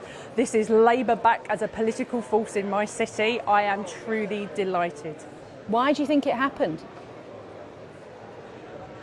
Look, I think what we've seen today is that the Conservative Party have been losing votes in every ward. We've seen the city independents and the local independent parties completely collapse, and people have come home to the Labour Party. I think that the Conservatives are going to have to reflect on what they do in places like Stoke. I think that the electorate are sending them a clear message, but for us, there's still a huge amount of work to do to make sure that we can win at the general election and that we take our former seats back. But this is an incredible stepping stone. And from tomorrow, my city is red. Do you think, Baroness Anderson, this means that Brexit as a sort of political force that shoved people to vote one way or the other is receding? Because that was absolutely a really strong factor previously when Labour was so damaged in Stoke, because you had a strong Leave vote and then Labour MPs who found that you were sort of stuck in the middle in a way. Do you think that's fading? I think that some parts of that are fading, but I think 4 years ago we had Jeremy Corbyn, now we've got Keir Starmer. I think Brexit and the world's moved on. We've seen COVID, we've seen the cost of living crisis, and people are genuinely fearful in my city of how they're meant to pay their bills, and they've seen nothing but car parks being built with the levelling up money. There's been no real investment from the Conservative Party in Stoke-on-Trent. It's been smokes and mirrors. They've been betrayed. They were promised the world. And actually what the Conservative Party delivered them was literal car parks that no one can afford to use, and there's nowhere to go if you do park in them. So what we've got to see going forward, and what the Labour Party will be offering, is hope for my city, is actual aspiration for the people that live here and investment in them. And tonight is the first stepping stone to take back our city. I'm sure you've been on the doors a lot in this campaign though, Baroness. Do you think that people have been protesting against the Conservatives or going enthusiastically to you? Look, we've still got some way to go to convince people, and I'm not underestimating the scale of the challenge. We had an awful night. Last time I was in this room 4 years ago, I think you and I had a very different type of conversation. But the Conservative Party have betrayed them. That's what we're getting on the doors. And for the first time, they're prepared to have conversations with us about what the Labour Party can offer. And they've given us their trust in this election. We'll need to build on it to make sure that we can at the next stage for the general election. Baroness Anderson, thank you so much for joining us. I'm sure you'll go on to many celebrations. We can now officially confirm, as she said, but by our numbers we can confirm that Labour has gained Stoke-on-Trent. There are still 14 seats left to declare, but they've gained the council, 23 seats to them, 6 to the Conservatives. Let's look at the change. Labour gaining 10 seats with still 14 to go. The Tories down 1. But what's interesting here, the Independents, which also includes other smaller parties, Independents down 9. So you're seeing there the Labour gaining 10, Conservatives losing 1, but Independents and other parties dropping by 9 seats. Peter Carroll, let's just get some quick reaction to you from that result. But I must also introduce Hugh Merriman, the Transport Minister. You're very welcome to the studio. Thanks for coming in. Quick reaction to the Stoke result, Peter. Oh, I'm just completely over the moon. Ruth and I came into Parliament at the same election in 2015, and we're very good friends. And I was very, very sad, as all of us in the Labour Party were, when people in Stoke turned their backs on us in 2019. It was a really difficult thing for us to cope with. We worked really, really hard to listen to people in Stoke and in Teesside and in other parts of the country where we lost the trust of voters. We've worked really hard to listen to what the concerns were and to address them. And what you're seeing tonight is the fruition of a lot of energy we've put in right across the country, listening, responding, acting, and actually putting our money where our mouth is. Chris, you were talking at the beginning of the night about the symbolism of somewhere like Stoke, and there it is, back in Labour hands. Yeah, I mean, I think quite strikingly, one of the most sort of striking images of the night so far was a picture that we showed around about an hour ago, before that result in Stoke was 100% confirmed, but we were talking to it, where we saw Baroness Anderson, who you were just talking to there, and Gareth Smith, both former Labour MPs in the city, embracing some of the successful Labour councillors, and you get that sense in pictorial terms of what we've been talking about all night, about how parties seek to rebuild in local government in the hope that that gives them a launch pad for making gains come a general election. And when you look at the result there in Stoke, and then you look at what looks like the beginnings of results coming from Medway, from your earlier conversation with Anna Collinson there, these both crucial areas in terms of swing constituencies at a parliamentary level. Those Medway towns, so many of them won by Labour during Labour's time in national government, lost by Labour as they came out of national government in 2010. The Conservatives in many of those have built up considerable majorities. But if Labour are heading towards a victory in Medway, again, a point in a patch where they need to be making gains, where it looks like they are making gains. But equally, I was struck by Baroness Anderson's answer to your question about the extent to which this is a huge enthusiasm for Labour or not quite that. And there was a caveat there, I thought, from her. And I think that will be a question that will be put again and again, I suspect, over the next, 12, 14 hours, however many it is, I'm sure in terms of measuring how much in the round this is about real disillusion with the Conservatives versus huge enthusiasm or not for Labour. And we should underline, of course, that although we do have quite a lot of information here now, certainly enough to be assessing it and discussing it with our guests around the country and our politicians here in the studio, there are still 189 councils to go out of a total of 230. So there's still plenty more information to come before any kind of final assessments, if there is such a thing in politics, can be made about this set of council elections. But let's ponder some of that for a few minutes with James Johnson, who is a pollster. He worked for Theresa May. He saw the opportunity of her numbers to begin with, and I think the horror of her numbers towards the end. James, thank you very much for joining us tonight. From your scribblings and your calculator and your sense of what we're seeing so far, what does it add up to?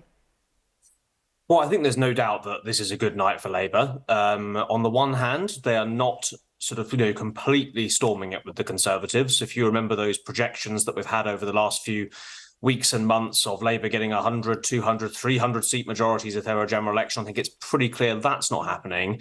But it is a good result for Labour, and they clearly are headed towards quite a good night. It's not that 90s style victory, but it is a question of whether it's going to be good or very good for them. And the key number to watch there will be, well, all eyes on John Curtis, because that national equivalent, that projected national share, if Labour are at 10 points or more ahead on that, then I think that'll be a very good night for them indeed.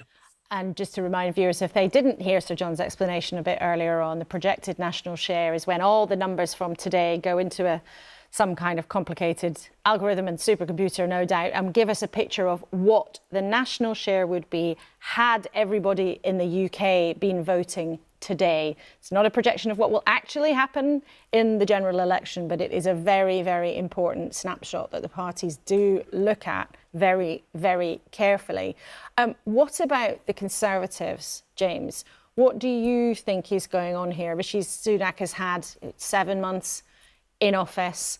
He may have slowed the decline, according to lots of MPs, when you talk to them about what's going on, and that would be the sort of view of many people in Westminster. But when you look at the numbers that we're seeing emerging, is that really the case?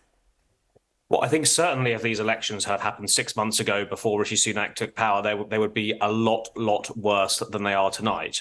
He's almost halved that polling lead that Labour was given by a combination of Boris Johnson's parties and Liz Truss's mini budget. So, look, I think there is a sense that he has steadied the ship. These are obviously not going to be great results for the Conservatives. I think that's pretty clear. I think the big question, though, is not so much trying to read in positives to the Conservative position tonight, but actually to ask, can they turn it around? There's a time before, in 1990, when Labour were 11 points ahead on that projected national share number you just explained. And obviously 2 years later, the Conservatives managed to win an election. So that's the question now. And if we did a poll last year, and I went on your show about this time of the night last year, and said that I didn't think Boris Johnson could necessarily turn it around. When we did a poll last year about why people voted in those local elections, why they didn't vote for the Conservatives, one of the words that popped up in our word cloud was Boris. We don't see that level of personal vote to this tonight, whether it's opprobrium towards Rishi Sunak or positivity towards Keir Starmer. These are almost the elections where, almost despite the existence of Rishi Sunak and despite the existence of Keir Starmer, come a general election, when it's those two people in the front of people's minds about who will be the next Prime Minister, things may well look very different indeed. James, thank you so much indeed. It's great to have you. I just noticed you were live with us from New York. I think that might be a first for a English not so late at night council. For me. Yeah, I think that's a first for a local election programme, but we're very grateful to you for giving us your time. And it is always so interesting to think about the historical comparisons, which are both useful, but also can lead you down the wrong path if you are not also remembering that what happens in elections is, of course, a snapshot of what is happening exactly at that moment. And I just want to give you something interesting that's happening right at the moment in North Norfolk. Lovely part of the world, Cromer, Sheringham, that bit of the coast. Let's look at what's happening to the Conservatives here. Now, they're still counting. The Liberal Democrats have 16 seats so far. The Tories have 9, but look at this. We haven't seen this much tonight. The Conservatives have gained 7 seats and the Liberal Democrats have lost 6. Now, there are still 12 to declare, so in the end that might flip. But that's something interesting going on in North Norfolk, where the Conservatives might have reasons to have a smile. But let's see what happens. It's a Lib Dem council at the moment. Let's look, though, at Hertsmere. Now, that's leafy, affluent Elstree, Hertfordshire, not far from London, lots of commuters. They are still counting there, but some more grim news for the Conservatives. You can see 14 seats for them so far, 11 for Labour. But look, Conservatives losing 10 seats. And that's the part of the world, commuter belt around London, that sort of donut, as it's sometimes called, where the Conservatives may well, looking at that kind of result, be pretty nervous about what else might be coming down the track. But they are still counting there. We don't have a final result. And as I was saying before, there are still a lot of councils. The majority of councils are still to come. So at this point, 4:45. Rita, give us a primer on what we should expect tomorrow. I'll do that, Laura. I'm going to start you off with the councils that we have been watching overnight. Just to update you, really, we heard about Stoke-on-Trent, a Labour gain just in the last few minutes. Plymouth happened earlier in the evening. The Lib Dems have held on to Cotswold and Labour has held on to Bassetlaw. But we know, of course, that the Conservatives have lost control of Brentwood, North West Leicestershire and Tamworth. Now, although this screen has changed a lot from right at the beginning of the evening, what you will notice is that not that many councils have changed hands, and that is partly because most of these councils were voting in thirds. It was only a third of the seats that were up, and that makes it harder for control to change. But that is different for the councils to watch on Friday. We are Friday, the councils that are counting during the day on Friday, because let me take you through some of them under the Conservative-controlled councils. North Warwickshire, for example,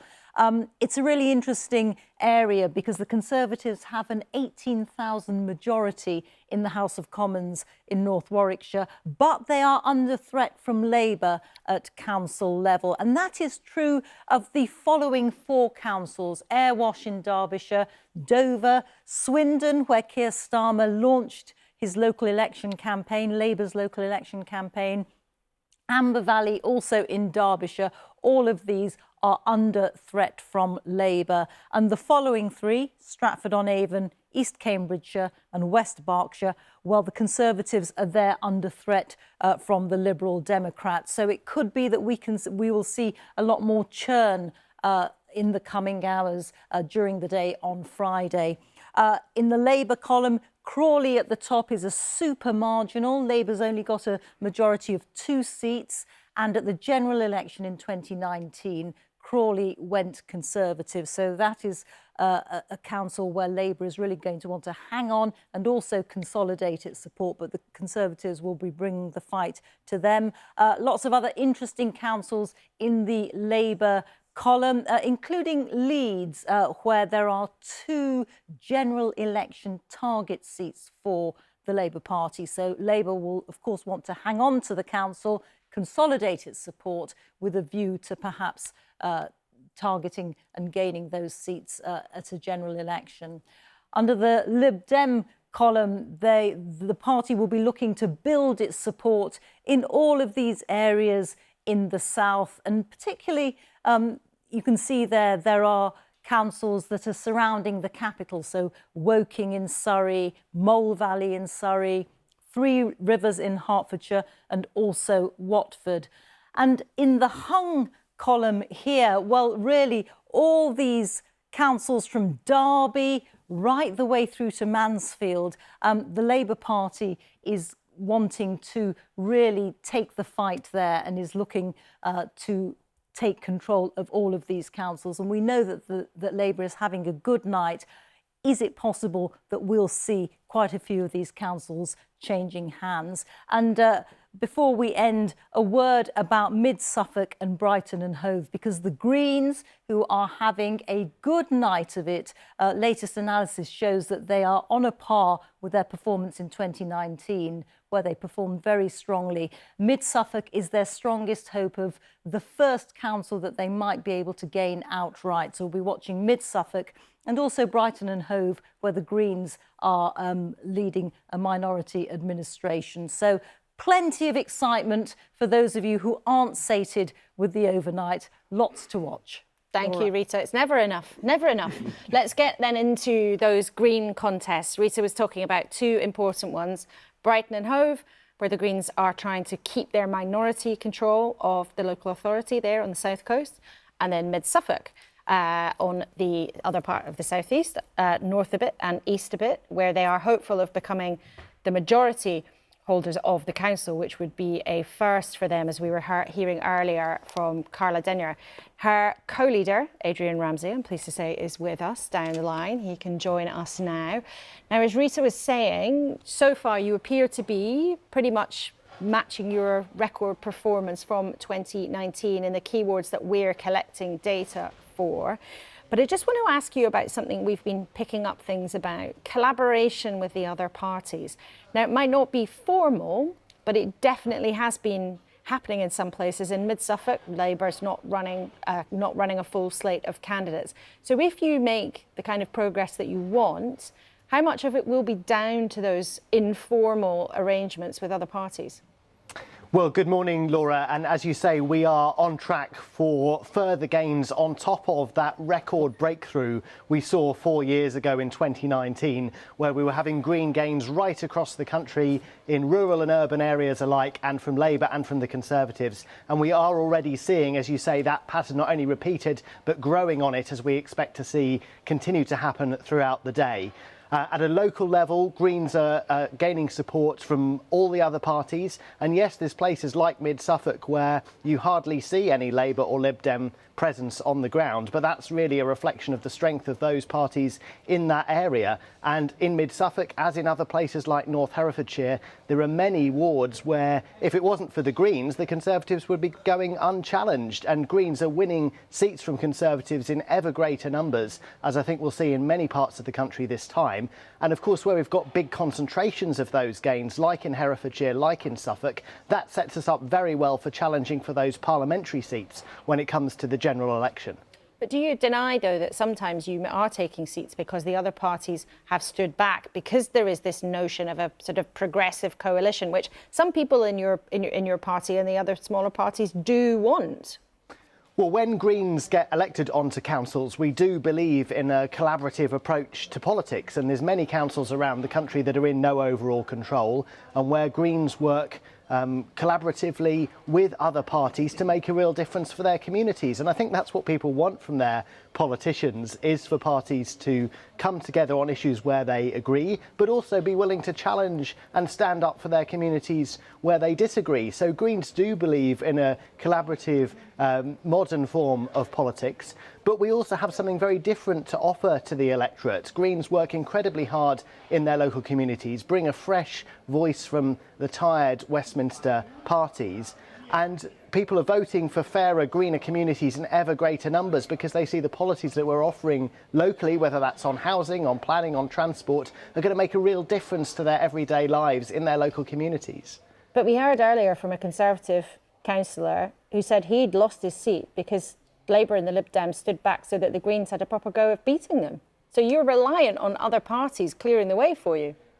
That you could ask that question of any party under the voting system we have, where it's first past the post. Inevitably, parties will concentrate their resources in some areas more than others because you have to get the most votes in any one ward in order to win. All parties do that under the voting system that we have. And what we're seeing is increasing numbers of wards and councils around the country where the Greens are winning first place, often by some really big majorities, as people are choosing positively to vote for Greens. And you have to remember that, as you say, this isn't a one-off by any means. We've had Green councillors around the country for many years, many decades in some areas. And over the last 4 years, the number of places with Green councillors has grown. And what you see repeatedly around the country where we make that breakthrough is people really like what they see with having a Green voice on the council and for their community, and then vote for Green councillors in ever greater numbers. So this time, for example, where we've seen in places like Worcester, where we topped the poll across the whole council area, we made 4 gains,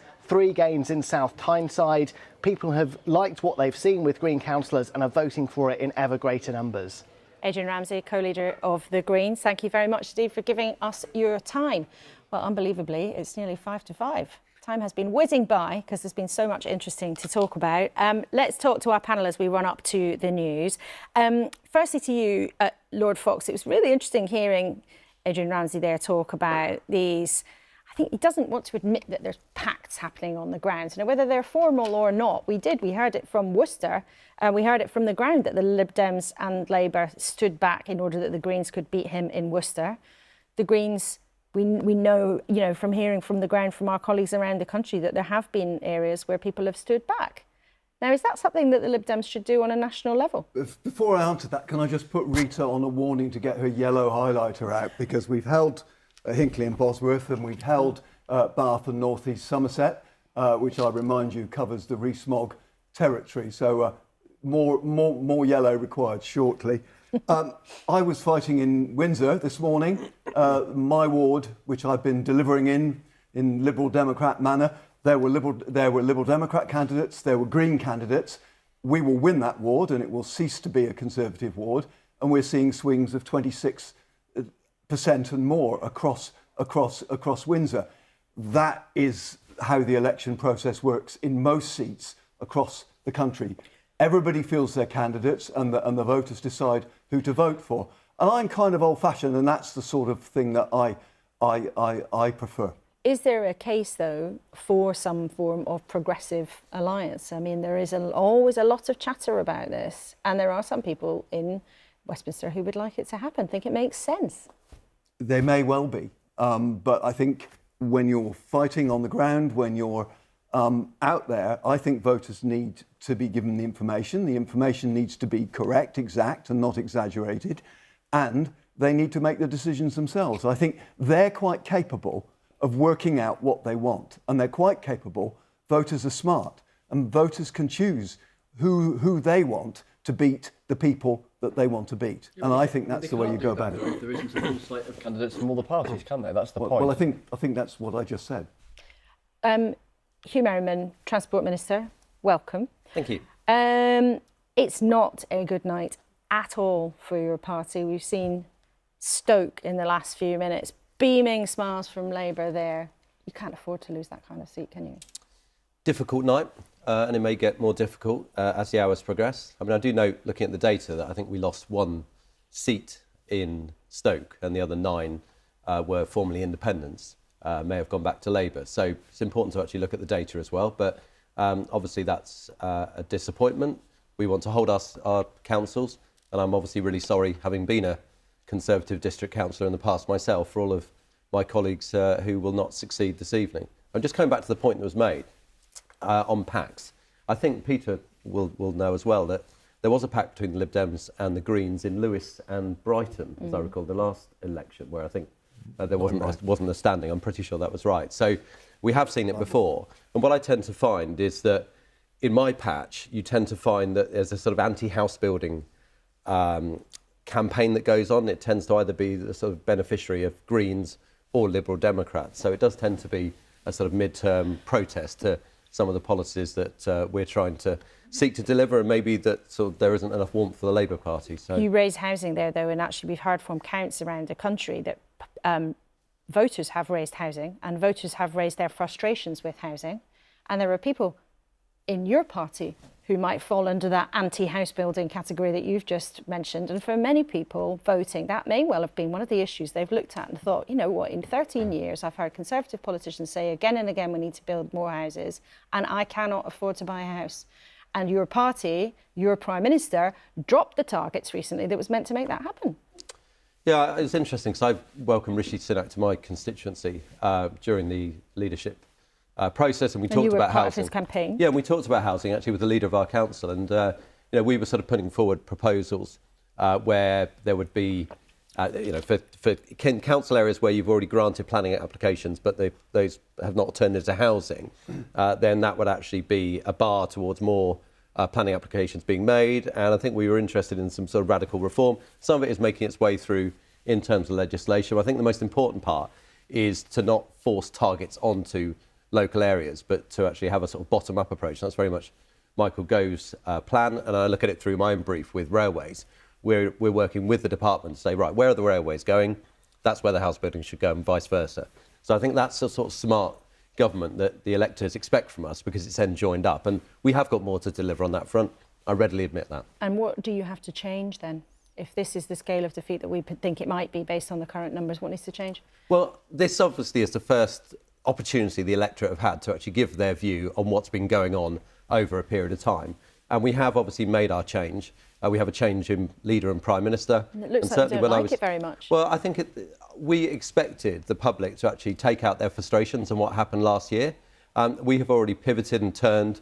And when I was talking to my constituents on the doorsteps yesterday, they were talking about older news, about former prime ministers, but saying your current leader seems to have what it takes.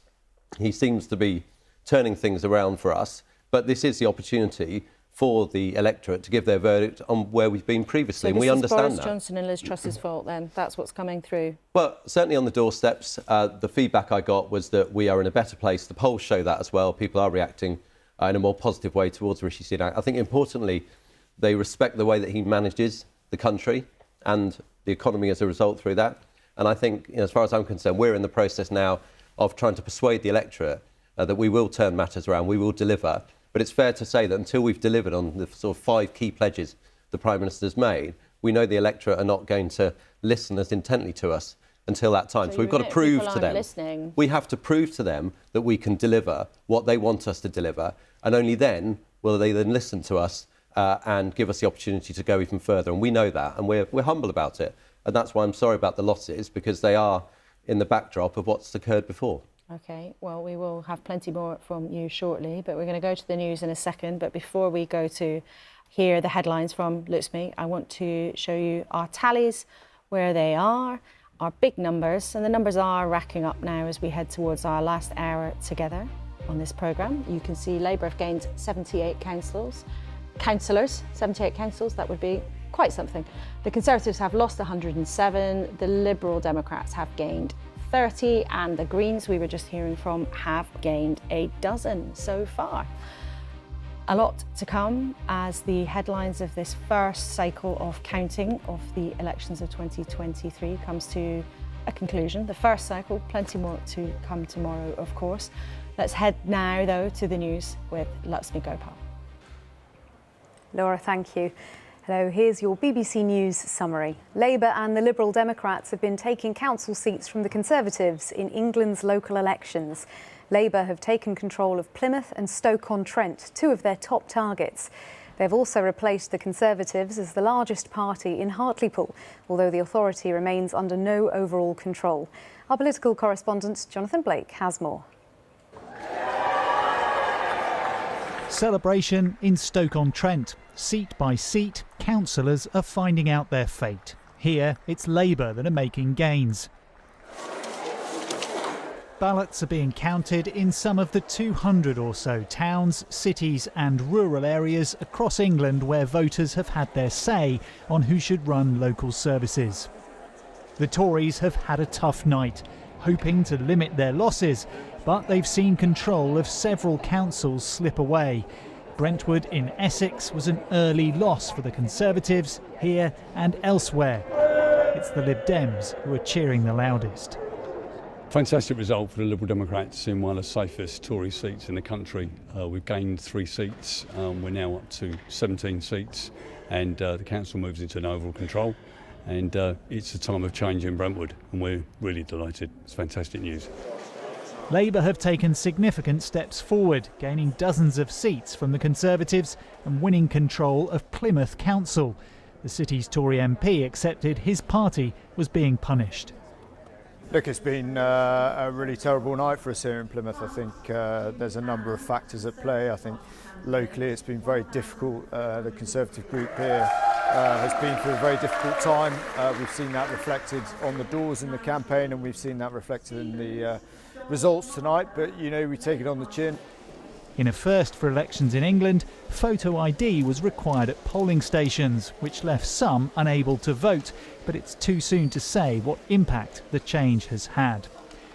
Only around a quarter of the councils holding elections are counting votes overnight, so early results won't give anything like the full picture. But in the hours ahead, these local elections will be closely watched as a crucial test of the national political picture. Jonathan Blake, BBC News. And of course, all the local results will be available online. To find out who won in your local area, you can use our postcode checker, available on the BBC News website and on our app. In other news, in Serbia, a gunman has killed at least 8 people in the country's second mass shooting in as many days. Several other people were injured in the incident near Ladnovac, a town about 60 kilometres south of the capital, Belgrade. Police have set up checkpoints as they search for the shooter. Ukraine's Air Force has shot down one of its own drones, which it says had lost control above central Kyiv. There were explosions yesterday evening as air defence tried to shoot it down in an area near the president's office. The Air Force later admitted it was Ukrainian and was destroyed to avoid what it called undesirable circumstances. Members of the biggest rail workers union, the RMT, have voted to renew its mandate for taking strike action. It's the third such vote in a dispute over pay and conditions, which began last year. It raises the prospect of strikes continuing until nearly the end of this year. A US court has ruled that the singer Ed Sheeran did not copy Marvin Gaye's Let's Get It On when composing Thinking Out Loud. The British musician had denied stealing elements of the song for his 2014 worldwide hit. Heirs of Marvin Gaye's co-writer argued that Sheeran, Warner Music Group and Sony Music Publishing owed them money for copyright infringement. Sheeran's legal team had argued that the melodies are different and the elements used in both songs are common in pop music. We will be back in an hour with the latest news updates, but for now, it's back to our special election night coverage with Laura. And just to remind you, to see who won in your local area, you can use our postcode checker, which is available on the BBC News website and on our app.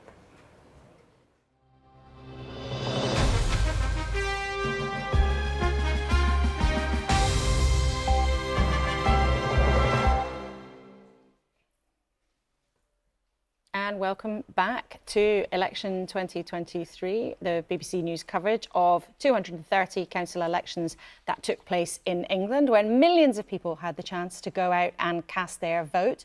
The first vote of its kind on Rishi Sunak and his time in office. So let's look at what's happened so far. Well, not good news for the Prime Minister. He's 124 seats down. You can see, the numbers spinning through, 126. Changing as we watch. Labour gaining 83 seats. We've seen plenty of Labour smiles around the country tonight. And the Liberal Democrats also very pleased with what they have seen so far.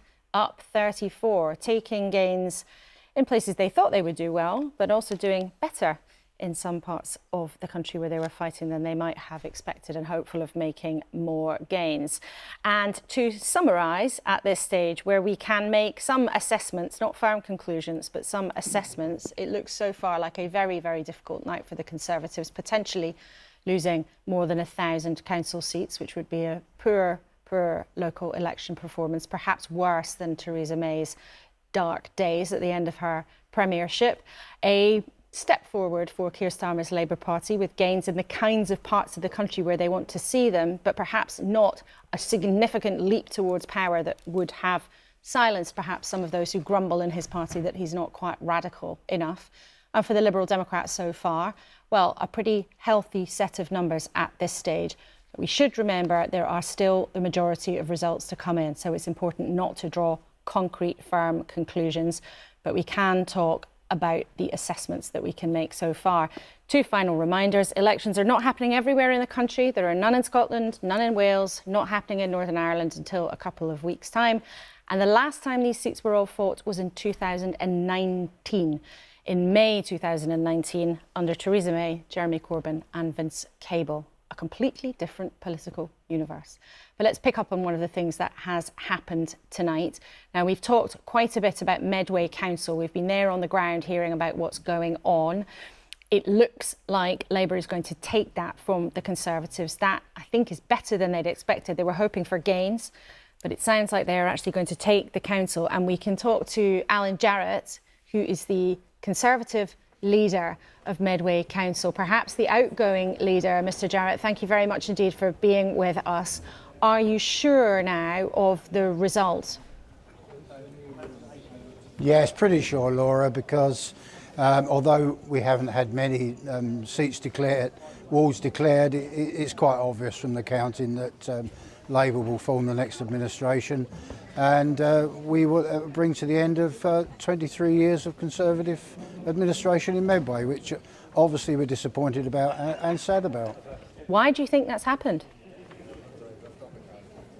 I think there's two factors at play. We've had extensive boundary changes here, and what we've seen is where there's been major boundary changes, Labour has been the beneficiary of virtually all of those. And of course there's a relative unpopularity of some of the government decisions. I think those two things have created a perfect storm here in Medway, and hence where we're going to be. Which of those decisions have been unpopular for your residents? Certainly the housing targets that we've seen centrally imposed has not played well. We've had unrealistic and excessive housing targets, and that has been certainly in parts of Medway the major factor. And in terms of other things on Rishi Sunak's list, you know, he came in trying to calm things down, trying to turn things around. But from voters that you spoke to through the course of the campaign, you said they're frustrated about housing targets being imposed on the area. But what else have they made of Rishi Sunak's effort to calm things down? 1726. You can just hear a huge cheer. I don't know if that's the overall result being confirmed, Mr. Jarrett, or if it's just another ward being announced. And another cheer. We're just watching, well, we're just listening to what's happening at Medway Council. Gareth Richard Myton, Labour and Cooperative Party 1577. So while we wait for the cheers to subside, it sounds very much like Labour has taken control of Medway Council. At least that's the impression we are getting, and that's the prediction of Alan Jarrett, who we can probably hear a bit better now. I mean, Rishi Sunak's supporters, the minister here in the studio, would say, look, he's turned things around, he's stopped the rot, people just need a bit more time to understand what he's trying to do. Do you feel optimistic that that can happen? Rupert David Fearon-Turpin, Local Conservatives 128. Sorry, Laura. Perhaps we might come back to you in a second or two. Shall we do that? I'm just going to show you something that's happened in Hertsmere Council. Now, this is another Hertfordshire council, and another one that the Conservatives have lost. 2 seats still to declare, but the Conservatives on 15, Labour on 13, the Liberal Democrats on 9. Let's look at why they have lost. 6 new seats for Labour, 6 new seats for the Liberal Democrats, and the Conservatives losing 12 seats. Now, Hertsmere, again, that is one of the parts of the country, commuter belt, people able to get in and out of London relatively easily, relatively affluent. That also is the seat of Oliver Dowden, who is the Deputy Prime Minister. It's the council of the local authority area of the second most senior Conservative in the land now. The Conservatives have held that council since 1999. They had a big majority, and they might have expected to make some losses, but they would have not have been expecting to lose that council. So we'll pick up on Hertsmere perhaps in a few minutes. Let's just see if the cheers have subsided at Medway Council for the Labour Party, and see if we can talk again to Alan Jarrett. Alan, thank you for bearing with us, and you're managing to look cheerful in these circumstances. We've just heard another council go, Hertsmere in Hertfordshire, along with yours, you expect in Medway, Plymouth going as well, Stoke going as well. How bad do you think this suggests things are for your party? Well, Laura, clearly it's not. Clearly it's not great, is it? Very disappointed. Very disappointed for the people of Medway, and we will have to see how that plays out over the next year, 18 months, as we move towards the general election. What do you think it will mean, though, for those Conservative MPs in your part of the world? I think there are 3 Tory MPs along Medway: Tracy Crouch, former Sports Minister, One EMidHD, we were talking to earlier, and Kelly Tolhurst, also a member of the government. Do you think their seats are now at risk because of that shift away from you? Well, you see, the problem is, Laura, they have big majorities and very popular. But of course, what we have is the activists on the ground, the elected councillors, are the bedrock of the support around which the campaigns are built. And any diminution of local representation has a negative effect. So we will continue to work hard to support the MPs and expect them to continue to support us. But it's not the best grounding, is it, Laura, for the general election to come?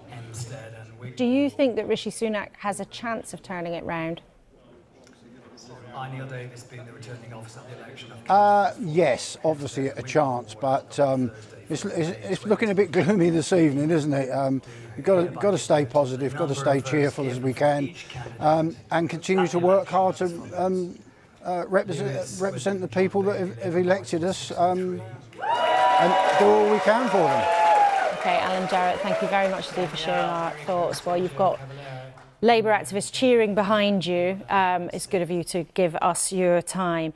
Hugh Merriman, I mean, when you hear someone like that, clearly who's given a huge amount to your party, given a huge amount to the public, but he's laying it on the mess that there's been at Westminster. Do you feel embarrassed? I feel really sorry for Alan and his colleagues. They've held Medway for some time, and as he said, there's been a concerted campaign, particularly around house building. You can probably see that around Hertsmere as well. It's very difficult because as a government, we have to deliver the homes that people need, and I feel really passionate about that, and every incoming government will have to have that policy. But of course, people don't necessarily want them in their area, and I think that's where there's been a lot of pushback and we've suffered. But I do believe it's the right thing to do, to build homes that people So what, need. you're blaming NIMBYs for you losing seats? No, I'm not at all, actually. I said earlier to you that we have to reflect on what we have delivered in terms of performance over last year. That should be our driving force to turn things around and make it better, that we do understand what's happened, that we do understand that the voters have their first opportunity to judge us, and they're not judging us particularly well. So that should be our motivating force, to be humble about it, to turn it round, to show that we're listening. But any government will have difficult choices, and building the homes that people need, particularly young people, to give them the same chance that older people have, like me, or had, that's so important if we're to actually continue to sort of ensure that younger voters support us as well. So I do feel for councillors who've lost their seats. I've been a district councillor. I know how important the role is. And I feel really sorry for what's happened. And if it's happened because of government decisions, then I feel even more sorry for those people. I note there you use the word reflect. And reflect is often political code for saying, yeah, maybe we've got some things wrong. I think we did get things wrong last year. I mean, I was looking at John Redwood's encouragement in terms of what we should do. And actually, when we did that... Well, let's show that to people. I was just about to do that, but you've catched it off my screen. I've seen things like that from him before. Well, so John Redwood, who of course is a long-serving Conservative MP on the right of the party economically, a minister some time ago, he's written on social media, if the Prime Minister wants to win back lost Conservative voters, he should try offering some Conservative policies. Cut taxes, get better value for state spending, and go for growth. Now, you are a Conservative government with the highest tax burden that people are having to pay for many, many, many, many years. By some measure, it's sort of the highest it's ever been, not in wartime. There's clearly frustration on the Conservative benches about that, we know that. But maybe that's also what some people around the country are looking at and thinking, I'm not having a great time, and I'm blaming you for it. Well, I would just reflect that we did try some of those policies when Liz Truss came in, and it didn't end well because the markets were spooked. Because if you look at the total level of our borrowing and our debt, it's too high, and we can't afford that. And again, actually, the burden falls on the youngest who I've just talked about in terms of needing homes as well. So, but you know, lots of your colleagues would love to see a tax cut, an income tax cut, perhaps of 1 or 2 pence, maybe not the kind of hugely radical thing that Liz Truss tried to do at speed. Do you think you might end up having to do that? We know Rishi Sunak wants to do it before the election. We would love to do that. We've always giveaway. been the party of cutting taxes, but we've also been the party that's proclaimed responsible financial management. And at this time, when we are having to spend money, the COVID years where we had to inject huge amounts of support in, energy support still going on, we have to make choices. And the choices are either to support people in these challenging times or to reduce taxation. We hope that once we're over the problem with energy spikes, for example, then we can reduce taxes. But you can only do that if you manage the economy sensibly. And we've seen the sort of dash for change last year, and we saw what happened to the markets. And when the Conservative Party loses the markets, then we'll end up losing the electorate. And so I'm conscious that the decisions we're making now, and of course we test those with the people. The 5 priorities the Prime Minister has are the people's priorities, and we've got to deliver on those. If we do, people start listening to us again, and that's where I hope that they'll trust us again, and we'll be able to deliver into the future. Peter, what do you make of all of that? Well, I think it's quite extraordinary because what we see is an unstable government. We talk about planning. We've had 3 planning bills in the last 5 years. Hugh says that he wants a bottom-up approach to planning. Well, we've had a bottom-up approach. We've had a top-down approach. Before the top-down approach, we had a bottom-up approach because all the different bills take different approaches. We've had targets and then we've had the targets dropped. So you understand that this complete change, and that's just planning. Then we've had the hole blown in our economy by the mini-budget last year, for which the public have not forgiven. Because Hugh references the reputation that the Tories once had, or at times have claimed to have, for responsible governing of our finances. Well, that's just shot to pieces at the moment. So whether it's planning, whether it's the economy, whether it's running our public services with 7.5 million people waiting for treatment on the NHS, these are all things that touch people's lives in a meaningful way. So right through this evening, you have seen the 2 words, the 2 phrases, bad night for the Tories, a good night for Labour, whether that's in Stoke, whether that's up in Hartlepool, whether that's in Teesside, right down through to Plymouth. Tomorrow we're going to get through down to Dover and see what's happening in Brighton and Hove and Crawley and the rest of the South East. And the reason is that we have a credible alternative because there is lots of parties out there that are standing. It doesn't have to be coming back to Labour. They could be going to lots of other parties, but the majority are coming back to Labour as a credible alternative. And that's why we're getting it right in the South, in the North, in Leave areas, in Remain areas. We are uniting our country once again based on a positive vision for a better Britain going forward. That brings hope to people, and that's what people want. But what we must also remind viewers, the speed of Tory losses could slow down in the next few hours and tomorrow. The speed of Labour gains could slow down, or it could go the other way. I know I keep doing it, doing the health warning, but this story and the narrative could yet switch, and perhaps switch quite dramatically, although from what we have seen tonight, the trend is pretty clear. Chris, when you think about the results that we have seen so far and the Liberal Democrats' progress in lots of places, what surprised you? Well, actually, you were just talking through the Hertsmere result and getting +6 there is a great result for the local campaigners there. And I'm really pleased for all of our local campaigners who've really worked their socks off all over the country, up and down the country.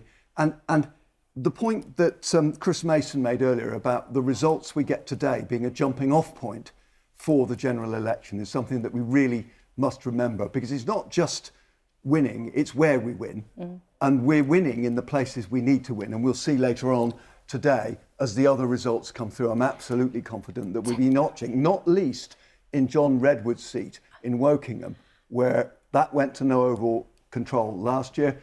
And I expect further gains to move it forward. Tell us then what that might mean then in terms of a general election. And I know you were chief executive of the party for some time, a very experienced campaigner, and you mentioned there those parts of the country. Some people would call it the blue wall. It gives me another excuse to mention Ed Davies' tractor driving through that blue wall. But these seats where the Lib Dems do have hope of taking from the Conservatives, from the results you've seen tonight, put a number on that, what that might mean. Well, Laura, you presaged this by saying I'm an experienced campaigner. And I'm so experienced, I wouldn't even come close to answering that question. What I will say is that these are the results we needed to move from. without the jumping off point that we get through these really excellent results tonight, it would have made our job a heck of a lot harder.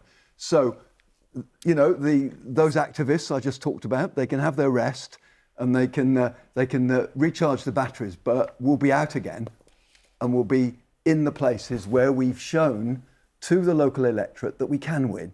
We've shown that we are the party that can take on largely the Conservatives, but not always, across the country in those seats, and that's where we'll be taking our fight and working hard. Okay, well, let's see. Let's get back out around the country, and I'm going to take you back to Stoke and our political editor in the West Midlands, Lizzie Glinker, in front of some absolutely jubilant Labour people there. Now, we've talked a lot about Stoke, and we can see the celebrations going on. Give us a brief word on what you think happened there. But also, if you can, Lizzie, I'd love to know what else you're picking up from the other really crucial parts of the West Midlands. Yeah, absolutely. Jubilation. They are very, very happy here. I think what has happened on the ground is that the Labour message that they have been pushing here for the last few weeks of change, albeit that they've been out, you know, they haven't been running this council now since 2015, that message that we are change seems to have got through to voters. I would also say that actually we think turnout has been very low here in Stoke-on-Trent, so that is a kind of sobering element to it. But, you know, Labour took control of this council when they hit 23. That was 25, and they are saying to us now that they think they could potentially get to 26 or 27, which, you know, at the beginning of the night, if you'd said that to the Labour team here, they would have, you know, not necessarily taken you that seriously. They are really thrilled, and I think it kind of, you know, they have poured resources into Stoke-on-Trent. There have been MPs from all over the country, Keir Starmer, a lot of his top team here campaigning, and it seems, you know, it's paid off. They're very pleased about that. Looking at the rest of the region, of course, we don't have all the counts. The majority of our counts are happening later in the day, later on today. But from the ones that we've had, the limited picture that we have now, it does look like Labour have had a good night here in the Midlands. So not necessarily taking control of councils, but, you know, pushing places like Worcester, like Tamworth, no overall control, Labour consolidating their position, doing the same in places like Dudley, in Walsall. These are all things that, in Dudley rather, not in Walsall yet, we don't know, they're counting tomorrow. But these are all things that are positive signs for the Labour Party as they try to rebuild here in the Midlands. You know, after the last general election in 2019, apart from the urban centres in Birmingham, Black Country, Coventry, there's hardly any red left on the map. Hardly any red at all.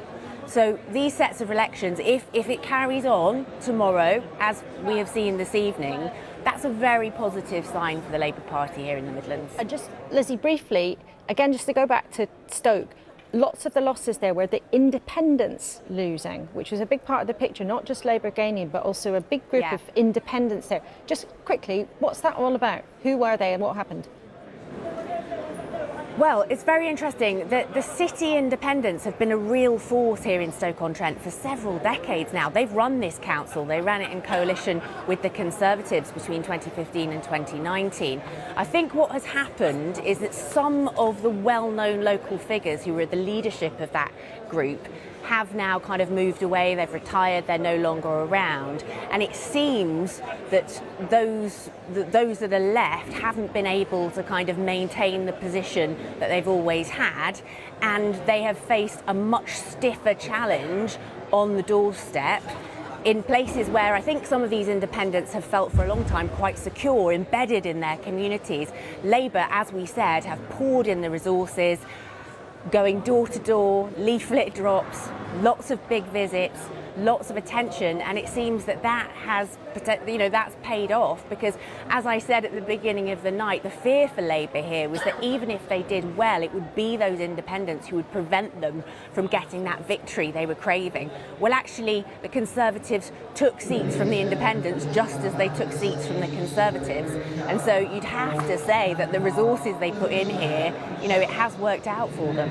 Okay, Lizzie, thank you very much indeed. Let's take you then a bit up north and a bit to the right, I suppose to the east, I should say, if we're talking about a map.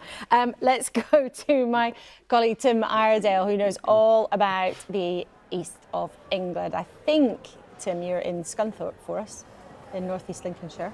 I am Laura, Scunthorpe in North Lincolnshire. Yes. Now, there are two councils, confusingly, one called North Lincolnshire and one called North East Lincolnshire, and it's 528. So forgive me for getting them the wrong way round. What has happened there? And I'd also like you to tell us about what happened in Hull, because we talked earlier in the night about the Lib Dems holding it. OK, Laura, the situation here is it's nip and tuck at the moment. The last few council seats will be declared very shortly. Labour and the Conservatives pretty much level pegging here, and that mirrors the electoral history of this council because it's flip-flopped over the years between Labour and the Tories. It's been Conservative since 2011. Now, a lot of people would say this is the kind of area Labour needs to win if it's going to win back the red wall seats you've been talking about all night, because at the heart of this council area is the town of Scunthorpe, which went Conservative for the first time in many years back in 2019. But it looks like the Conservatives at this moment in time are more confident of retaining control of North Lincolnshire, but it will be very close. Now, across the Humber estuary from here, we had a result a little earlier. The Lib Dems held on to Hull, increased their majority in the city. Now, that was a council they won last year from Labour with a slim majority. I think Labour will be disappointed not to have made some headway in Hull, an area they've always thought of really as one of their heartlands. Tim, thank you very much indeed for joining us. So not always one-way traffic. So you do see trends, you do see things becoming the fashion of the night, but it's absolutely not all one-way traffic ever in any election. And a couple of people who know about those are Katie Bowles, who's the Deputy Political Editor of The Spectator, and also Freddie Hayward, who writes for The New Statesman. Welcome to both of you. Katie, from your reading of what we know so far, how worried will Tory HQ be? I mean, I think it's looking bad, ultimately. We've had lots of expectation management in advance. I think what's worrying for the Conservatives and figures at CCHQ is you are hearing figures such as John Curtis, of course, saying it's not impossible that Tories do lose close to 1,000 seats. Now, when the Tory party chairman, Greg Hands, was saying that on the airwaves, it was largely because they did not think they would lose 1,000 seats. And they're trying to set it to a point that if you got less than that, you could then spin it as, oh, we didn't do as badly as you expect. So I think it'll be worrying that that is a figure being talked about still by pollsters. Obviously, it's still very early on in terms of the results. There's lots more to come. But I think the other aspect that's going to worry Tory MPs and, of course, Tory councillors is the fact that, they're being squeezed from different sides here. So you have Labour making gains, but also you look at Hertzmere, so the Deputy Prime Minister's, Oliver Dowden, and the fact that the Tories have lost control of their council and that's a blue wall Lib Dem push. Look what's happening in Windsor. It's adding to the sense of, where are the Tories particularly safe? And I think that's going to cause some anxiety, the fact that it's coming from different areas at the moment. And just as we're talking, another Conservative council lost, this time East Lindsey, the biggest town there, Skegness, and that's a Conservative loss there. Now, that's an area with very strong Conservative representation. It's been Tory since 2015. So it'll be interesting to see how that result breaks down. Let's take a quick look. 26 seats for the Conservatives, 21 independents. Isn't that interesting? And the change of seats, Tories losing 3 and the independents gaining 3. But another Conservative council actually being lost to them. Freddie, let's think about Labour for a second. How would you predict the conversation in the party will go in the next few days if these trends continue? So, good step forward, but maybe not giant decisive leaps. Yeah, I think what we're seeing so far is basically that the polls have been broadly correct. I mean, as Katie said, we've got a long way to go, but I think Labour will be broadly happy with some of the gains they've made. They had to make gains in the red wall in places like Stoke. But what they'll be looking for is making gains elsewhere because they need to go beyond what they did in 2017. They can't just regain the red wall. If they really want to get a majority at the next general election, they have to make gains elsewhere. That's why places like Worcester are really important. There's some other interesting trends as well. Is Labour doing quite well in terms of Brexit voters in certain Leave areas. They're also doing quite well with non-graduates. So these are some of the key constituents that propelled Boris Johnson into number 10 in 2019. And I think Labour will be happy that they're making some progress there. Freddie and Katie, political editor of The Spectator, and Freddie of The New Statesman, political magazine. Thank you both very much for joining us at this late hour. Let's now talk to one of the probable winners of the night, Vince Maple. Good evening. Good morning, Vince. You're the Labour group leader in Medway. Can you confirm that you are going to become leader of the council from the results we've heard so far? Well, good morning, Laura, from Medway. At this stage, we haven't had all the results in yet, but from what we've seen, we've won wards we were targeting, working hard in, and we believe that we're going to have a pretty seismic result here in Medway. We've never had, in the history of Medway Council, a Labour majority-controlled council. We think we're on target for that as we stand here, but of course, we've got to wait for every vote to be counted. Your Conservative opponent, though, told us he's pretty sure they're not going to be the biggest group, you are. And he told us he thought it was because of boundary changes and housing targets. Now, is that why you think you're probably going to win? Green Party 174. Well, look, I think we've won because we've had an amazing campaign, actually. We've worked hard day in, day out as opposition councillors, brilliant candidates. We've had great support from the party, both regionally, locally and nationally. Keir Starmer's been down twice. We've had a number of front bench people come and support us on the doorsteps. And actually the reaction from people on the doorsteps was they were pleased to see those Westminster individuals come down and support the team here in Medway. They know that when they have Labour councillors, we deliver for them.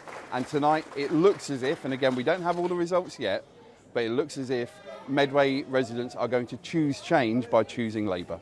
What were you hearing on the doorsteps, though, Councillor Maple? Was it enthusiasm for your campaign or also frustration with what's happened in the last 12 months? I think a bit of both. So I was speaking to people, for a 90-year-old in Strood who has voted Conservative for 70 years. He lent us his vote this week. It's pretty humbling, actually, to hear that. We've got people voting for the very first time, choosing to vote Labour. And that's a combination of poor services delivered by here, the Conservative Council. We know that if we do have the opportunity to serve, we're inheriting a financial mess. But also, that's not the only financial mess. It's the one that we saw last year, particularly from Liz Truss. Again, I've been speaking to homeowners in Medway who are paying hundreds of pounds a month more on their mortgage. So it's a combination of all of those things, as is often the case in local elections. Of course, we put forward our pledges. They're deliverable and achievable. But some people will be looking, of course, at the national programme. And again, when Keir Starmer was here, when we took him out in Gillingham, the reaction, people were pulling up to chat to him. People can see positive change, the like we haven't seen here in Medway since we won those 3 seats back in 1997 and of course held them throughout those 13 years. Councillor Maple, thank you very much indeed, and we will keep you posted if we get official confirmation of what we think has happened in Medway. Chris, one of those maybe, names of the night, Medway, Plymouth, Stoke, certainly, still with tons more to come, but certainly this first episode of these election results, Labour feeling very cheerful. Yeah, so we've had about a fifth now, I think, of the results. So there's still one heck of a long way to go. The night might be old, but the day is young. But yeah, there are plenty of places, crucial places, geographically important places that Labour are able to point to where they are winning, where they absolutely have to be winning if they're going to win those seats come a general election and try and assemble a majority given where they start out from. Loads more results still to come. What's quite striking is that in the build-up to tonight, today, whatever we're going to call it, there was a sense from some in the Labour Party that they may only be able to point to what they would see as significant progress once we got well into Friday rather than at 5:30 in the morning. In other words, they had a sense, and who knows whether this turns out to be true or not, but they had a sense as things started out that things might get progressively better for them as Friday went on and that things for the Conservatives might look more bleak. And yet here we are at sort of 5:30 in the morning and the clear thing is that the Conservatives have had a pretty miserable night so far. Labour doing relatively well and the Liberal Democrats wearing wearing very big smiles. And just in terms of councils changing hands, I think we're now the tally. The Conservatives, I think, have lost control of 5. Labour have gained control of 2. Yeah, we haven't yet seen any direct switches from control from one party to control to another. So they've been going in and out of either no overall control to a political party or from that to no overall control. And if the Medway result comes through as it might do, that would be, I think, the first one of those of the night. Let's go to our panel as we are now unbelievably started to wing our way to the end of our time together. Hugh Merriman, I want to come back to something that you said before, that you would reflect on the results. Do you anticipate that you will change anything as a result of the evidence that's come from real votes, real voters, not national opinion polls? Do you think Rishi Sunak will look at these results and think, you know what, maybe I do need to tweak some of my plans? Well, I believe we already have, but I also recognise that this is the... In the middle of the night? That this is the... No, I mean, from October, when we had a change of leader. But I also recognise that we changed our leader and therefore the Prime Minister 3 times in a year. And this is the first opportunity the electorate have had to give their verdict on that. And it has not gone well so far. But I also believe that the policies that he has put in place are the policies that the voters I speak to on the doorsteps want from their government. So I think the test now is for us to be competent, for us to be united, and for us to start delivering on those pledges. And then the electorate will listen to us. They will take us seriously again. And I believe they'll give us a chance, because I don't believe they're sold on Keir Starmer. There are a lot of sort of don't knows out there right now that have perhaps sort of fallen out of love with us, but they certainly haven't fallen in love with Labour in the way that we saw under Tony Blair in 1997. I think these results, because they're going Lib Dem in some parts, Independent some parts, Labour some parts, it doesn't tell me that everyone is shifting towards the Labour Party. It tells me that people are frustrated with our performance, and I believe that we've now got it within us to turn it around. Do you honestly feel more or less confident about your prospects at the general election as a result of what we've seen tonight? Well, obviously, this is the wake-up call, but I always expected this because this was the first opportunity the electorate have had to give their verdict on our performance. And we've been in power 13 years. We had a really challenging year last year, and we changed our leader 3 times. Of course, the public are going to give their verdict on that. Except that, Hugh, Rishi Sunak has had, 6 or 7 months. Some of the tone of what you're saying is kind of as if he took over last week. People have had a fair amount of time now to have a good look at him. He hasn't just moved into number 10. And you're sort of saying, well, I think that voters will come back and see what we're doing is the right thing, rather than you saying, oh, maybe we should listen to them. No, look, we do listen to the voters, but my point is that this is the first opportunity the electorate have had to give their verdict on our performance. We've been in power for 13 years. Last year was a terrible year. I do believe, though, and you look at the opinion poll, they've really cut through in terms of his performance. He outperforms us all. And I think, he's our asset. And so as far as I'm concerned, it's all about delivery now. And to a certain extent, I know I'm talking here, but public have had enough talk. They actually want delivery and they want us to turn it around. And I believe under him, we are doing so and we will do so. Peter. Keir Starmer launched our campaign in Medway. We've won Medway. Keir Starmer visited Stoke twice. We've won Stoke. Keir Starmer's been down in Dover. Let's see how Dover goes tomorrow. We're going to places that the Labour Party has not succeeded in for 2 decades. In Medway, that has been a Tory council for 20 years. It's got 3 Tory MPs. Stoke has got 3 Tory MPs. These are areas we're making strides in. I noticed the chart where the national share has gone up for Labour 1 percentage point in the last 45 minutes. I think you two need to stop using this language of a step but not a leap. And start moving towards a leap, because we have taken we have really moved forward tonight, and Keir Starmer's fingerprints are all over the gains that we have made. I think that there is something happening out there that is not being reflected in the narrative that's emerging, because Labour is doing incredibly well. 1/5 of all of the seats that are up for election in this election have been called tonight, and Labour is 100 seats up. The Tories are what? Already almost 200 down.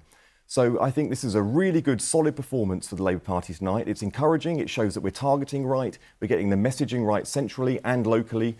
We're getting our organisational act is getting together. The Labour Party is back in business. We're moving forward, and hopefully we're moving towards government. Chris, do you recognise that? Do you think Peter's giving an accurate reflection of what you've heard? Well, I think we move in different circles, because I think where I've been campaigning is where we're winning and Labour generally isn't. So I know he's an honourable man, and I'm sure he means what he says. I mean, I'm also very impressed with Hugh's chutzpah, I think, really.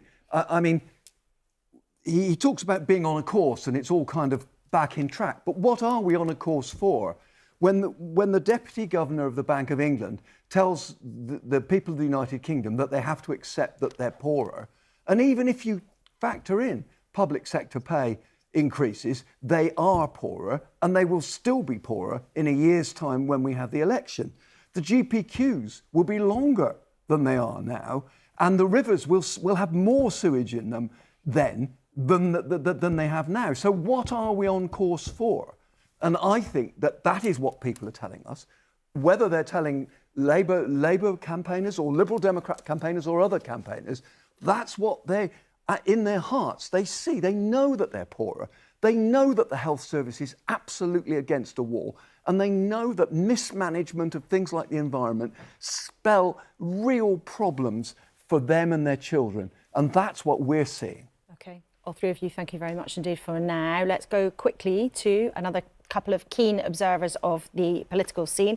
Alita Adu, who's a political correspondent from The Guardian, and Henry Zeffman, who is from The Times. Thanks both for being with us. If you're writing your headlines for tomorrow, or maybe you know what they already are, or headlines for today, I should say, what would they be, Alita? Well, I must say, Laura, I was just really struck hearing Hugh describing the situation that the Tories have found themselves in this morning. Obviously, it's very early for us to be drawing, some very big conclusions, as our headline writers are desperate to at the moment. But I mean, it's as if the Tories haven't been in power for 13 years, and as was rightly pointed out, Rishi Sunak has had at least a 6-month stretch to really show that he is the competent and united leader that the Tories needed. Unfortunately, throughout the night we've heard from a lot of ousted council leaders, like the one from Worcester, who was highlighting the fact that the drama of the Tory party that's going on in Westminster, the chaos of Boris Johnson, more chaos from Liz Truss, and yet another Tory leader is something that kept cropping up on the doorsteps. And ultimately, if we look at areas like Plymouth, where Labour made huge gains also, I mean, we can't really, assume that gain has been made simply because of the tree felling controversy. I mean, when I talk to activists, people are highlighting the fact that people have really struggled with a Plymouth cost of living crisis that is also being felt drastically across the country. Not to mention issues of voter ID, where people feel as though the government has suppressed their democracy, suppressed their right to vote, and that will automatically hit a number of ethnic minorities, people of different religions and races and so forth, because they simply don't have enough money to renew their ID. And this is all in the backdrop of a Conservative government, unfortunately. So I think Johnny Mercer earlier in the night was right to point out the fact that, yes, it's a fight, and the fight is on until the next election, and he seemed very keen to keep, a conversation ongoing with his voters. I hope that's something he's been doing, way before polling day. But ultimately, I think the test is now on Keir Starmer and the Labour Party. Is he giving voters enough of a chance to prove that, we're not just voting Labour or the Lib Dems or the Green Party as some sort of tactical vote, but rather because we believe in something else? Let's put that to Henry then. I mean, one of the Tory leaders who lost tonight told us he felt it was a protest vote. Do you think that's an accurate summation?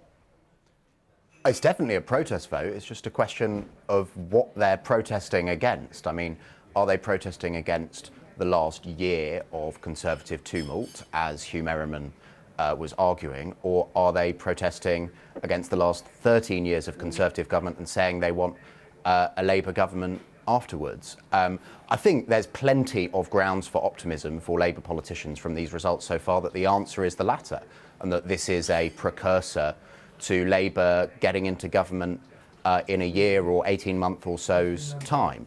I think, we were expecting the better results for the Labour Party to come round about midday today, a bit later today, from the councils, which start to count a bit later.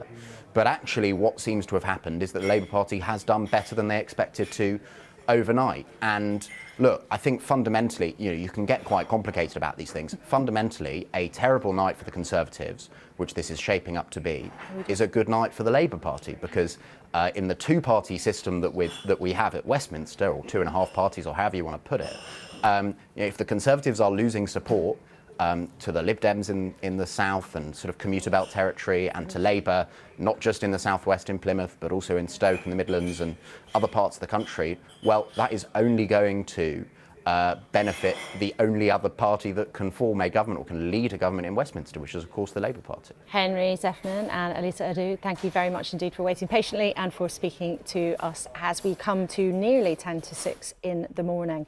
Time to have a last check-in with Rita about something that we've been talking about on and off through the programme, how all the numbers from today and tomorrow will be fed into a huge, big projection of something really important, the projected national share. Take us through what you're seeing.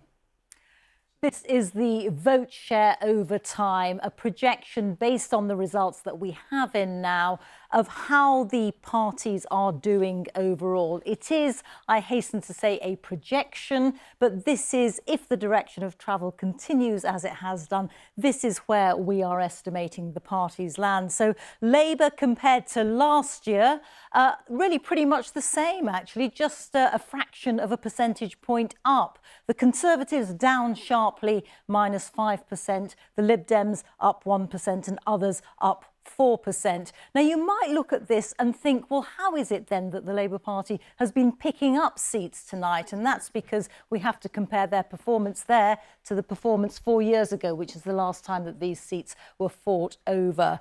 So it's that, and also the fact that the Conservatives have dipped, and where the Conservatives dip, the Labour Party is able to pick up more seats. But there is food for thought here for the Labour Party too. Not advancing much on last year is perhaps not an ideal scenario for them. And if you go back to 2012, you'll see here when Labour was led by Ed Miliband, actually they picked up they were higher up in the projected national share than they are now. Let's take one final look at the councils to watch. We started off with a very different screen, didn't we? But look at all the changes that have happened. The Conservatives have lost Brentwood, North West Leicestershire, East Lindsey in Lincolnshire and Hertsmere as well. That is the Deputy Prime Minister Oliver Dowden's constituency there.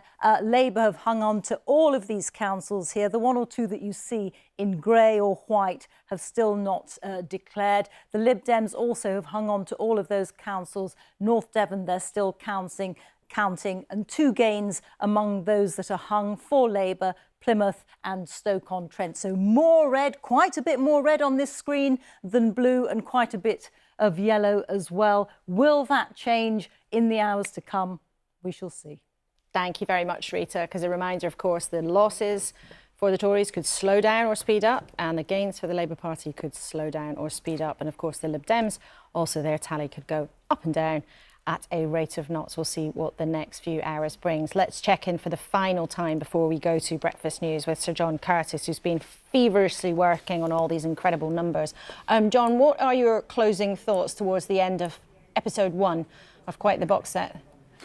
Well, I think if Conservatives were hoping that the message from the ballot boxes was that the party wasn't perhaps in quite so much electoral trouble, not quite so much in the slough of electoral despond as the opinion polls have been suggesting, then I think so far at least those hopes don't look as though they're going to be realised. We are look at the moment looking at the Conservatives recording a lower share of the vote in our key councils than they did 4 years ago, and 4 years ago it was already pretty bad.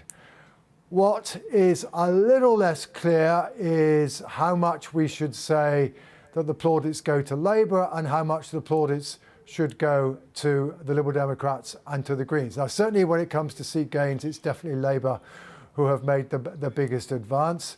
But I think Labour will just be a little bit niggled about the fact that, again, when we add up the votes, the party doesn't seem to have made, at least in these local government elections, much of an advance on last year. I think it would have liked to have been at least up a point or two. In contrast, the Liberal Democrats are up a point or so, and in the end, if the Conservatives do, as they still seem to be at risk of being 1,000 seats down on where they were at 7 o'clock yesterday morning, then it may well be the losses that the Conservatives suffered to the Liberal Democrats that will be a crucial part of that equation. And we may find the Liberal Democrats have it's not great progress, it's slow progress, but the Liberal Democrats may have recorded their best performance since 2010. The Greens pretty much managed to hang on to the support that they had in 2019, which was a record level, have done particularly well in the wards where they best had a chance. So, I mean, there are two ways of then looking at this so far as the opposition parties are concerned. One is to say, well, English local government is not like Westminster, it's more variegated, and therefore don't be surprised that voters have sometimes used the Liberal Democrats and the Greens to express their dissatisfaction and not just Labour.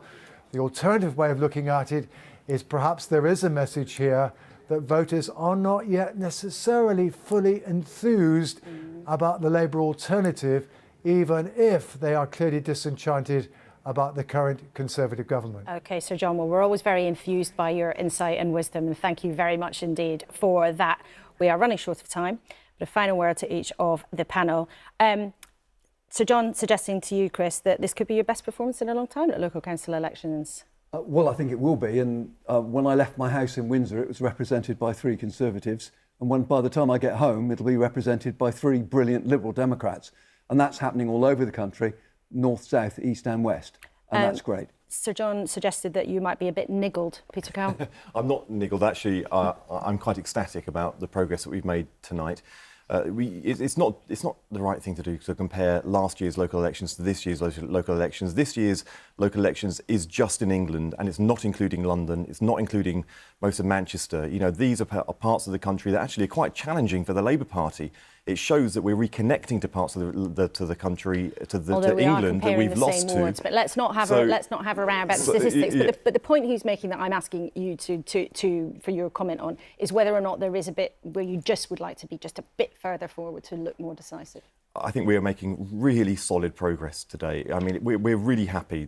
We shouldn't equivocate about this. I mean, the Tories have lost go on course to losing almost a third of all of their seats that were available to win tonight, the ones that they already held tonight. We're going to be gaining really substantially tonight, and then let's see what happens throughout the day, because there's some really important ones for us throughout the day. We're happy tonight. We'll watch that carefully. And Hugh, are you in the slough of despond, which Sir John suggested you might be, or maybe you ought to be? A really difficult night. It could get more difficult for us. But the reality is this is the voters sending a message to us. We need to listen. Of course, next time when they vote for a general election, it will be which of these 2 people do you want to run the country? That hasn't been the case for the elections we're going through. So I think we've got it all to turn it around, but we need to be humble, we need to listen, and we need to deliver. OK, Hugh, Peter and Chris, thank you very much for being with us here. Chris, final word to you. So the party leadership teams are waking up before their big noises come out and talk to the Today programme and Breakfast TV and all the rest of it. Conservatives acknowledging it's been disappointing. Ed Davey, the Lib Dem leader, describing their results as groundbreaking. And Labour saying that they reckon that they're confident that with the equivalent vote share lead, they would be on track to win the general election. Wow. So that's the take from those 3 big parties at, 4 minutes to 6, okay. And still shed loads of results to come. Thank you very much indeed, Chris. Well, quite the prediction there from Labour HQ to take us out, because in a few minutes we will hand you to the team at BBC Breakfast. They will be with you for the next few hours. Then later, a Politics Live special will have all of the latest results with my colleague Jo Coburn. She'll be on BBC 2 and BBC News from 12. But results as they come in are, of course, on the BBC website, where the results and the trends are constantly streaming in.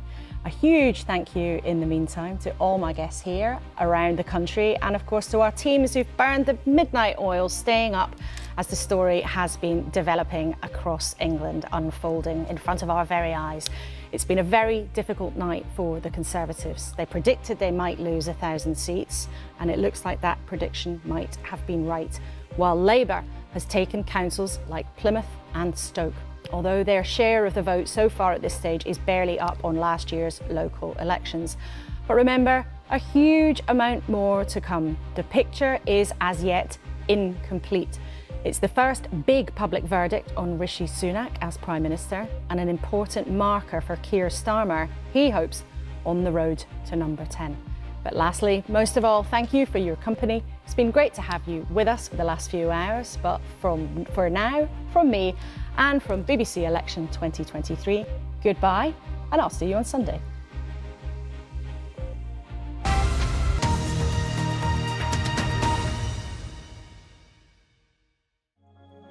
Join us to celebrate the coronation of Their Majesties King Charles and Queen Camilla. Witness history in the making with a weekend of special events, including live coverage of the coronation service at Westminster Abbey and front row seats to the coronation concert featuring some of the biggest acts in music. Celebrate the coronation with us on BBC One and iPlayer. Here's the thing. I need 2 officers to infiltrate a gang on Bright Marsh Estate. I hate to break it to you, Clinton, but we ain't street. Yeah, I'm going through that. This sounds dangerous. It is. This mess. Black Ops starts tonight at 9:30 on BBC One and iPlayer. Hello everyone, I'm Matt. I'm an alcoholic addict. I'm terrified of relapsing. I was so scared he would die. If I do that again, everything will end. Is there a way to be recovered? Matt Willis Fighting Addiction, Wednesday the 17th of May on BBC One and iPlayer.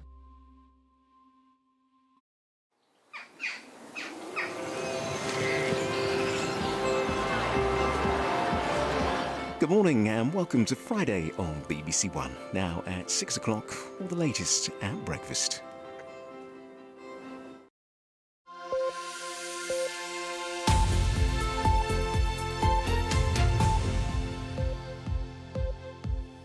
Good morning, welcome to breakfast. Our headlines today. The first results from England's local elections. Early counts have seen Labour and the Liberal Democrats taking council seats from the Conservatives. Labour take control of Plymouth and Stoke, 2 of its key targets. Will your mouth still remember the taste of my love? A New York jury decides Ed Sheeran did not copy a Marvin Gaye song when he wrote Thinking Out Loud. Good morning from Westminster Abbey, where the final preparations for the King's coronation are underway. Ahead of the biggest state occasion in decades, a lighter note from the King and Queen consort, this special announcement for rail passengers travelling this weekend. My wife and I wish you and your families a wonderful coronation weekend. Wherever you are travelling, we hope you have a safe and pleasant journey. And remember, please mind the gap. In just 28 hours' time, the crowds thronging to the sides of the Mall will witness the coronation procession come past for the very first time. But will it rain on the King's Parade? That is the crucial question. I've got the forecast for it and indeed the extended bank holiday weekend right across the UK. It's all coming up here on Breakfast.